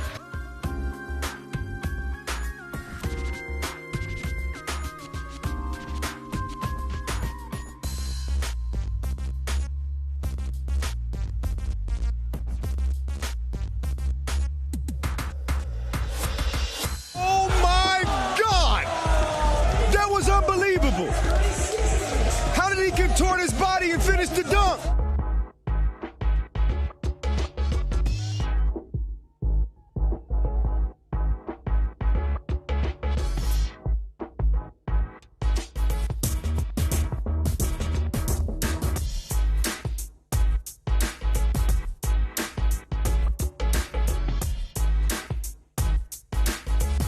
So Tyler Curry up first, up and over. Unbelievable!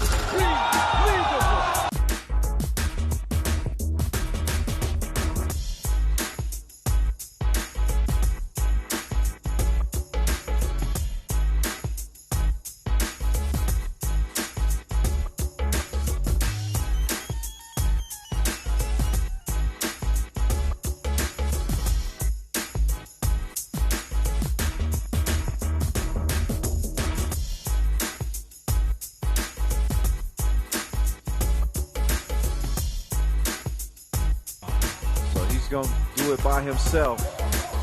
He flies private. And he's finishing with filth. Fix the nets, please. Goes through the legs and over the top of two Mexican beauties. Does it get better than that?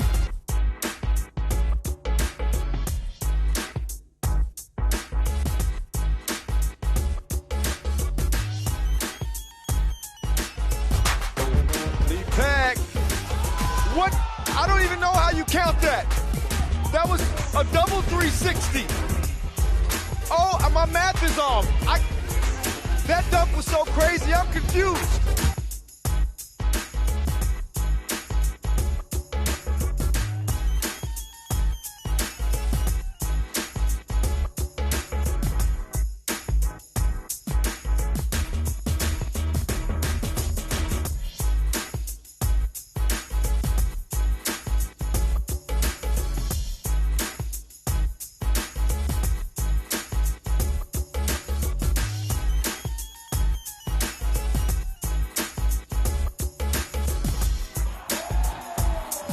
Nice finish there for Miller Time. He goes off the bounce. Little swag afterwards. Oohs and ahs from the crowd. Oh my goodness! He made it!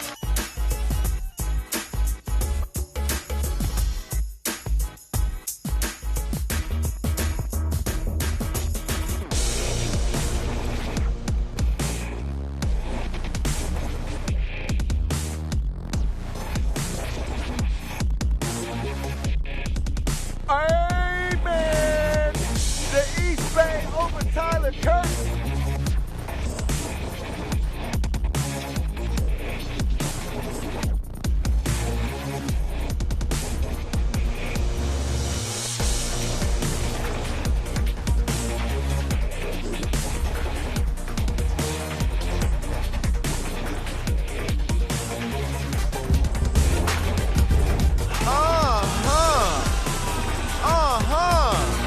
So he's got a 3-point lead after the first dunk.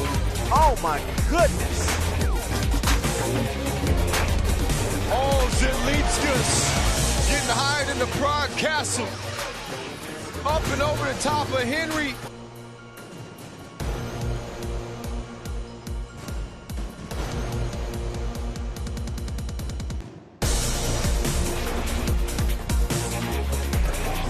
OMG! That gave me motion sickness.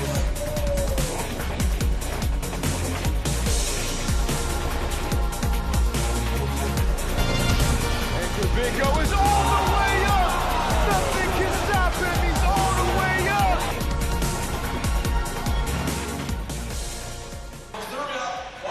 All right, the show continues. 4 games left on the slate as we welcome you back here to Utrecht, here in Holland.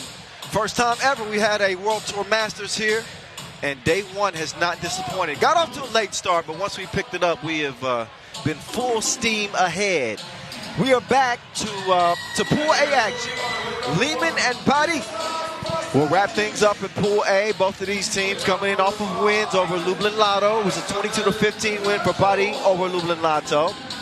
Meantime, for Liman, they beat them by 4, 21-17. And this will determine who gets the top seed out of the group. As you know, the top seed from A plays the number 2 from C. The number 1 from C plays the number 2 from A, and vice versa for B and D. Did you keep up with that? Not at all. Oh, wow. Bas Rosendahl alongside, by the way. We have a lot of fun. That's my guy. Yeah, Big Bas. I'm trying to keep up with this guy right here. There's the hitman, Alexander Ratko, the Manimal, and Slimiato. Speaking of hitman, with that hoodie on, you're looking like Assassin's Creed out here. People, you know what? I don't think they've shown us on camera yet today. They have yet to show us. Maybe we need to have a discussion with our production crew about giving us some camera time. Yeah. I've been doing this for 7 years now, and I still can't get even a one. They said we have to pay them for this. Yeah, we have to pay them. That's too bad. I don't like that. Nah. That's all right. We'll use force. Was the. All right. Enough of that. How about we get a look at Team Paris coming out in the green. Alex Villarreal, a.k.a. Flex. I just learned that. Frank Seguela, Paul the Joker, Joko, and Sylvain Sautier. Ooh la la. There's Malik Malishevsky. Flex, though? Listen, this was a nickname that was given to me. I didn't come up with that. Apparently, he flexes a lot. Okay, I see that. I don't know. Okay, so Alex Talasainen and, again, Malik Malishevsky will officiate this one, the last game in Pool A. And, again, the top seed in this group is what's at stake. Paris come in as the number 8 seed, playing well here recently, especially here in Holland. But Liman seemed to be a team on a mission. We're going to see if they're able to pick up what would be their 9th Masters win with a couple of Olympians on this squad, and Alexander Radkov and Mihailo Vasic, the Manimal, getting warmed up and ready. Played his college ball in the United States. Yeah, I talked to him about that because we share that history, right? And I never even asked you that. Like you know, I'm going to ask you a question here. So, you know a lot about college ball, right? Just a little bit. A little bit. I covered some college. You knew where Akron was at, so you have to at least know something. Yeah. What town is Robert Morris University in, you know? Oh, that's a good one. If it's not in Akron, maybe it's in Dayton. Nah, it's not even Ohio, man. Oh, come on, That man. might have been a trick question there. It was in Pittsburgh, or close to it anyways. Moon Township. Man. I'm a Midwestern guy. I don't know nothing about Pittsburgh, except for Big Ben. I do. Steelers. I moved from a steel town to a steel town, so, you know, I don't know. I had my Ben Roethlisberger jersey back in the days, my terrible towel. Oh, you did? I did. Okay, look, you know what it is then. Yeah, this is way back in the Jerome Bettis days too. Oh, the bus. Yes, sir. All right. Anyway, back to 3x3. Back to 3x3. As this 10-minute sprint is on, nice kick out to Frank Seguela. He misses. So the hitman will clear it himself. He wants to get it to the Manimal. Quickly swung over to Radkov. Now they got Pasha, top of the key. No string music that time, but that lands in the lap of the Manimal, and he woke up on beast mode. Yeah, I'm telling you, that man, he just gives up his body for scores. Like, he puts his hands up straight, jumps into somebody, and that's such a tough shot to make. Actually, the Joker made a tougher shot. I'm telling you, man, I like the Joker's game so far. Yeah, for sure. I've been told to keep an eye on him. I'm definitely looking at what he's going to bring to the table. Pajalic is fouled. Pajalic is another player who I think is a major X factor, because he's shown the ability to really be able to elevate his game to the next level. This is a dude who was a Europe Cup MVP in 2021. I mentioned the Penang Challenger MVP that he just picked up. At any given time, he could take over a game. He has the ability to not only take over a game, but take over a tournament. True. It seems to be all confidence-based with him, though. So sometimes he's there, and he will hit a lot of shots, and then he'll keep going. Yep. You know, good start to a tournament will get him really far. And sometimes you're just unsure of where he's at. It's the positive momentum or the negative momentum with Pajalic, but I mean, he's one of the best around when he's got it going. Look at that pass right there. Oh, come on, Ratko. You got to finish that. He blew the crib. He blew the crib. You can't blow the crib. Nope. But anyway, yeah, Pajalic, that's why I call him the hitman. This dude was hitting game winners all last season, especially early on. I was like, okay, we gotta come up with a nickname. He keeps doing this, so we settled on the hitman. That's good. I like that. Yeah. I like that. And I think he's one of the main reasons that Liman's been doing so well in the Challenger circuit as well. I mean, he makes them very dangerous, and especially when he's got it going, and they're a tough team to beat, man. They have so many weapons. It's got to translate to the Pro Tour. Yeah. Winning at the Challenger phase is one thing. And as I mentioned earlier, Liman's won 25 straight. They've won 5 consecutive Challengers. Yeah, that's tough.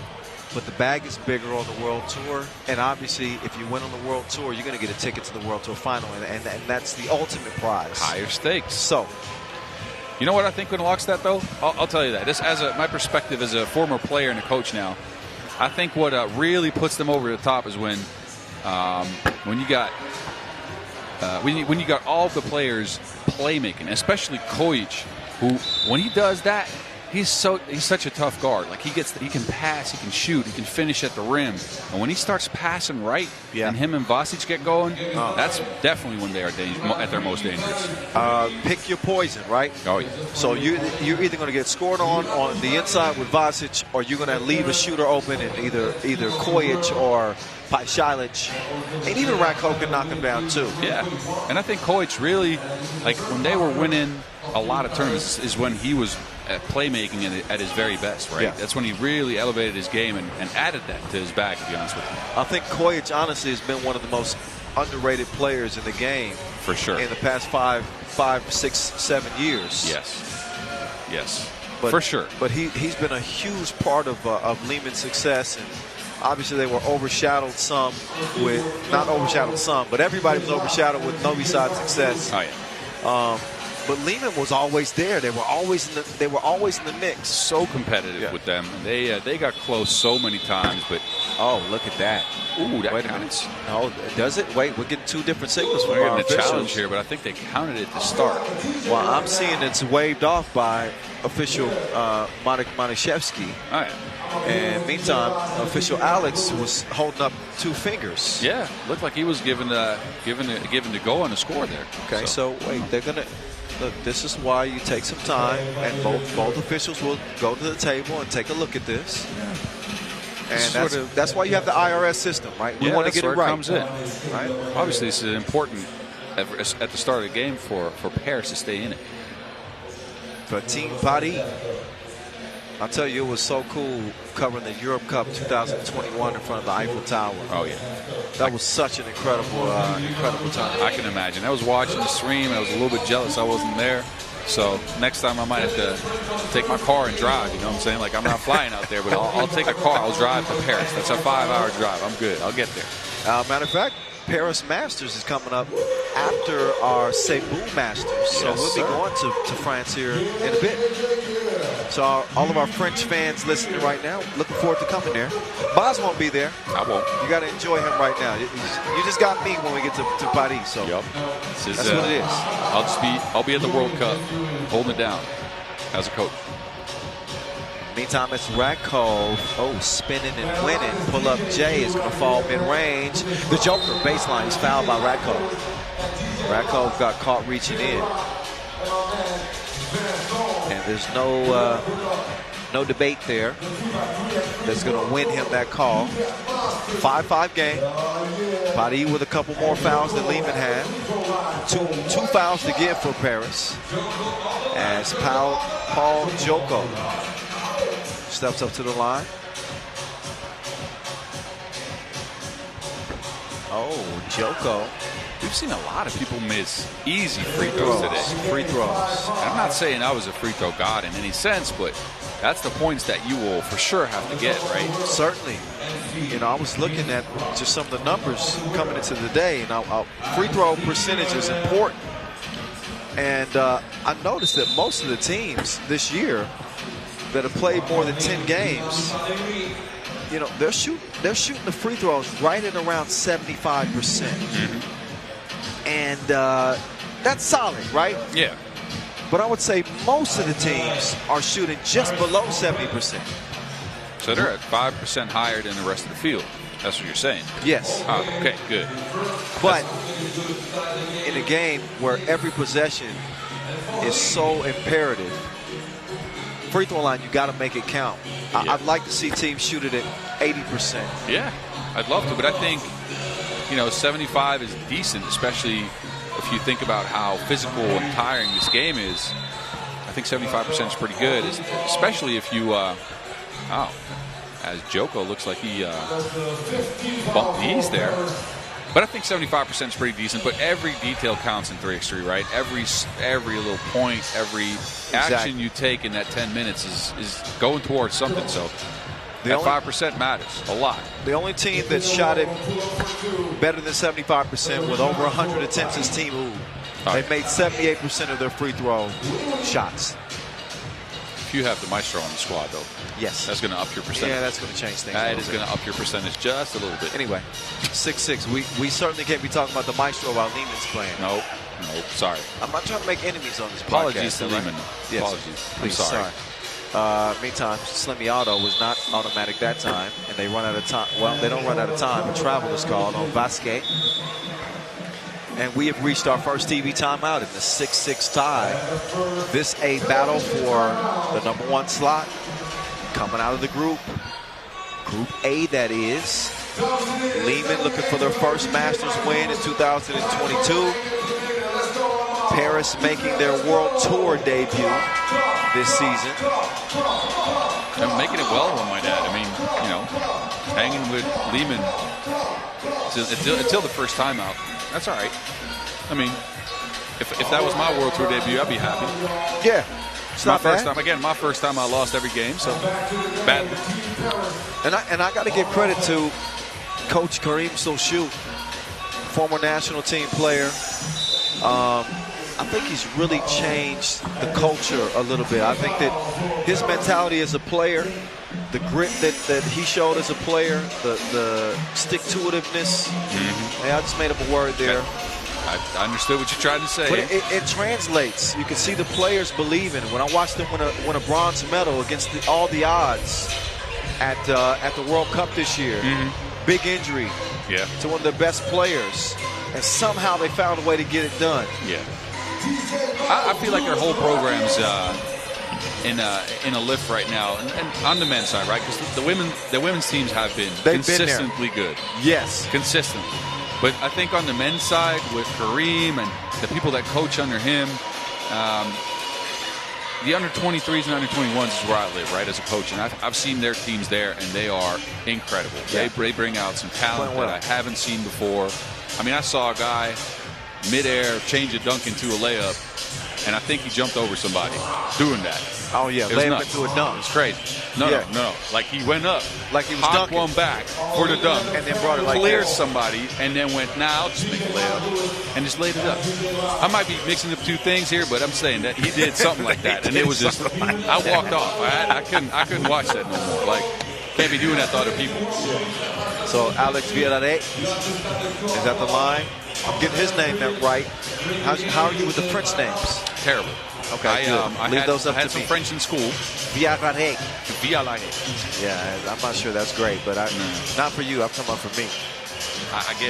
I took French in school, and I dropped it as soon as I could. I love France. I've been there tons on vacation. I don't speak a lick of French. Well, if you've been to France and you don't speak French, then you know that they don't speak English. They don't play that. No, they don't. They're like, you got to learn a little bit. Oh yeah, that's why I know. Like on the campground, you got to ask for a baguette, a baguette and some cheese, some brie cheese, and you're good. All right, we still locked in a close one here. Paris is up by 2 at the moment. 6:02 to play, and Vasquez has let his temper get a little too high, and he's given a warning for talking too much. They will not take that any longer. It'll be a technical foul next time around. Each team with 6 fouls. Here we go. Back to it. It's the voice and Boz Rosendahl here with you. Yes, sir. Nice defense on the inside. Kojic, no, but he can't come away with it. Frank Segela cannot score it. So he runs out, run up. Oh, yeah, he whistled for the foul. I saw some contact there. There was some contact. This is why you don't really do a closeout flyby like that. Like that is just, you open yourself up to a foul call like this, and you just give up 2 free throws. Just close out, put your hand up, hope he misses. I agree. Oh, that's definitely a foul. Yeah. I don't even see how you argue that. No, he hit him on the wrist there for sure. But you're right. Close out. Be disciplined defensively. Don't leave your feet. Nope. And live with what happens. Yes. Right? Because again, if you fly by like that and he misses the shot, what are you going to do? Rebound? You're out of bounds. Right. So you're out of position again. So it's these subtle details about 3x3 that you pick up as you play. Mm-hmm. Anyway, flex. Villarreal. That is airmail. Touch nothing. So he's going to have a seat. Think about what he just did. 8-8. There's the Olympian. Mr. Lockdown. Radko starts the possession. It's poked away. That'll leave 8 seconds for Liman to get something up now. Fresh off a win at the Penang Challenger. A rematch of the quarterfinal that they played. Penang, man, one of the places that I'm always wanted to go, never got a chance to go. I've been to Penang. You've been to Penang? I've been to Penang. I've been to Kuala Lumpur. Supposed to be beautiful there. Oh, it is. It's absolutely beautiful. The Joker. He ain't playing. To the cup. Take that with you. That's a strong take. That man's pretty quick. Tell you what. I have a line for quick moves. Oh. I won't break it out yet. Oh, okay. I'll wait. Oh! You can bank on him. Off the window and in. Kojic will have a seat. Oh, maybe not. It'll be Pajadic actually gets the rest. Kojic is in.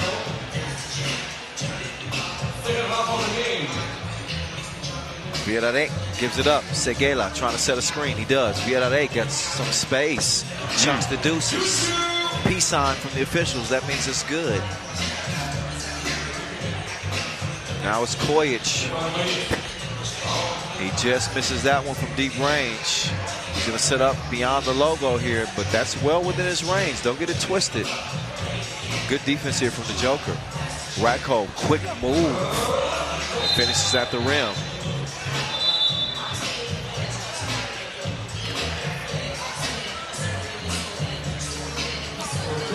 Might be a delay game here, or is it?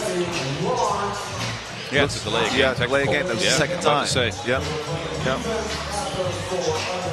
So that'll put Frank Segela at the line. He will connect at the stripe, and Paris and even things up at a dozen apiece. 4:14 to play. This is anybody's game. What's looking like a fairly even matchup. I think that Liman was the favorite in this group. Yeah, but he's coming out strong though. He got the youth and the athleticism, so they're coming out with some crafty plays. I like how they hang in there. Vasquez. That's an offensive foul. Offensive foul. Yeah. What's it called? Chicken day? Yeah, chicken. Like that's a chicken wing. You give somebody. That was a chicken wing. You just kind of flip the elbow like you do here, and try to see if you can hit him a little bit or flip him out of the way. Well, he's a big dude. I don't know if we call it. That's a turkey wing. That might be a turkey wing. That's a turkey wing. That's not a chicken wing. What if the giant throws one then? Ostrich wing? That's a pterodactyl wing. That's what he's throwing. 13-12 game. We're talking about everything. Chicken wings, turkey legs. Oh, yeah. Deep fried pterodactyl wings. Pterodactyl wings. Look at this venue. Oh, y'all know y'all like it. Bet City Arena here in Utrecht.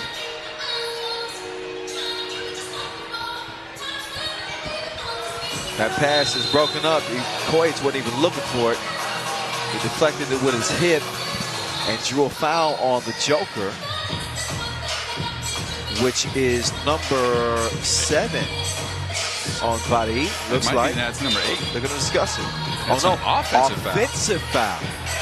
That's what the discussion was. Oh, Vasquez not happy. He has to watch out. He is not happy yet because he already got a warning earlier. He's got to be careful. Yep. Oh! He just got hit with the technical. Yep. Just like that. He is ticked. He is ticked. And he's going to have to take a personal time. He needs to take 10 seconds, breathe. He's got to have one of those Huishan moments. You know what I'm saying? And Pašalić is also barking at the officials as well. And in a close game like this, Paris leading by 1. Obviously, there's still a lot of time left. Take a look here. Both players fighting for the ball there. I think the discussion is either the foul is called on the Joker, and I think off ball, Vasic was trying to seal out and kind of threw somebody. Right. And I think the baseline referee, he called the foul the offensive foul. But I think that Joker probably was guilty of the foul. He did reach over. Yeah, There's a lot of contact. It was a foul. It's Shoulder, just a matter of what comes first, right? Yeah, I get it. Sometimes it happens like that. It's bang, bang. It just puts Liman one step closer to the double bonus, though. So that is a tough spot to be in with 4 minutes to play. Oh, yeah, you're right. 9 fouls on Liman. So a 10th would put them in the double penalty, which would mean 2 free throws and possession for Team Body.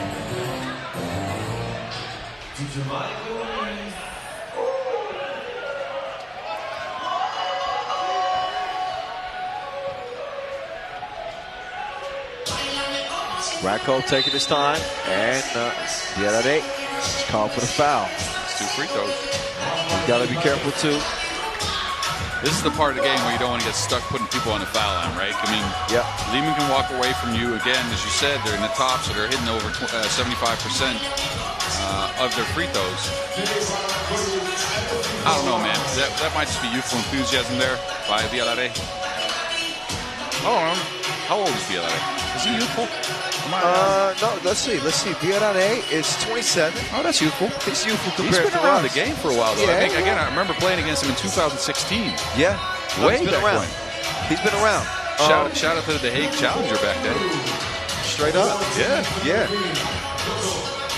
Belgrade, he's 27. He's a coach, too. He's been around the game for a while. Oh, look at that. That's a tough attempt. He comes up empty. As Vasic will make his move. Vasic trying to play some bully ball. He'll kick it out to Kojic. Kojic driving. Kojic with the flotation device. Soft touch. He lands it. Liman currently with a 2-point advantage. Make that 1. The Joker had something to say about it. That's a travel. There you go. You saw him hop back, and the Joker stepped out of it, pulled the chair a little bit. I think he was expecting contact when he received the ball, and a smart defensive play. Good play by the Joker, because now every time Voss is going to touch the ball down there, he's going to think about that. Yep. You know, and here's I mentioned the 3-second rule that we've introduced this year. Once you initiate that dribble, but when you catch that ball on the entry in the post, if you haven't dribbled yet, that 3-second count doesn't begin. So you can kind of feel the defense and see what you have. Yep. So there's something to think. Oh, nice lane. Nice lane. Joker's keeping him in this. Joker is. It's 15-15. As by Pašalić, we'll get it over to Kojic. Kojic all alone. Now, he's going to follow up. And he's going to finish. Now Kojic defending Segala. Segala wants to give it up to the Joker. Paul Joko with a step back. He can't finish with the left that time, but Segala skies in and snatches the rebound. He'll give it up back over to the Joker. And he wants to get it down low. Pashailic defended, and that's good defense.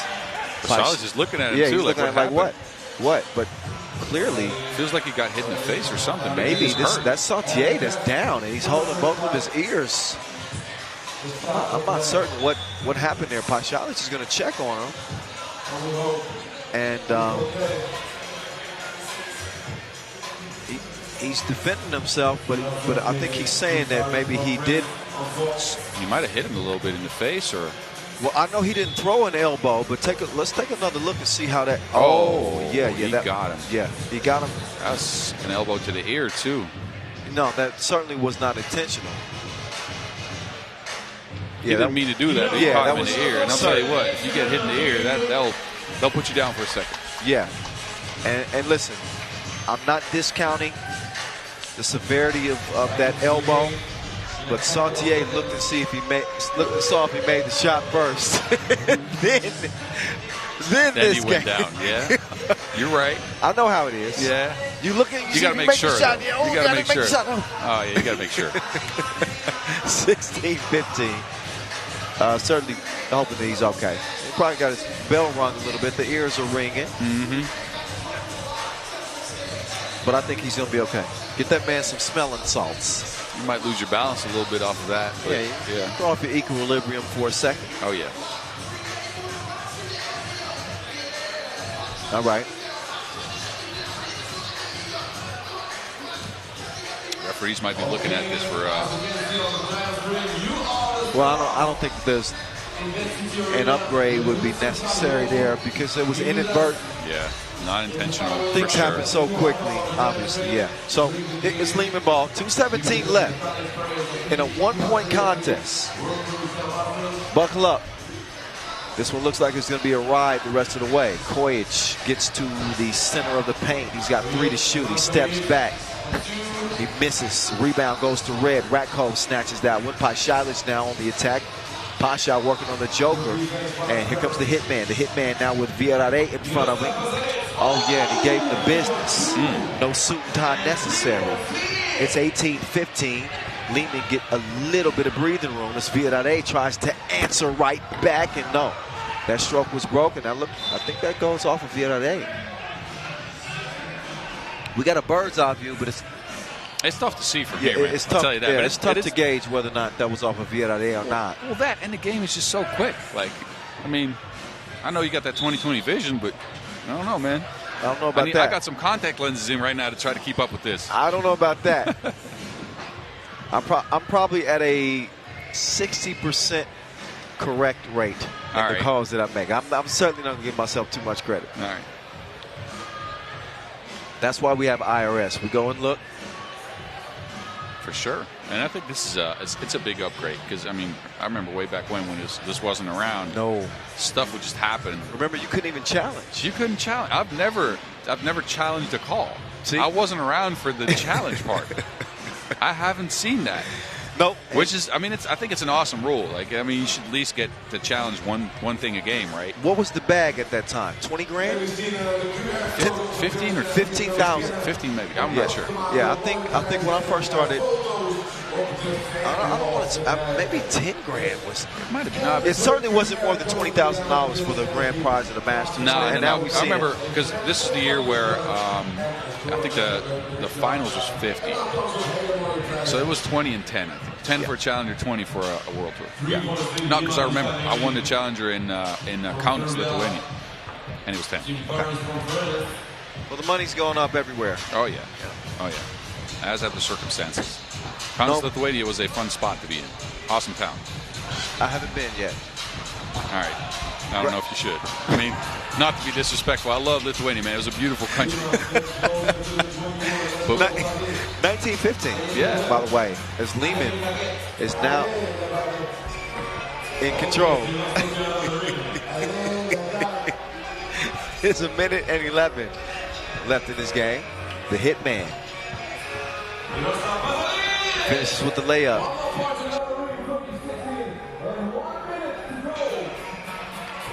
Oh, Segela threads. It's game point for Liman, but Paris is not going away yet. The hit man. Does he have one last hit in him? Strong drive, better finish, that's it. Charlotte puts it away with the drive and the layup, 21-18. Liman remain unbeaten. Paris will suffer their first loss, but they will be playing day 2. They have already qualified. This was for the first spot out of the group. Again, we'll give you a look at all the quarterfinals.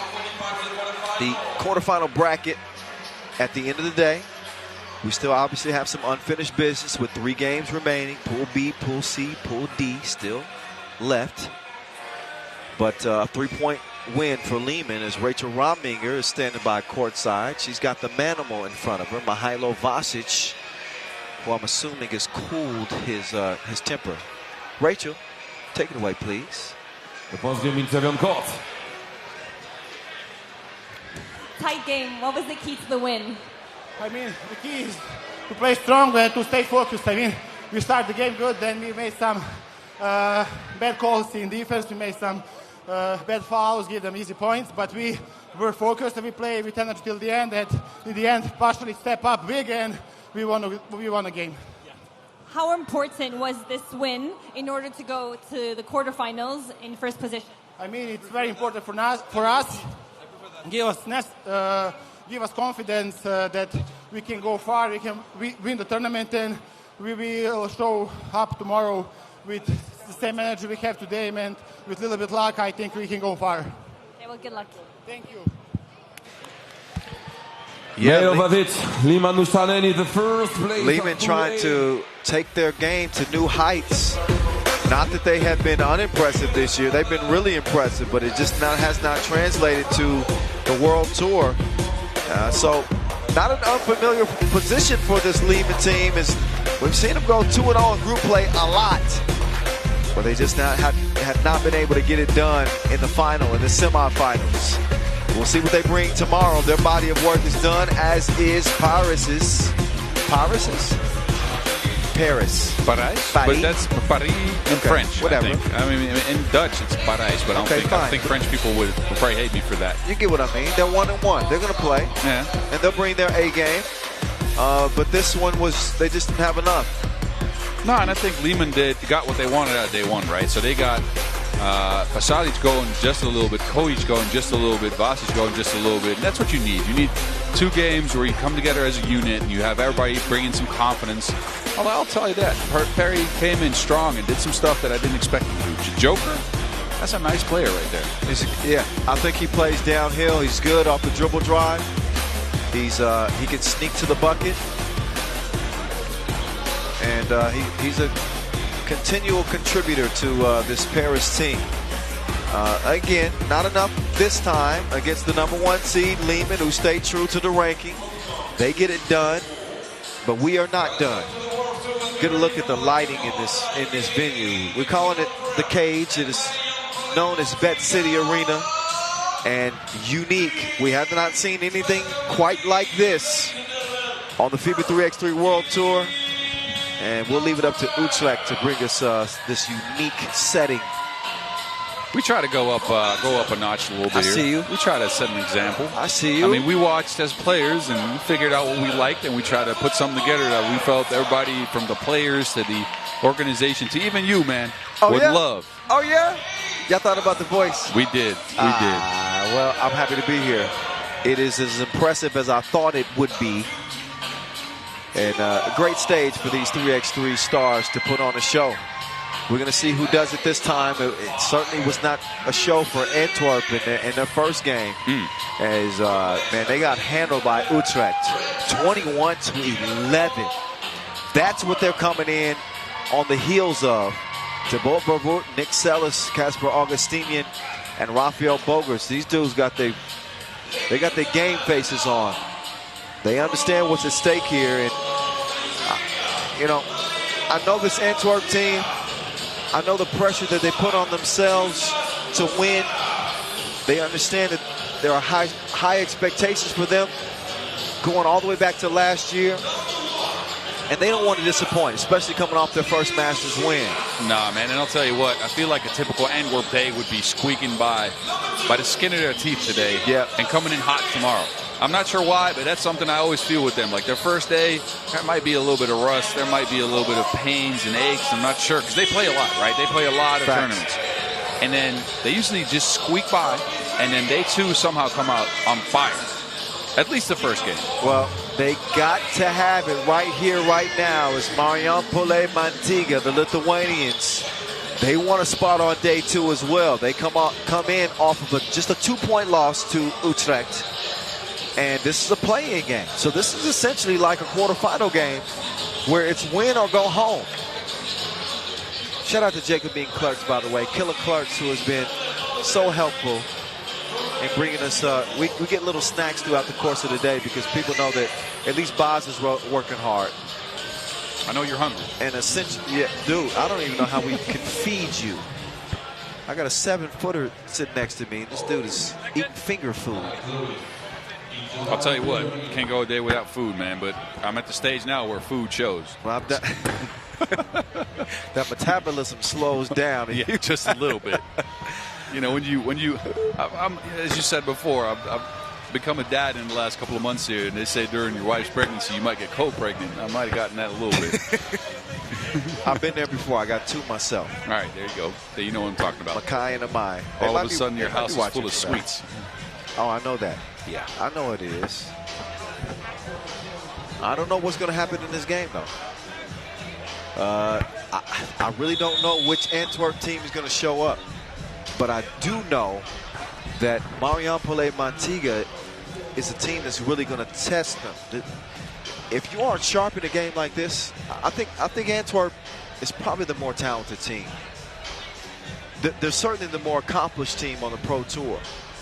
But I tell people all the time, what matters is what happens in between the lines, right? Yeah, and I think if you look at things like Marijampolė has a base level of just going hard. I don't know how to explain that any other way. They just go. They just go, and this is one of those teams where it's risky if you are not focused like Antwerp was in the first game. You can just straight out get this going. You can straight up lose a game like this because they just go harder than you, or they might just be a little bit more eager to win this game or hungrier to win this game. Not sure how else to put it, but they take what you give them. And Ivaldis Joggers is a player. I'm telling you. He is good. Again, one of those guys that everybody wants on their team. He does the dirty work as well as score, which is tough. Bogues takes the feed. That's a good eat. Antwerp is on the board. Joggers will hand it off. Klichunikas. 2 ball, too long. Foul called on the rebound. Hold. Apparently it's a little bit cold out there, Boz, because our officials have put on the long sleeves. And I'm telling you right now, I'm sitting here in a sweater and a flannel shirt over top of it, so I know it's cold. It's a little brisk. Yeah, it's a little brisk. It's the typical Dutch end of September weather here. Some rain, some cold, and now some, I don't know, clouds, I guess. Man, I'm not even going to lie. When we had that rain earlier in the day, I was worried that we might not be able to get to group play today. Let me tell you what I did at 8:30 this morning. I walked out here with a leaf blower, and I tried to blow out the court to make sure it was dry for the game. So, yeah, I was a little worried, too. I'm just happy we got through the day. Boz's day has been longer than mine. Trust me, y'all. 6:30. I was still looking at the back of my eyelids at that time. I'll tell you what, I couldn't stay in the bed, especially with the job sleeping there as well in the room. This dude probably got up at 4. Shout out to Jesper Jobse. Yes, sir. Co-founder of 3x3 Unites. And just putting this together, and he was at the front of that, just doing so much preparation work and, you know, helping the stadium get put together the way it looks right now. It's just awesome. So, got to give it up to him. Transitioning from a player to this has been. I mean, I've done the same thing, and it's been a journey, man. I'm happy to be alongside him on this, and I'm happy we get to run stuff like this as a perspective too. So not just for the players, right? But again, I told you before, we do a lot of social work. That's the main thing that we do. We educate kids, and I think we might have educated about 250 kids this year all of them get a chance to be here. I mean, earlier we had a couple of them receiving their degrees on the court in front of the crowd. We have about 60 of them walking around helping us out here. And that to them is a perspective as well. They get to be alongside us and help the top of the world come to the Netherlands and, you know, be part of an awesome experience like this. So that is without a doubt. Has Vervoort got a good look today? No, he has not. Teams have been all over him. I don't think he's gotten a clear, like, maybe one or two open looks, but everything else has been contested. He's doing one-legged runners from Tulane. I'll tell you what, though, he sometimes he forgets to drive. Yeah. He forgets that he also can get to the basket. And he got one dunk today, right? But all the other things he's done has been shooting contested shots. So, and ironically, we talked about him being the best contested shooter in the game. He's not making the day. No, not today. Yeah. And I think that's what you worry about if you're a fan of Antwerp, is that you can't live or die by one player. No. And their offense is so dependent upon must-see TV success that it makes it difficult. If he has a game where he's not shooting it at an efficient level. Yeah, and then they have nobody else that can carry that load, right? Because all the other guys on the team kind of are dependent on somebody else creating their shot for him. I think Sellis might be the only guy that can create his own shot, but it's always going to be a one-point shot. And all the other guys are dependent on must-see TV or Sellis or their teammates to create something. So right, they are pretty dependent on must-see TV. And if he's not on, like today, then it's tough. So it's a lot of pressure on the young cat's shoulders. For sure. But, I mean, he's shown that he can handle that in the past. It's just some tournaments he's off. I think for them, they have to be careful to guard their mental. And don't think about the reputation. Don't think about the expectations. Just come out here and play your game. And if they play their game at an A level, they're very difficult to beat. But you know, as a player, especially in 3x3, you have to have a short memory. You can't think of the last play. You certainly can't think of the last game. Yeah. And if that is in some way looming in your mind state, it can affect the way that you play. Yeah, and I feel like they carry every loss more so than they carry their wins. I'm not sure why. Because they might be putting too much pressure on themselves or anything. But, again, every loss, you see them drop their heads, and they'll pick it back up and come in to play the next game. But I feel like the loss is way more for them than the wins do. Right. It's almost like they feel the pressure of a noob. Yeah.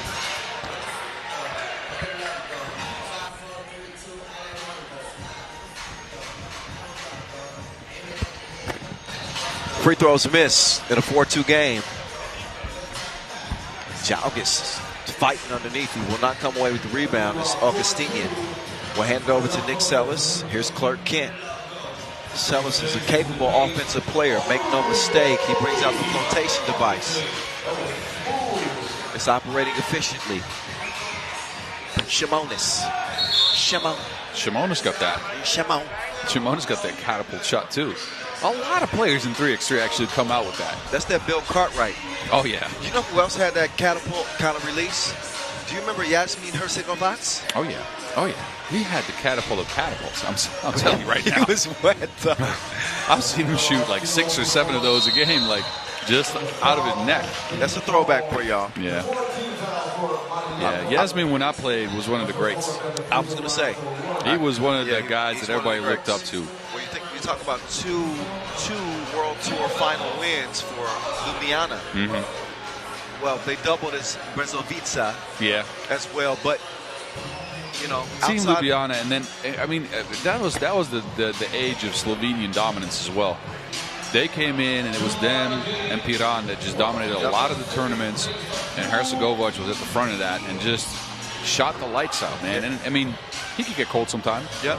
He could get very hot, though, because that second World Tour Finals win came out of nowhere. He scored 50 points en route to that. And you remember the Birdman? Oh, yeah, for sure. I remember the Birdman. 7 foot. I think y'all were the only 2 7-footers. Yeah, we were the only 2 7-footers playing back then. Yeah, for sure. We were the only 2 7-footers playing. See, I go back, man. Birdman. Shout out. Birdman he's not watching right now. No, he's not. Maybe somebody that knows the Birdman. He had the fanciest haircuts in 3x3, I'll tell you that. For certain. Anyway, 5-3 game. Marijampolė, Mantinga in front as Vervoort gets it over. And Antwerp look a bit out of sync here.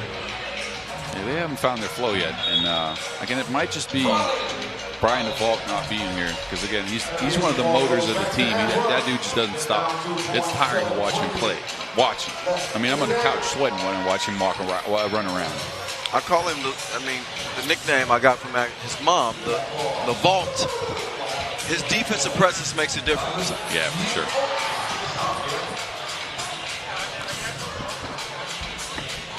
Oh, that's a tough lay right there. That last bucket, courtesy of Mercedes. We'll talk about him a lot. Munichigas, no? That's a push foul. Yeah, push on the rebound. 2-point game as we go into our first TV timeout. And Antwerp's offense really not showing a lot of optimistic signs coming off, their last contest. Here we are, over 3 minutes into this game, and 10 points scored collectively for each team. But Antwerp is usually a better offensive team than what we've seen so far. Yeah, you can see they're out of sync. They're just trying to get back to things, but must-see TV just took a drive to the basket, jumped, had an open layup, and passed it off to his teammate, and that's when you know you're out of sync. Yeah.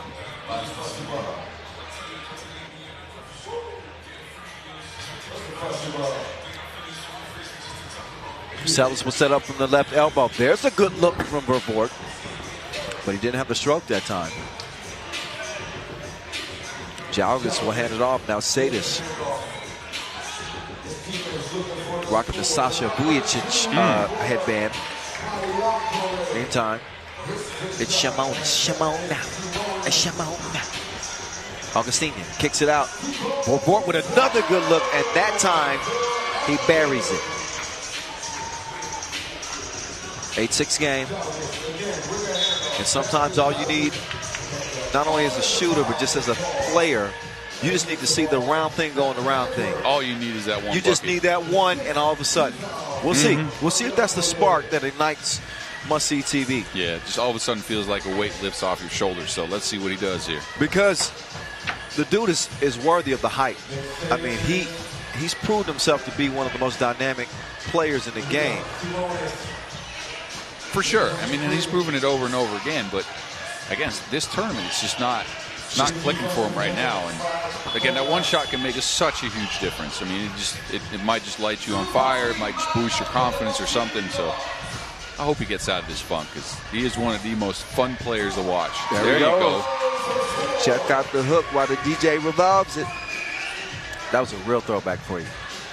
That was Vanilla Ice, bro. That was 1991. I'm gonna go ahead and say I didn't listen to that. All right. What? You never heard? I've heard Vanilla Ice for sure. But he was on the Ninja Turtles movie. What? You don't remember that? No, I don't. You never saw the Ninja Turtles? You don't understand. Like, I saw the Ninja Turtles. We never got the movie. We didn't get that stuff out here. Again, the same with Vanilla Ice. Like we heard Ice Ice Baby. Ice Ice Baby. That's about it though. Check out the hook while the DJ revolves. Never mind. Yeah. Wow. Hey, well. And this is back in the days when I was still. The cultural differences are glaring. Yeah. Also, I saw the video for Ice Ice Baby, and I saw the frosted tips, and I was done. It wasn't good. That. Let's not pretend. You look back, it wasn't good. Nope. Anyway, that shot was good. Nice spin from Nick Sellis that he puts it in, and he'll even things up at 8 apiece. This looks like it's going to be a dogfight the rest of the way. Nearly at the midway point, 5:09 exactly, as Marijampolė Mantinga take over. Kuchinikas, between the twigs. He will get it back. Can he cap it off? Yeah, no. No, he can't. It's too bad. That's too bad. It would have been a nice play. For Vervoort all alone. Oh, he doesn't get reservations for two. Kuchinikas can't knock it down either. So they'll let Vervoort give it over to Sellis. That's an offensive foul. That's too bad. If he just would have stood there, it would have been good. I'll tell you what you made me think about, though, and not to go on about music all that long, but I remember I was all into Warren G back then. Oh, yeah. You got it. I mean, Warren G was smooth. Yes, him and Nate Dogg. Yep. That was me. All right, what song? Come on. Prince Eager for sure. Okay. Regulators. Regulators. It was a clear dark night, a clear blue.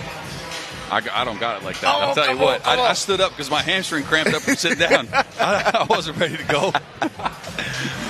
But no, that was my first stuff. N-A-T-E-N-E. The woman to the G. See? They even know about Warren G in the truck. Come on, boys.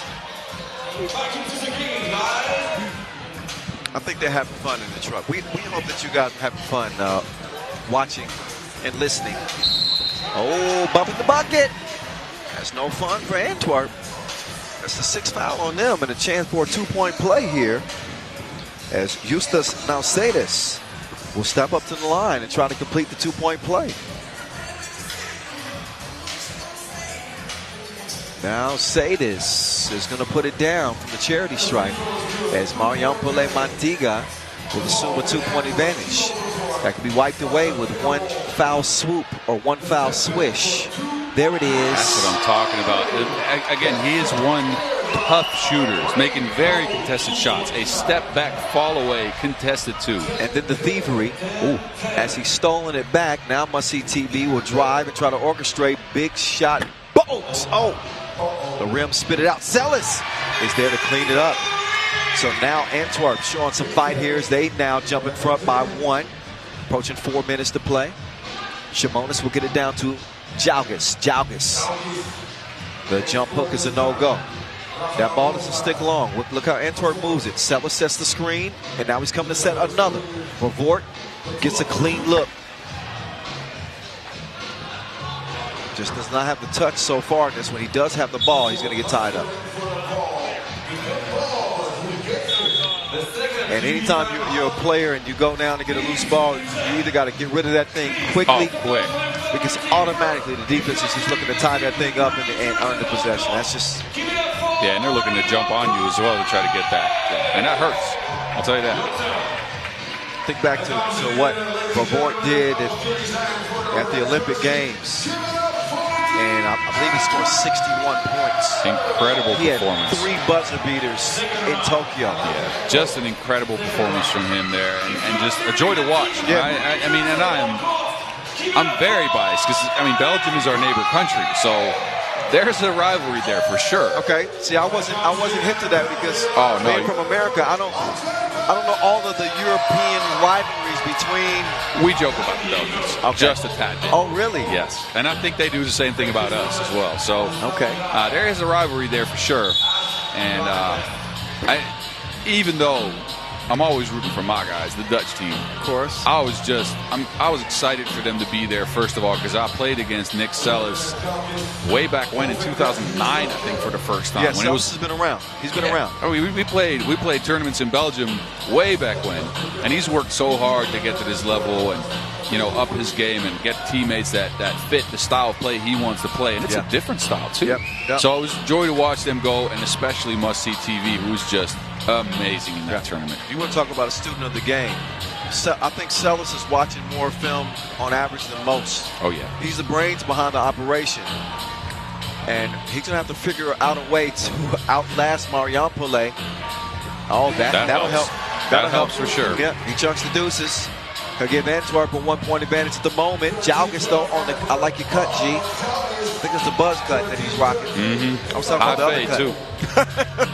What you know about a high fade? Come on, I used to have those. You don't know me like that. I used to have a high fade. Oh, man. Show me some pictures of that. Man, I'll tell you what. I'm going to make you laugh. I have one picture of me in college where I have some cornrows. Oh! And some earrings. I'm about to take this microphone off. Long-ass white T-shirt, too, and some FUBU jeans. So this picture is going to stay hidden, but... Not the FUBU. Oh! Nah, man. The Carl Kanaj, the fat part? Oh, yes. Oh, man. Yes. Coogee shirts, too, like I had. Oh, what year was that? I think I went to college in 2005 or 6, something like that. Oh, you were still doing the FUBU at that point, huh? Man, trust me. You should have talked to me. I would have told you that it was the wrong decision. Carl Kanaj, like all that type. Oh, yeah. I had a whole Wu-Tang stuff as well. I had a whole bag full of stuff, and then the longest white tees you can find. Drop down the knees. Oh, nice spin. He's a big ballerina, Augustinian. Oh, now they're pumped up. Now they're starting to feel it. Okay, maybe a shift in momentum here. Antwerp leaded by 1. Must-win game. Must-win situation.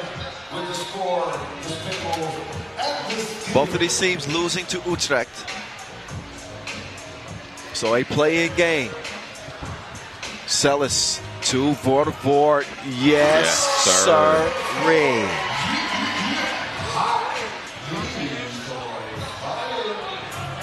Now Sadis will give it up to Jalgis. Jalgis is attacking Vortvoort.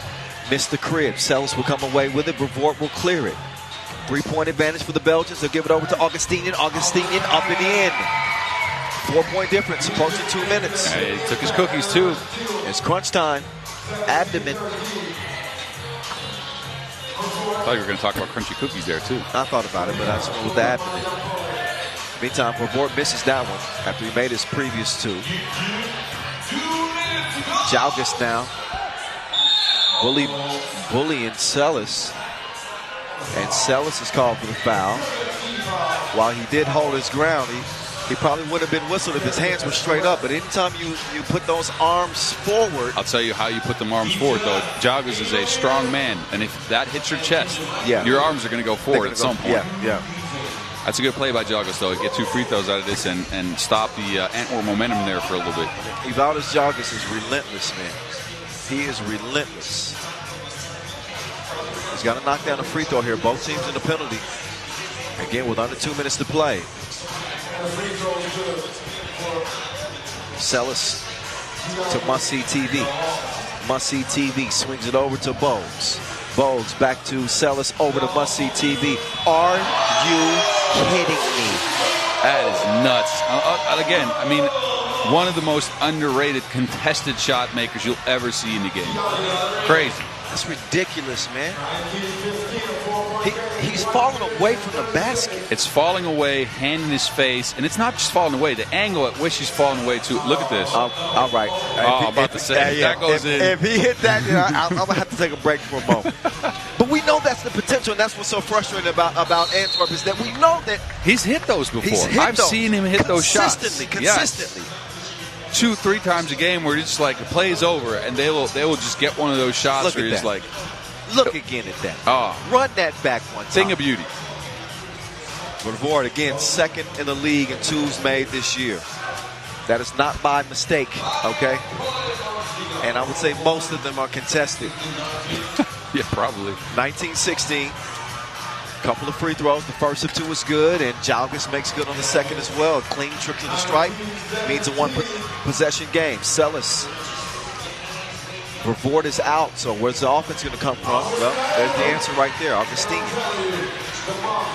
That's why you add him to the team. Oh, Shimonis. 1-point game, under a minute to play. Celis is thinking about it. He lets it fly. Back ironed it, long rebound, out of bounds. It'll go over to Marijampolė Mantinga. Antwerp with game point, but Marijampolė could steal it. We could be looking at a Maurice Lacroix buzzer beater. And an upset, I'll tell you that. Man, this is what I like. This is for all the marbles right now. Shimonis swings it, Evaldas Jalgis for the win. Missed it, got it back. Plichunicas! No! Oh, they got 2 shots at it, too. They got 2 good looks. You can't ask for better than that. Must-See TV. Will he put it away? Will he settle for 2 or will he drive? We're going to find out now. Vortvoort on the drive. No. Has it swatted. Jalgis with 17 ticks left. Shimonis, up fake. Shimonis, another up fake. Shimonis lets it fly. It's a miss. Celis comes away with it. 10 seconds to play. Antwerp can use some clock here. Shot clock and game clock are even. They don't have to put a shot up. All they need is a win. Marijampolė can't foul. You can't be putting somebody on the free throw line right now for 2 shots. That's for sure going to be a loss. So I don't know what they're going to do. I got to give you props because you put on your prognostication hat and you said you feel like this is one of those games that Antwerp were just going to squeak by. Skin of their teeth. By the skin of their teeth. They're going to find a way to get it done. And You're in the driver's seat here. I would expect them to win this game. 6 seconds, they're going to hold ball. Yes. No need to shoot. Marijampolė, Mantinga is going to have to foul and hope for a couple of missed free throws. And that's the only way they survive. Yep. So we'll see.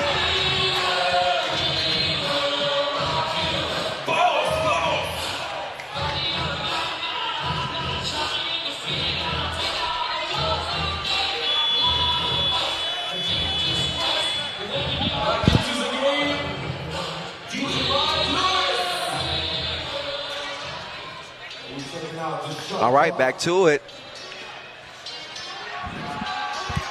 I wouldn't be surprised to see Marijampolė go for the steal here, but I think must-see TV has been around too long. Well, I think that's the first thing you have to try. Yep. If you're Marijampolė Mantinga, of course you go for the steal, and then you look to get an attempt in some way.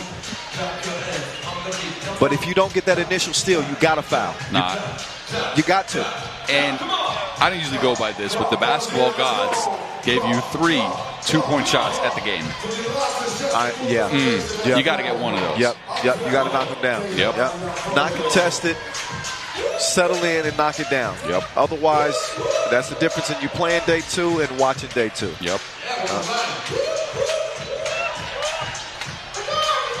I think the referee might just be looking at the shot clock, though. There might just be a shot clock reset here, but I'm not sure. All right, so Voort will have the possession here, top of the key.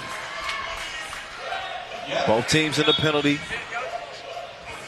And Voort makes the quick move and the quick pass. Sellis wants to burn some clock. They waste 3 seconds. That's not bad, though. I mean, think about it. Who would you want to put in the free throw line? Well, that's a good call, and that's the coach in you, because if there's one area that Nick Sellis has struggled, it has been at the free throw line. Let's find out what he does here. He can put it away. There. Oh, wait a minute. All right, he misses the first of 2. He is cold-blooded. He got the second one to finish the game. So Sellis will have another opportunity here at the line to put it away. Sellis, no, he missed them both. 2 seconds to shoot, and they throw it away. Throw it out of bounds. They threw it away. They got what they wanted. They put Sellis on the free throw line. He missed both free throws, and then they just couldn't get it to a player outside of the 2-point arc. That's deflating. That's deflating. And with 0.3 seconds left, all you got to do is... That's ball game. That's it. 20-19. Antwerp survive and advance by 1. Skin of their teeth. They get in by the hairs on their chinny chin chin. But that's all it takes. A win is a win is a win. Antwerp will be playing day 2. Marijampolė Mantinga, despite their best efforts, they will come up short here in Utrecht. And credit to Antwerp for pulling it out. This was not one of those games where they really outmatched Marijampolė. You knew that it was going to be a dogfight. You knew that it was very likely to come down to the last couple of possessions, especially if Voort wasn't stroking at a high rate. And that's exactly what we saw. 2 games remaining on the slate, but we got some highlights for you. This one was back, forth, and forth. Let me see. You haven't sung yet. Back, forth, and come on. Forth? That's an Aaliyah song. I don't. All right. Hey, give me a new analyst right now. Immediately. I haven't listened to Aaliyah all that much. Come on. That's a classic. Never mind. There are highlights here that we should be talking about, Boz. I was listening to that.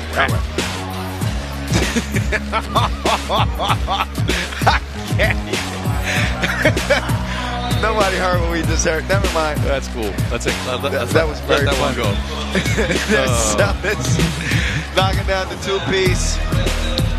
Obviously, he put his team in a little bit of jeopardy there late, missing those 2 free throws, but thanks to must-see TV, he found his signal at the right time, connects from deep range. And Marijampolė Mantinga, they got nobody to blame but themselves. They had some looks there at the end, but ultimately they could not pull it out. 20-19, Antwerp playing day 2. They'll be coming out of Pool B. We'll get into Pool C. Amsterdam and Belgrade Partizan are up next as they'll get warmed up for a bit. And again, we get ready to put a button on day one. Just 2 games remaining. We'll decide Pool C and Pool D. Šakiai, Gulbelė, and Vienna will follow this game as the Lions will now take the court with Julian Jari, Arvid Slagter, DeMeo van der Horst, and Maxime Kovacevic.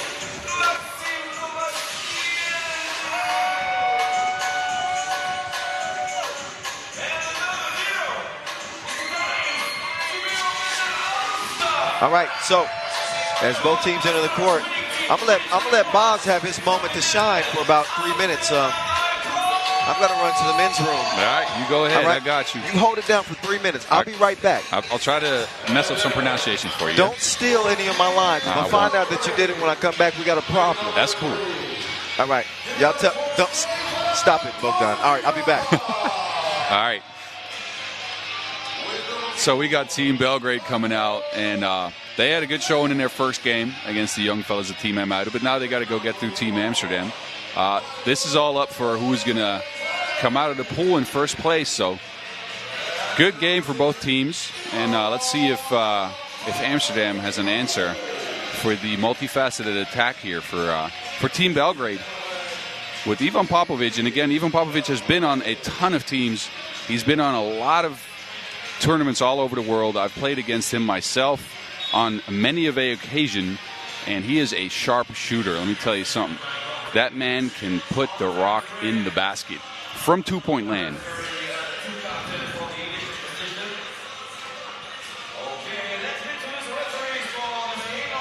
As both teams get warmed up and ready for this game. And again, I talked to Team Amsterdam earlier in the week to gauge where their head was at for this tournament, because obviously I want to know what they feel like heading into the World Tour in their own country, and they were just very excited to play. And here you go. Take a look at DeMeo van der Horst, world rank number 11, dimes, and I know he's excited to be here. You know, he's going to come out with some floaters, and I really hope we get to see the air guitar today. You know, that makes it a little bit more special for me. And then Team Belgrade coming out with Marko Stefanovic. And I mean, this guy's just popped onto the scene with Belgrade this year, and he is very, very good at dunking, I'll tell you that. So he's ranked first in dunks this year in the Masters, and he's trying to expand on that today, because he's touched iron a couple times, and I think one of them might have counted, and he didn't really touch iron. I'll tell you that. This is the first time the teams have met ever. And although I think, again, Ivan Popovic might remember some of the players from the past when he was on different teams. First time these teams meet, so under these names, that's actually right. There's they've met under maybe a different name. Although I'll tell you what, I cannot remember all the teams Ivan Popovic has been on, because he has been a 3x3 journeyman with passion for the game, obviously. Because if you stick around this long in 3x3, you have to love it. And we'll kick things off with a Belgrade possession. And right away, Amsterdam fouls. So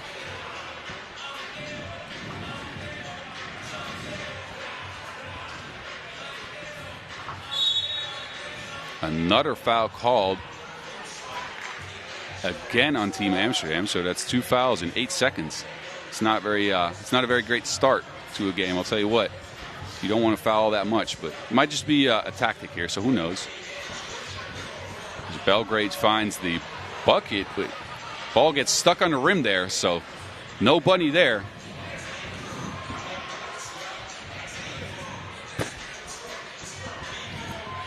Maxime Kovacevic out to dimes, and he's looking into Juice or Kovacevic here. And dimes with the layback. And he's already putting up a hand, so there you go. A little bit of enthusiasm there. He's hyped up. So dimes, I'll tell you guys, is a emotional player, and once he gets into the game emotionally, then a lot of beautiful things happen as Belgrade gets a layup to go and gets on the board. But once he gets into the game emotionally, a lot of cool stuff happens, because he's a dynamic offensive player, as he shows here by splitting the defense and throwing up a floater. Ball's cleared. An open 2-point shot. Doesn't find the bottom of the net. Amsterdam possession and a foul underneath on Ivan Popovic because he couldn't hold the juice, man. And that guy is too strong. I got to welcome him back, man. The voice. He made a run for it. That dude must have won the 100-meter sprints right now because he was gone for a minute and he's back already. That's 2 stairs and a couple of steps, man. I mean, you're quick. I made some enemies. I cut some people in line. I didn't know 1984 was that quick, man. I'll tell you that. How did Bob's hold it down, y'all? Let me know. Oh, 2-1, so only a minute and a half. I didn't miss much time. I'm back now. One-legged fader, not happening. Maxim Kovacevic, he's going to airmail that one. And another game that should be hotly contested. Amsterdam made fairly easy work of IJmuiden earlier. 6-point win. Belgrade Partizan, they picked up a 2-point win over IJmuiden. Did you mention that already? I did not. Okay. I did not. I kept Team IJmuiden out of it for a little bit. And allow me to correct a mistake that I made earlier. Typically, if you win a World Tour Masters, you're going to be in a really good position to play at the World Tour Final, right? It's the top 12 in the rankings, which everybody knows. Yes. But I automatically give them a ticket to the World Tour Final when they win a Masters. But technically, that's not the case, right? Top 12. So that's technicalities, though. Yes. I mean, I think that's enthusiasm in your part. Sure, but I just want to make sure that everything's on the up and up. Meantime, Dimes puts the 2 up, but that stroke was broke. Oh, look at that passing. And that leads to yet another Yanni from guess who? Stefanovic. He's a dunking machine. Ivan Popovic turns around. Soft touch, puts it in. That's a foul called on Popovic. As Kovacevic will check out and Juice will check in.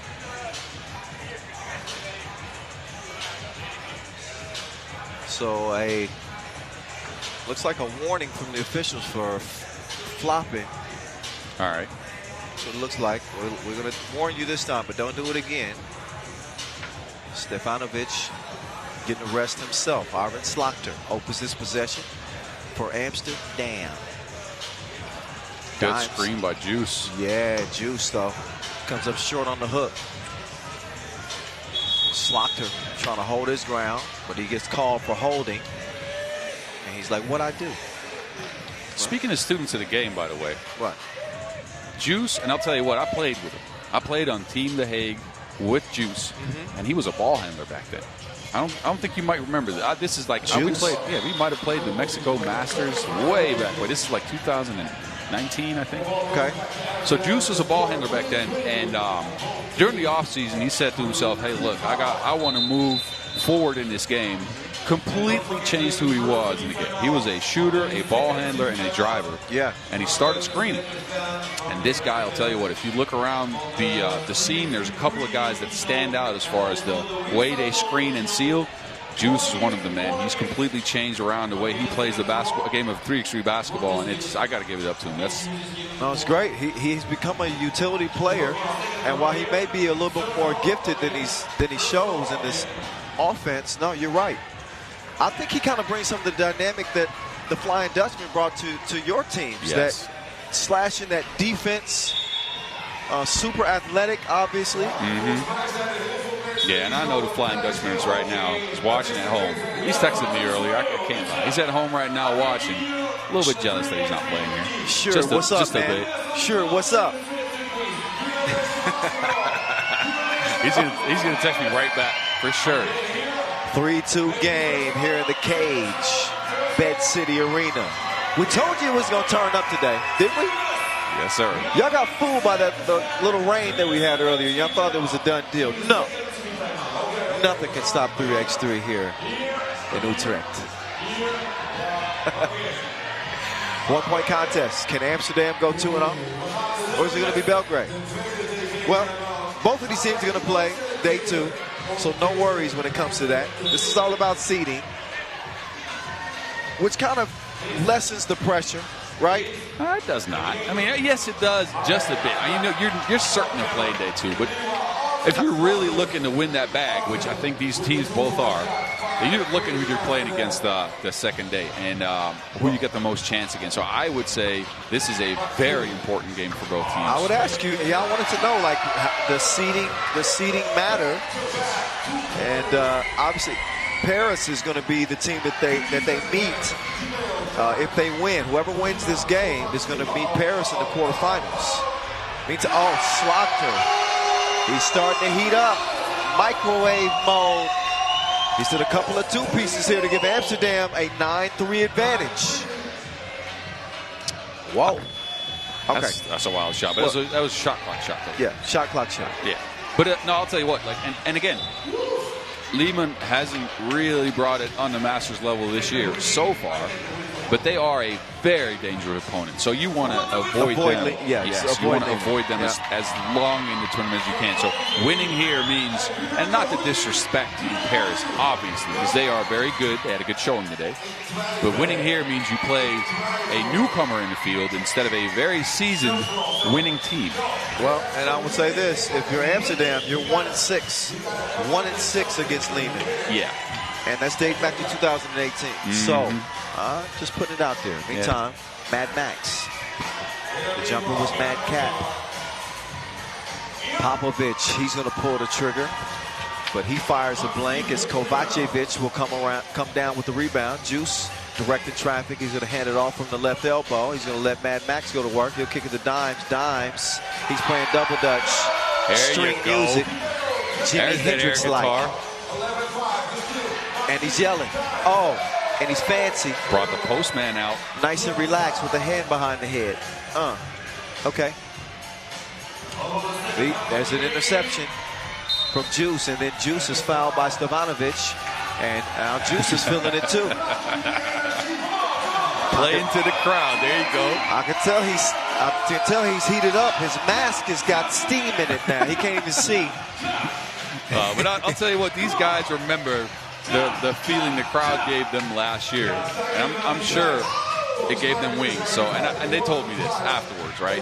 After the Challenger last year, which they won. So they're hoping the crowd gets behind them like they did last year. They're trying to hype them up and bring that hometown crowd along. So glad to see it. I know they got a bunch of fans out here for sure. I see some flags here. And I like how they're communicating. You don't see a lot of bickering out here.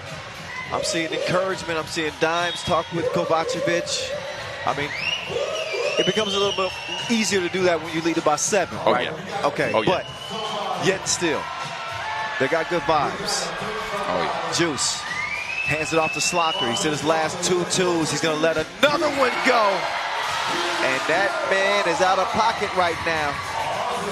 Slocker back to back 2 pieces is poked away.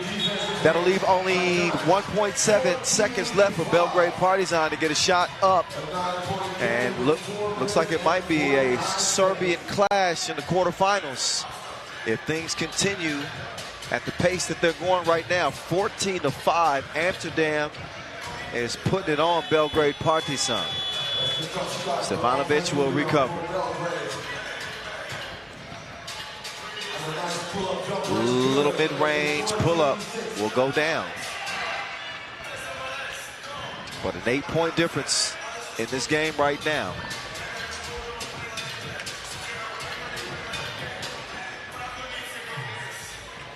This is the point of the game where, as Amsterdam, you want to put your foot on the gas and really run them off the court. But it feels like Amsterdam is letting up just a tad bit, especially if the shot from Stefanovic goes in.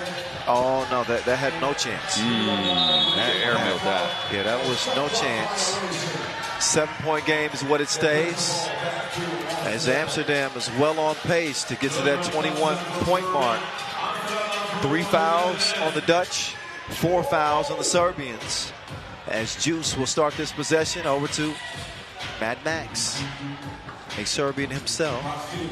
He will kick it. Juice. And that is fresh squeeze, pure. Juice throwing up the deuce. See what you did there. I'm trying. All right. I'm trying. I got to learn at some point, right? TV I'm not a timeout. wordsmith like you, but I'm, you know. Well, I'm not quite there. I'm still working. But Amsterdam's putting in that work. Yes, sir. 16-7. Hey, and again, as Amsterdam, this is what you wanted out of day one, right? Start off the day with a W against a team that you see in practice every day, and then come out and give Belgrade the business. 16-7 right now with 3:52 left in the game, and you're firing on all cylinders. You got DiMeo throwing out the air guitar and the postman delivery. You got Arvin hitting shots. You got Juice hitting up and chucking up the deuces. Like, yep. That's what you need right now. Well, you see, when Arvin is shooting like he's shooting, the confidence level with this team, it changes. Yeah, it changes the whole dynamic of the squad because it gives so much more room for the other guys to operate. Again, DiMeo lives in the paint. Juice lives in the paint. You know, Max can drive and shoot. So you want that space that Arvin creates by hitting shots, which he's doing right now. So, non-biased. I'm not biased at all. Again, we've talked about this. I'm not a particular fan of any team here. Right. That's good, though. Right. You like that a little bit. Yeah, I believe you. Of course I do. Yeah. 16-8. Dime time. No, not that time. A little too much protein on that shot. Stefanovic will patiently wait for the offense to develop here. And Popovic late in the shot clock, defended well by Slonka, who tracks down the long rebound. Dimes will set up on the left wing. Oh, look at that setup right there. He skipped that like a pebble on a lake. Did you see that? Yep. That takes some skill right there. That's a blocking foul, yeah. I think that might be a good call. This one? Yeah. I think Arvin tried to sell that as an offensive foul, which I don't think he was standing still. So Amsterdam threatening to win this before the limit here. We still got 3 minutes left, and they're 4 points away. And that one's too long from the right wing. Dimes feeding Juice, and Yaring lost the handle on it. That's going to be great ball. He tried to throw out that chicken, but he wasn't having it. Nope. But when you got a 17-8 lead, you kind of brush a play like that off. You're going to get it back. And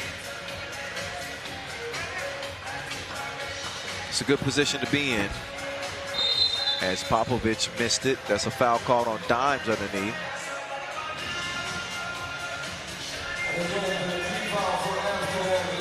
And Dimes wants an explanation. So friendly talk with the referee there. I wish I was a fly on the wall down there and could hear exactly what that conversation was like. I've been in conversations like that. I don't think that's a good idea. I'm sure it's respectful. Yes, it is. Always. Oh, nice move right there. Put up and in and scoop off the glass. Stefan Torbica. Mad Max, he drive. Oh, missed it right at the rim. Those are the ones you want to count. Popovic, he chunks the deuces. That's going to ricochet off the iron. Stefanovic back to Popovic. Torbica, he will take care of the package. Delivers it underneath. But a 7-point difference right here as Amsterdam is clicking on all cylinders. Oh, Dimes, you talking about threading the needle. That man got a sewing kit. What a setup. That's a pretty pass right there, and a great backdoor cut by Kovacevic, who just took advantage of Belgrade falling asleep just a bit. And Popovic, that's a fatigue foul. He needed a rest. Oh, yeah. His entire team is going to need a rest after this one, as it has been one-sided. 18-10, as this game is uglier than Harvey Dent. Dang. You never saw Batman. You never saw Batman. I saw Batman. Come on. Yeah, come on, Harvey Dent. Yeah, I saw Batman. It's pretty ugly. Yeah, he is. He's for sure. Yeah. I mean, I like that. I try to sell that reference for you. That's cool. All right. I'm sure people at home got it. Okay, I hope so. Yeah, I hope so too. 18-10. Minute 49. It has been all Amsterdam all the time. They are 3 points away from putting this one away. And they got the rock in hand as Dime sets up shop. Oh, they leave Slaughter all alone, and he does not capitalize on the good look. With a minute 35, though, it's not a matter of if, it's just a matter of when for Amsterdam, who have defended their territory. And you can see the frustration for Belgrade Partizan as things have just not gone their way here in this game. In games like this, it just feels like you're just underwater, and you can barely get to the air every now and then, but you can't really get a good breath of air going. No, and then you got to look at DeMeo Vanderhorst air guitaring on you, and you got to look at Juice roaring in your ear. Yeah, and then every time you miss a shot, you get frustrated, and then you see the other team hit an easy bucket or get something nice going. You see the smiles and everything, and then that momentum, that chemistry will get you an extra 10, maybe 15% of air in your lungs in a 10-minute sprint, which is very important. Yep. Jump hook by Dimes will bring them within 2 points of putting it to bed. Vanderhorst, slick pass. That was slicker than WD-40. Game point for Amsterdam. Stefanovic, he's going to set up Torbica for the score. Actually, that wasn't Torbica. That was Čakarevich. My bad. Stefanovic, not then. Slaughter, why not? You can see Amsterdam going for 22 here to try to see if they can up their score again. Because, I mean, they scored 16 in the first game. So you want to get that average points up. I mean, that might affect the seeding at some point, right? Yeah, well, not for the quarterfinals. It will not. No, it won't matter for the quarterfinals. They just get the dub. Oh, what? A layup? I thought it was going to be done. What in the heck? Okay. He might have lost that ball a little bit. Nice kick. See, nice kick out. Even though that doesn't lead to a make. Before Juice even came down with it, he already had fired it out to Dimes. And then the activity from Yari as he recovers the rebound. Dimes one last time. The bank is open. Dinero. Money off the square. They do get that 22-point mark. That's what you want in this game. I mean, if you're up that much, you're just going to go for the 22 because, again, average points at some point during the tournament might matter when it comes to the final standings. And, you know, that might make a difference between winning, you know, a certain amount of money or less. Hey. And I'm saying it matters. You're right. 22-13. 9-point win for Amsterdam. DeMeo Vanderhorst is standing by. Once he catches his breath, we'll swing it down to Rachel Romninger and see what she has to ask DeMeo Vanderhorst as his team will head into the quarterfinals 2-0. Rachel, take it away, please. Congratulations. How did you manage to dominate this game? We know it's a good team and hard-working team, so we talked before and said the biggest goal is to match their intensity, and I think we did even better than that, so it was a good win for us. Having this crowd behind you, did that give you an extra boost? Yes, of course.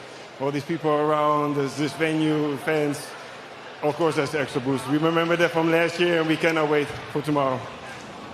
So tomorrow going into quarterfinals against Paris, what's the biggest challenge they present? I think the same thing. The intensity is really high and they're true fighters. So again, we have to match that intensity and even do better. Well, good luck. Thank you. Vince, your turn with the quiz. There's a quiz. I want to know what the quiz is. Can we join? I guess so. We'll have to wait on the quiz, but we won't have to wait on the highlights. They are here. Now, if you're a Serbian fan, you might want to look away. This wasn't exactly close. No. This is a 9-point win for Amsterdam. As again, they had it hitting on all cylinders. They changed the temperature here tonight. They were hot. Felt like Belgrade brought a horse to a car race. Oh, for sure. I like that. Look at you. I'm trying. Look at you, big bust here. Yeah, baby. The tubes are flying. No doubt about that. And then things like that were happening as well. Dimes living up to his namesake, dropping one. Torbica with a nice move right there, leads to the scoop. But look at Dimes just orchestrate. I don't care what Special K has to say. He's a good helpmate. Yes. Okay, that was my second shot. Yeah, I love them. By the way, I love them. I was joking earlier when I said, yeah, I know. I love them. I know. Great to see people coming together through 3x3, Yes. honestly. Come together right now. Oh,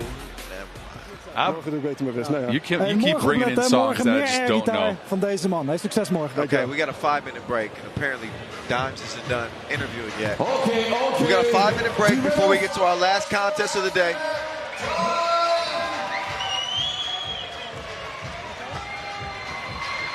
Šakiai Gulbelė will put a bow on the day. Šakiai Gulbelė in Vienna will cap the action.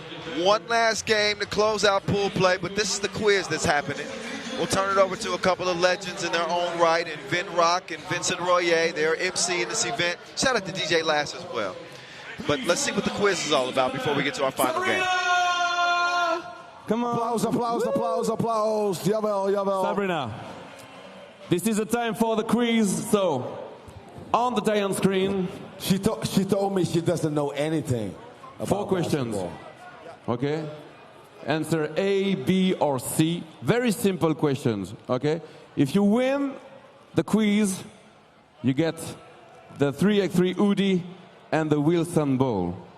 Are you ready? So, you are ready. Vince is ready. Ik ben helemaal klaar. I'm ready. Utrecht, are you ready? Let's go. So, don't be nervous. Be ready. What is the name of the emblematic bell tower of Utrecht? De grote toren. A, de Domtoren. Okay. B, Laurenskerk. What is your answer? C, Kossuthkerk. A. Okay. De Domtoren. Answer A or not? Yes! Woohoo! 1 point! Okay. Okay, all is good for the moment. Second question. How many points does a team need to win a 3x3 game? No. 10, 15, or 21 points? B? I don't know. B. Oh, you say B. B. Okay. So, the second question, not good. It's not over. Okay, one more question. Who's singing this song? Listen. Michael Jackson, Earth, Wind & Fire, or Kool and the Gang? A? You say Michael Jackson. Michael Jackson. Okay. Maybe you're right, maybe you're wrong. The good answer is... Okay, Michael Jackson. Okay. One more question.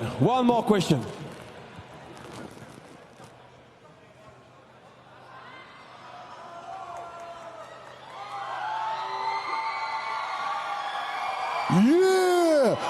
DJ Mike Lewis. DJ Mike Lewis. What a proposal. An incredible moment. And take this in. She said yes. She said yes to the most important question. We do weddings, baptisms, no funerals. Oh, wow. Congratulations to DJ Mike Lewis and his bride-to-be. Incredible. Oh, and they brought out the band for this. Who knew? Congratulations. This is a time to celebrate. And it's hard to top a proposal like that. That was nice. That was creative. And it's turned into a show. It's like a halftime show. And a lifetime in front of those two right there. Beautiful. Beautiful.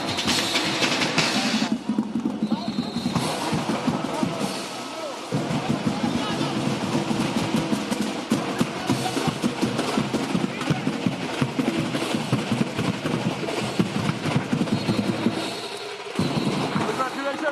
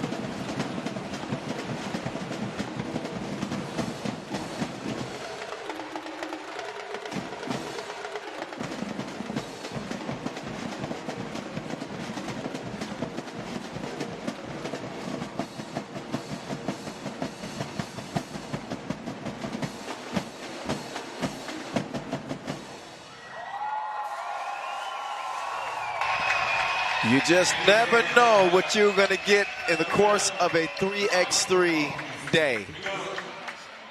Congratulations to Mike and Sabrina. DJ Mike Lewis, a longtime 3x3er,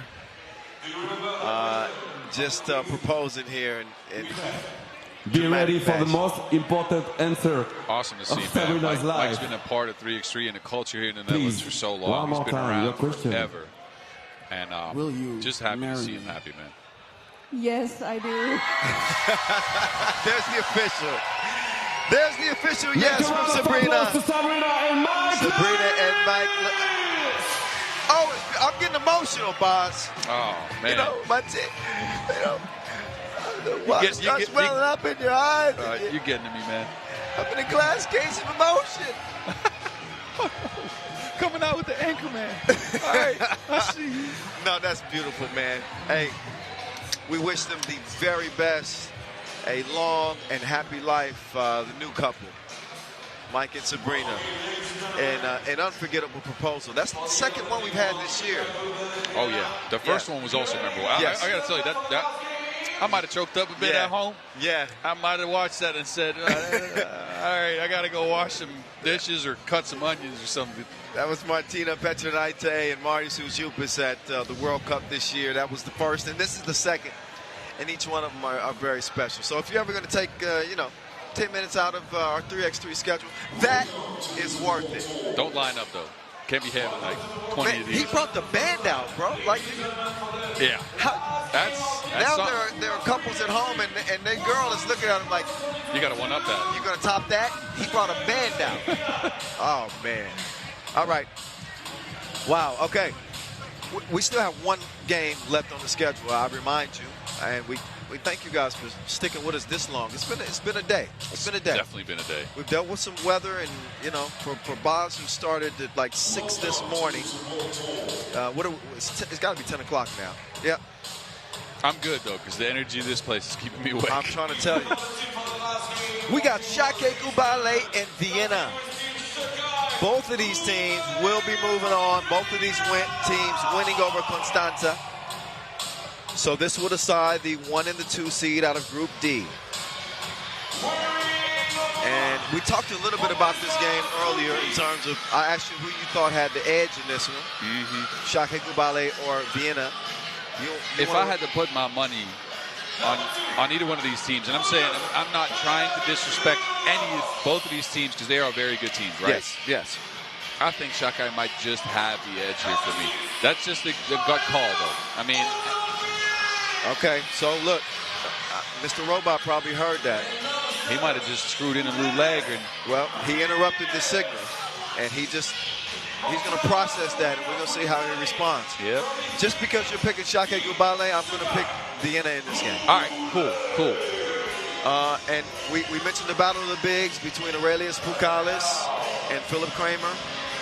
That's something I'll definitely be looking at. It could very well be the deciding factor in this game. Yeah, because you saw Šakiai go do Pukalis very often during the game against Constanza. Early and often. Expect a healthy diet of Aurelius Pukalis. Continuous feeding in the post. And out comes Stefan Stojacic. World Cup gold medalist 2018. I think if he does well this game, we might be getting past the stage where we say we're glad to have him on the court. I mean, we are glad to have him on the court, obviously. Man, but he's a very good basketball player. Oh, he is back, man. He is back. And here he is with his newly constructed team, the new addition, Quincy Diggs. I know that's underneath Mr. Robot right now. His name ain't Quincy. It can't be, even though you can screw in new body parts, you can't be screwing in a new name, right? I think we know who the Quincy is. Oh, yeah. Yeah, for sure. Quincy Diggs. Rocket number 7. He's the new ad. They'll do the coin flip, and it looks like Green will decide they want the ball. Did you ever defer? Yes, we used to. Yeah. We always used to defer. Why? Because we felt like, because we were in a high-scoring team, right? So we were dependent on our plays, maybe some shooting from a couple of players, and then my back-to-the-basket games. But we usually got to 16 points and not that much more. Right. So we got to overtime often. And you want the ball in overtime. Yeah. So we deferred on the first play because we felt like our defense was decent enough to stop that. And then we had the advantage going into overtime. Got it. Yeah, I'm always curious about teams in this decision. I would say that most teams actually decide to take the ball first. Yeah, because most teams decide to take the ball because that just gives you a straight-up advantage right off the bat. Well, they hope the game doesn't ever even go to overtime. But small ball was different. Defense was your key, and you guys knew that you could score on the, obviously feeding you on the interior. You knew that you had that. But yeah, and then again, because I think one year we got to overtime 3 tournaments in a row, and then that's when we decided to make the switch, like just defer, and then we'll have the ball in overtime. We have the shooters to make a shot, and especially back then we prided ourselves on our plays, right? So we try to think of new ways to go about things, and we try to think of new plays that we could run to get ourselves an open shot, which worked, right? But we weren't a really good transition team. We were just a plays team. So we felt like if you have the ball in overtime, you get to run a play and start there. I remember that squad well with Jesper Jobse, of course, the Job, and Joey Shelvis, and Sjoerd Van Vilsteren, the Flying Dutchman. That nickname will stand forever, by the way. We'll never give anybody the nickname the Mountain, and never the Job. Thank you. Those are retired forever. The Flying Dutchman, though, I think somebody brought it back. Dylan came in, and somebody gave it to him, too. I don't know. No. I mean. Dylan Van Eyck? Yeah, I did not. No. He's the real deal. He is. He's the real deal. I know. Right? No, I wouldn't. Just let's keep reminding people of the fact that the Flying Dutchman. Okay. The Flying Dutchman. That is Sjoerd Van Vilsteren. Yes, sir. Now and forever. All right? Okay. This is it for the day. One last 10-minute sprint to go. Let's get to it. Kyle Montgomery, Boz Rosendahl here with you as Philip Kramer hands it off. Swings it over to Matthias Lenortner. He's off target on the 2 release. Pukalis will hand it off to Belavicius. Belavicius gets a look. Belavicius with a flick of the wrist. Swishalicious. Yes, sir. I mean, Šakiai Gulbelė is so dangerous from 2-point land. So starting off the game right. Oh, that would be good if Kramer could knock even maybe one of those down. 1 or 2. He misses that first one. So now he's got to try to defend Belavicius, looking for a second to make. And good defensive possession there for Kramer. Now it's Mr. Robot He tries to get in gear. Oh, they leave Lenortner open again. Oh, he blew that one. Kramer now attacking Belavicius. Belavicius with no choice but to foul. You got to be careful with those fouls. Exactly. The referee's going to discuss that because he didn't make a play on the ball. And he's got to be careful because that could be upgraded to an unsportsmanlike, and they're going to take a look at that. And that's exactly what I was thinking. You don't make a play on the ball. Look again here. He wrapped him up. There's no play on the ball. That's going to be unsportsmanlike for sure. I think that's going to be an unsportsmanlike foul. According to the rule book, obviously we got two top-level officials here with official Marcos Michaelides and Marek Maniszewski. They'll make the call here, and I agree with you. I think it's going to be upgraded to an unsportsmanlike. You have to make a play on the ball. Mm-hmm. Yeah, you always have to. With it, you try to, again, as a player, you try to like walk that thin line of where you can, try to maybe get away with a foul like this, and then, the referee seeing all that, the stuff that you do, obviously. So, or at least fake it. You got to at least fake like you're making a play on the ball. You can't just grab a guy. Kramer is able to get the first free throw to trickle in, and that'll get Vienna at least on the board here. To be real. All right, we got a 2-2 game. Just like that. Uzi. Oh, he got his pepper picked. Peter Piper with it. Kramer, though, lost it.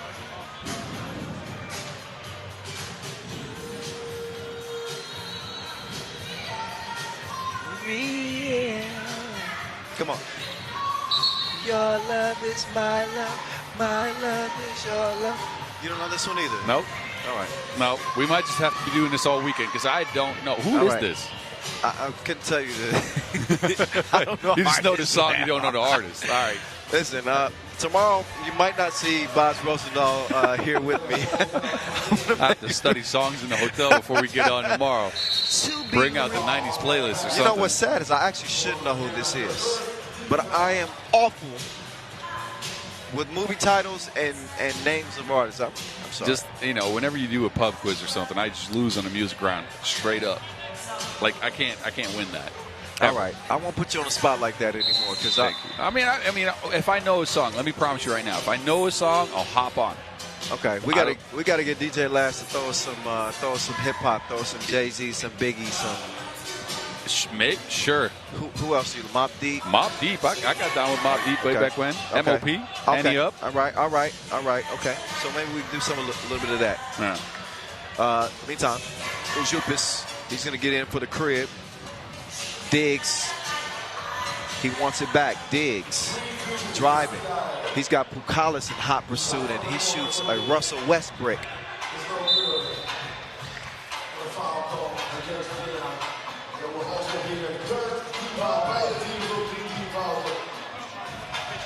One-point lead, Šakiai Gulbelė.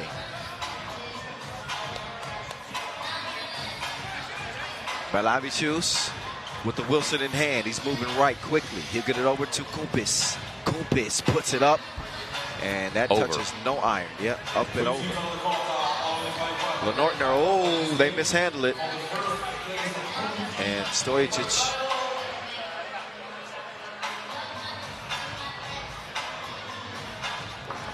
Makes his argument only briefly.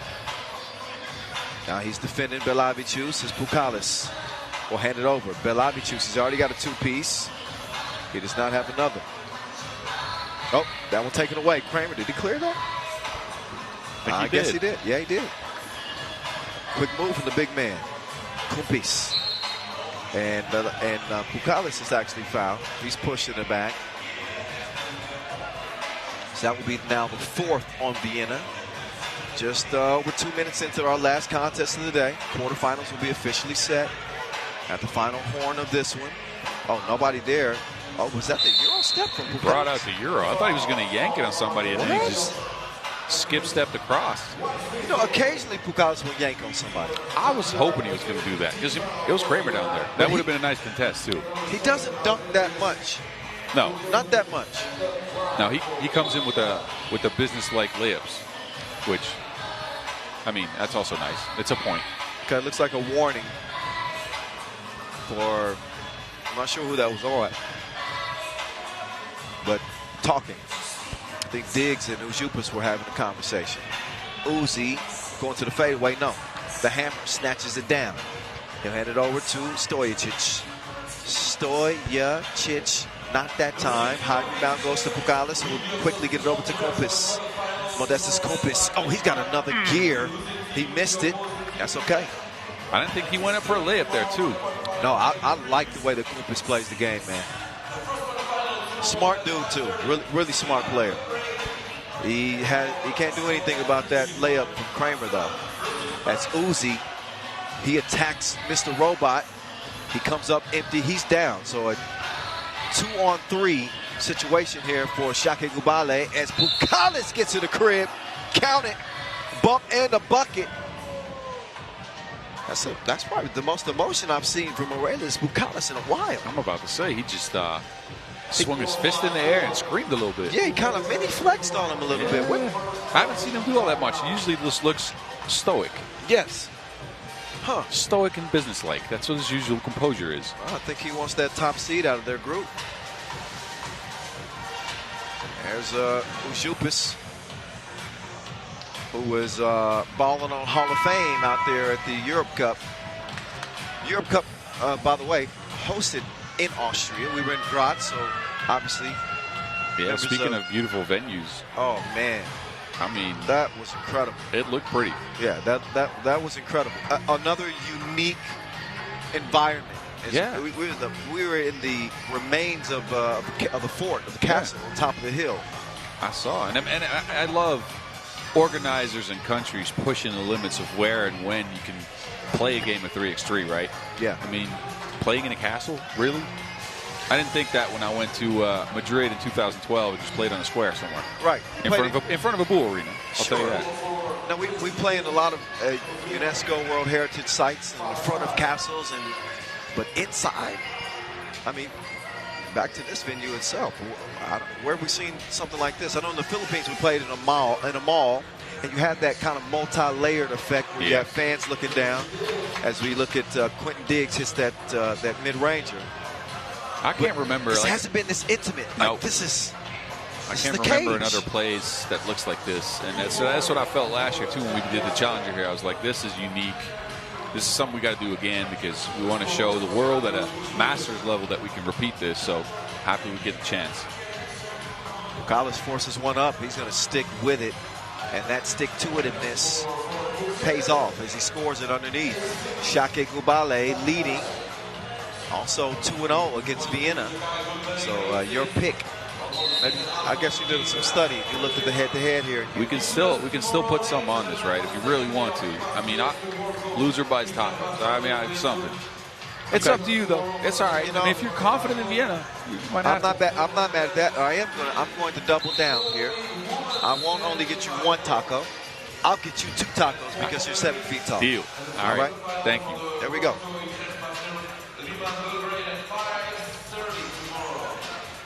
Here comes Mr. Robot, Lenortner. No, sir. Nick the rim over to Red. Well, that's his Kompis. His compass is leading him to the rim. That's a strong bucket. Yeah, he took him on a drive. He's the chauffeur. Leads him in for the score. He's going to have a chance at a 2-point play. And Kompis took about a year off away from hoops altogether. And I think it's done his body some good. I think it's done his mentality some good. And although he misses the free throw, he's been playing some good 3x3 here this year. Sometimes you just need something like that, a mental break, a physical break, just to get your mind right and get back into things. So, reason why, not to cut you off, my bad, bro. But reason why he shot 2 there is because Vienna's already in the penalty. We got 5.5 to play. Šakai's got 4 fouls. So here we go. Pugalis, he'll receive the package. He will kick it out to Kompis. Kompis does not stroke it. Quick crossover, and Mr. Robot, he's denied at the rim by Pugalis, and he's going to get a technical because he's arguing that he was fouled can't challenge that. He was You like, cannot. challenge. No, that's not challengeable. technical. That'd be nice. That's not challengeable. I did not talk. But you take a look at the replay there. He was arguing almost the moment that the shot was blocked, but sooner or later, as a player, you got to learn that contesting with the officials. That's a battle you're never going to win. You're never And I've gonna win tried, that. trust me. You're never going to win that battle. I've tried, and it's not happening. So, if anything, seek some understanding. yeah, and I think referees are used to you having some frustration. There's a limit, though, and you got to know that limit. And I don't think a lot of players do. I did not when I played. I tried to stay out of trouble with the refs, but I know referees always knew I was coming in, and they were like, well, this dude's going to talk at some point. Well, look at you. You're an analyst now, so you talk a little bit. Hey, talking's good for me. Yeah, so maybe it comes natural to you. Yeah, maybe. You're debating. 11-7. Šakiai Gulbelė has been the crisper team.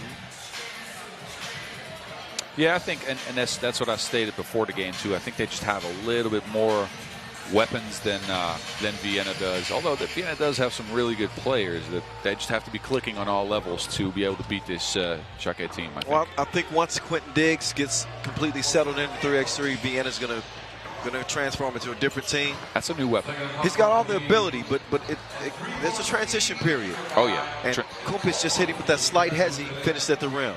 Yeah, I mean, that transitioning into 3x3 is definitely not an easy task, right? You got to get used to a new shot clock, more physicality, less time to have feedback from a coach, which in this case are your fellow players on the team. So it has a transition period, and then I think the defensive mentality that you have to have is something you grow into. You can't be having that right off the bat. Well, like I say, I've never played at as high a level as you, but I do not understand that defense is something that you should be able to count on every game. Yeah. And it comes down to commitment, and it comes down to effort. It's much like rebounding, right? Yes. It comes down to commitment, and it comes down to effort. You can sometimes that offense is tricky, and it's fleeting. And sometimes those shots aren't falling. But if you can hinge your efforts on defense every time, you're going to put yourself in positions to win. Don't let them score. Yeah, and it gets to a point where it's just about not letting your teammates down, right? So everybody pressures the ball, and everybody's trying to make the other team very uncomfortable, because, again, I think the most uncomfortable team in 3x3 almost always loses the game. Agreed. And then if you can't do that, you're letting your teammates down, because they are working their butts off for 12 seconds straight to make the other team as uncomfortable as they can. Stoich's got to be careful here. He's walking away with his hands in front of his mouth. So Yeah. But he went down to one knee because he didn't like the call. And when you make an overt action like that, sometimes, I mean, you're almost begging the officials to hit you with a technical. But they didn't give him that time. I think he should count himself lucky that he didn't get it. Yes, sir. He's got to be careful. And I understand his frustration, right? Because he's playing at a high level again. He's back at it, and he's just, I mean, this is one of those games you kind of have to have to get yourself in a position on the second day, right? Of play to go on through, right? You don't want to meet a good team in the quarterfinals. You want to meet a good team in the semifinals. You give yourself a chance at the finals, right? Yep. So I understand where his frustration is coming from, but you got to keep your mouth shut at some point. And I think that Vienna is a team that's right on the cusp. I think that, obviously they believe in what they're doing, and they believe they have the talent to be able to compete every single tournament, to win a Masters. And I think that they're there, but they've got to play their A game. Yeah. Every game on day 2. Oh yeah. And then maybe I think they could potentially win it, but it's got to be A game. And I think Diggs, if anything, if he really adjusts to the game, he could be that piece that they're not missing, but that one piece that puts him over the top, right? Because it's always just, I mean, as you saw with Antwerp last year, bringing in must-see TV, putting them over the top. There's always that one player that really gives you a boost. Yep. I think Worthy did that today for Utrecht. Man. Did he? I think we're probably going to see Worthy on the front page of FIBA 3x3 today. Yeah, we might. Maybe the team of the day, Team Utrecht. But yeah, I mean, we predicted the future before today. So. It's always good when you that's true. I got to give y'all some props, because I was a little skeptical. I was like, I've seen him hoop, but I don't know if he's going to turn it. Man, real deal. Yep. Meantime, there's Pukalis getting faded. Diggs crosses, spins, taking it right at Pucalis. I saw Diggs play day one in San Juan. In case some of you didn't know, we actually had that tournament canceled because of hurricane that came through. Luckily, everybody was able to get out safe. But I saw some glimpses of the potential of what he can bring. The guy can shoot. I saw him knock down like 3 consecutive twos. He can drive. He can defend. But again, I can also tell that he's still learning. I mean, he's clearly still learning the game. Yep. So I think he's a good offensive player. I think the most adjustment people make has to be on the defensive end. And you see him running in screens and not switching all that crisp. And, that's detail work. So. Oh, the hammer. I think he's going to call for an offensive foul here. Oh, yeah. He's trying to throw somebody. Yep. The swim move. WWE swimming. Yeah, that was a defensive end swipe. Yeah, that's a big show move right there. 16-12. 2:48 left, and again, our last pool play game of the day. 10th foul on Vienna. So, double penalty is what we're looking at. Ujupis. This is the first of 2. This is where Šakiai Gulbelė, I think they have to put their foot on the gas here, pedal to the metal. This is no time to let up. You got to play this game like it's even at 12 apiece, even though you got a 5-point lead. Yeah, and I'll tell you what they should do right now is go into Pucalis, because they have, they're in the double penalty right now. So if they go into the big fella, they're going to have to do something to stop him. Otherwise, he's just going to get a bucket. There you go. Hey, I told you. Right on cue. You did. He doesn't score though. That's unfortunate. Got some help defense. I was already counting out my tacos. You dig? Quentin to the crib. There's Pucalis. They give it back to him, the big man. He's taking the scenic route. He puts it up, but he fires up a brick. Late in the shot clock, I don't think he touched anything. Even if he did, it looks like it's going to be Vienna ball anyway. 7th Masters of the season. We are here in Utrecht for the first time for the World Tour. World Tour Masters. Yeah, first Masters in the Netherlands, man, and I'm very happy about it. I mean, we've had some challengers where, obviously, we did one here last year, and we had some challengers in the past in The Hague, which were nice tournaments, very nice tournaments. And I was happy to play in a couple of those, but a Masters is just something else. Just a few weeks ago, I got a chance to cover the 3x3 Pro League. Shout out. Thank you. And I saw the competition there, and I got to see even more of the Dutch talent up close and personal. And I see what's happening here. Yeah, we're trying, man. We're trying. I think it's a culture thing as well. A lot of people are starting to understand that there are chances for them to hop into this game and do something special. So listen, oh my goodness, that was swatted. Kumpis drops the package off to Uzi, and Uzi delivers. Yeah, you want to play for the Olympics? You want to win the same gold as the rest of the Olympians? You want to bring some pride to your country? The platform is right here. Yep. You want to become a star of an emerging game that's the trajectory is nothing but upwards? This is the game. Yeah, and then we got some young cats now that are dreaming of 2028, 2032 even, which is sure. I mean, you got to have that. You got to have some continuity. So that was a crazy shot. Yeah, shot clock shot. Yeah, for sure. 1 foot fallout. The hammer gives it up. Diggs. He's driving like an Uber employee. That's all he does. Get to the crib. There you go. Give him a tip. 18-14. I knew that was going to get a smile out of Boss. Yeah. Meantime, Uzi unloads. And he's got 2. As a result, game point Šakiai Gulbelė, just how I called it. But yeah. So y'all heard it here that Boss owes me not 1 but 2 tacos because I said that Šakiai Gulbelė was going to. All right. You can watch the screen. You can rewatch the stream, right? Recorded. All right. Okay. That's all right, though. I mean, you can't come show me up on my own broadcast. I got a problem with this. I got it. You won't sing any of the songs that I want to sing. I'll tell you something. If you give me the taco, I'll get you a chocolate sprinkle sandwich in the morning. You come on here, you're out pronouncing me, you're picking winners, and you know what? It's 56 seconds left. I'm going to give you your you can leave now. All right, cool. All right. I'm off. I don't want to see you back here tomorrow. I don't want to see a single 7-footer around me tomorrow. All right, cool. It's going to remind me of you. Sure. Sick of it. Meantime, Belabi Juice. He's going to put him to bed, to bed, to bed. 22-16, that's it. That was the final call, the final shot.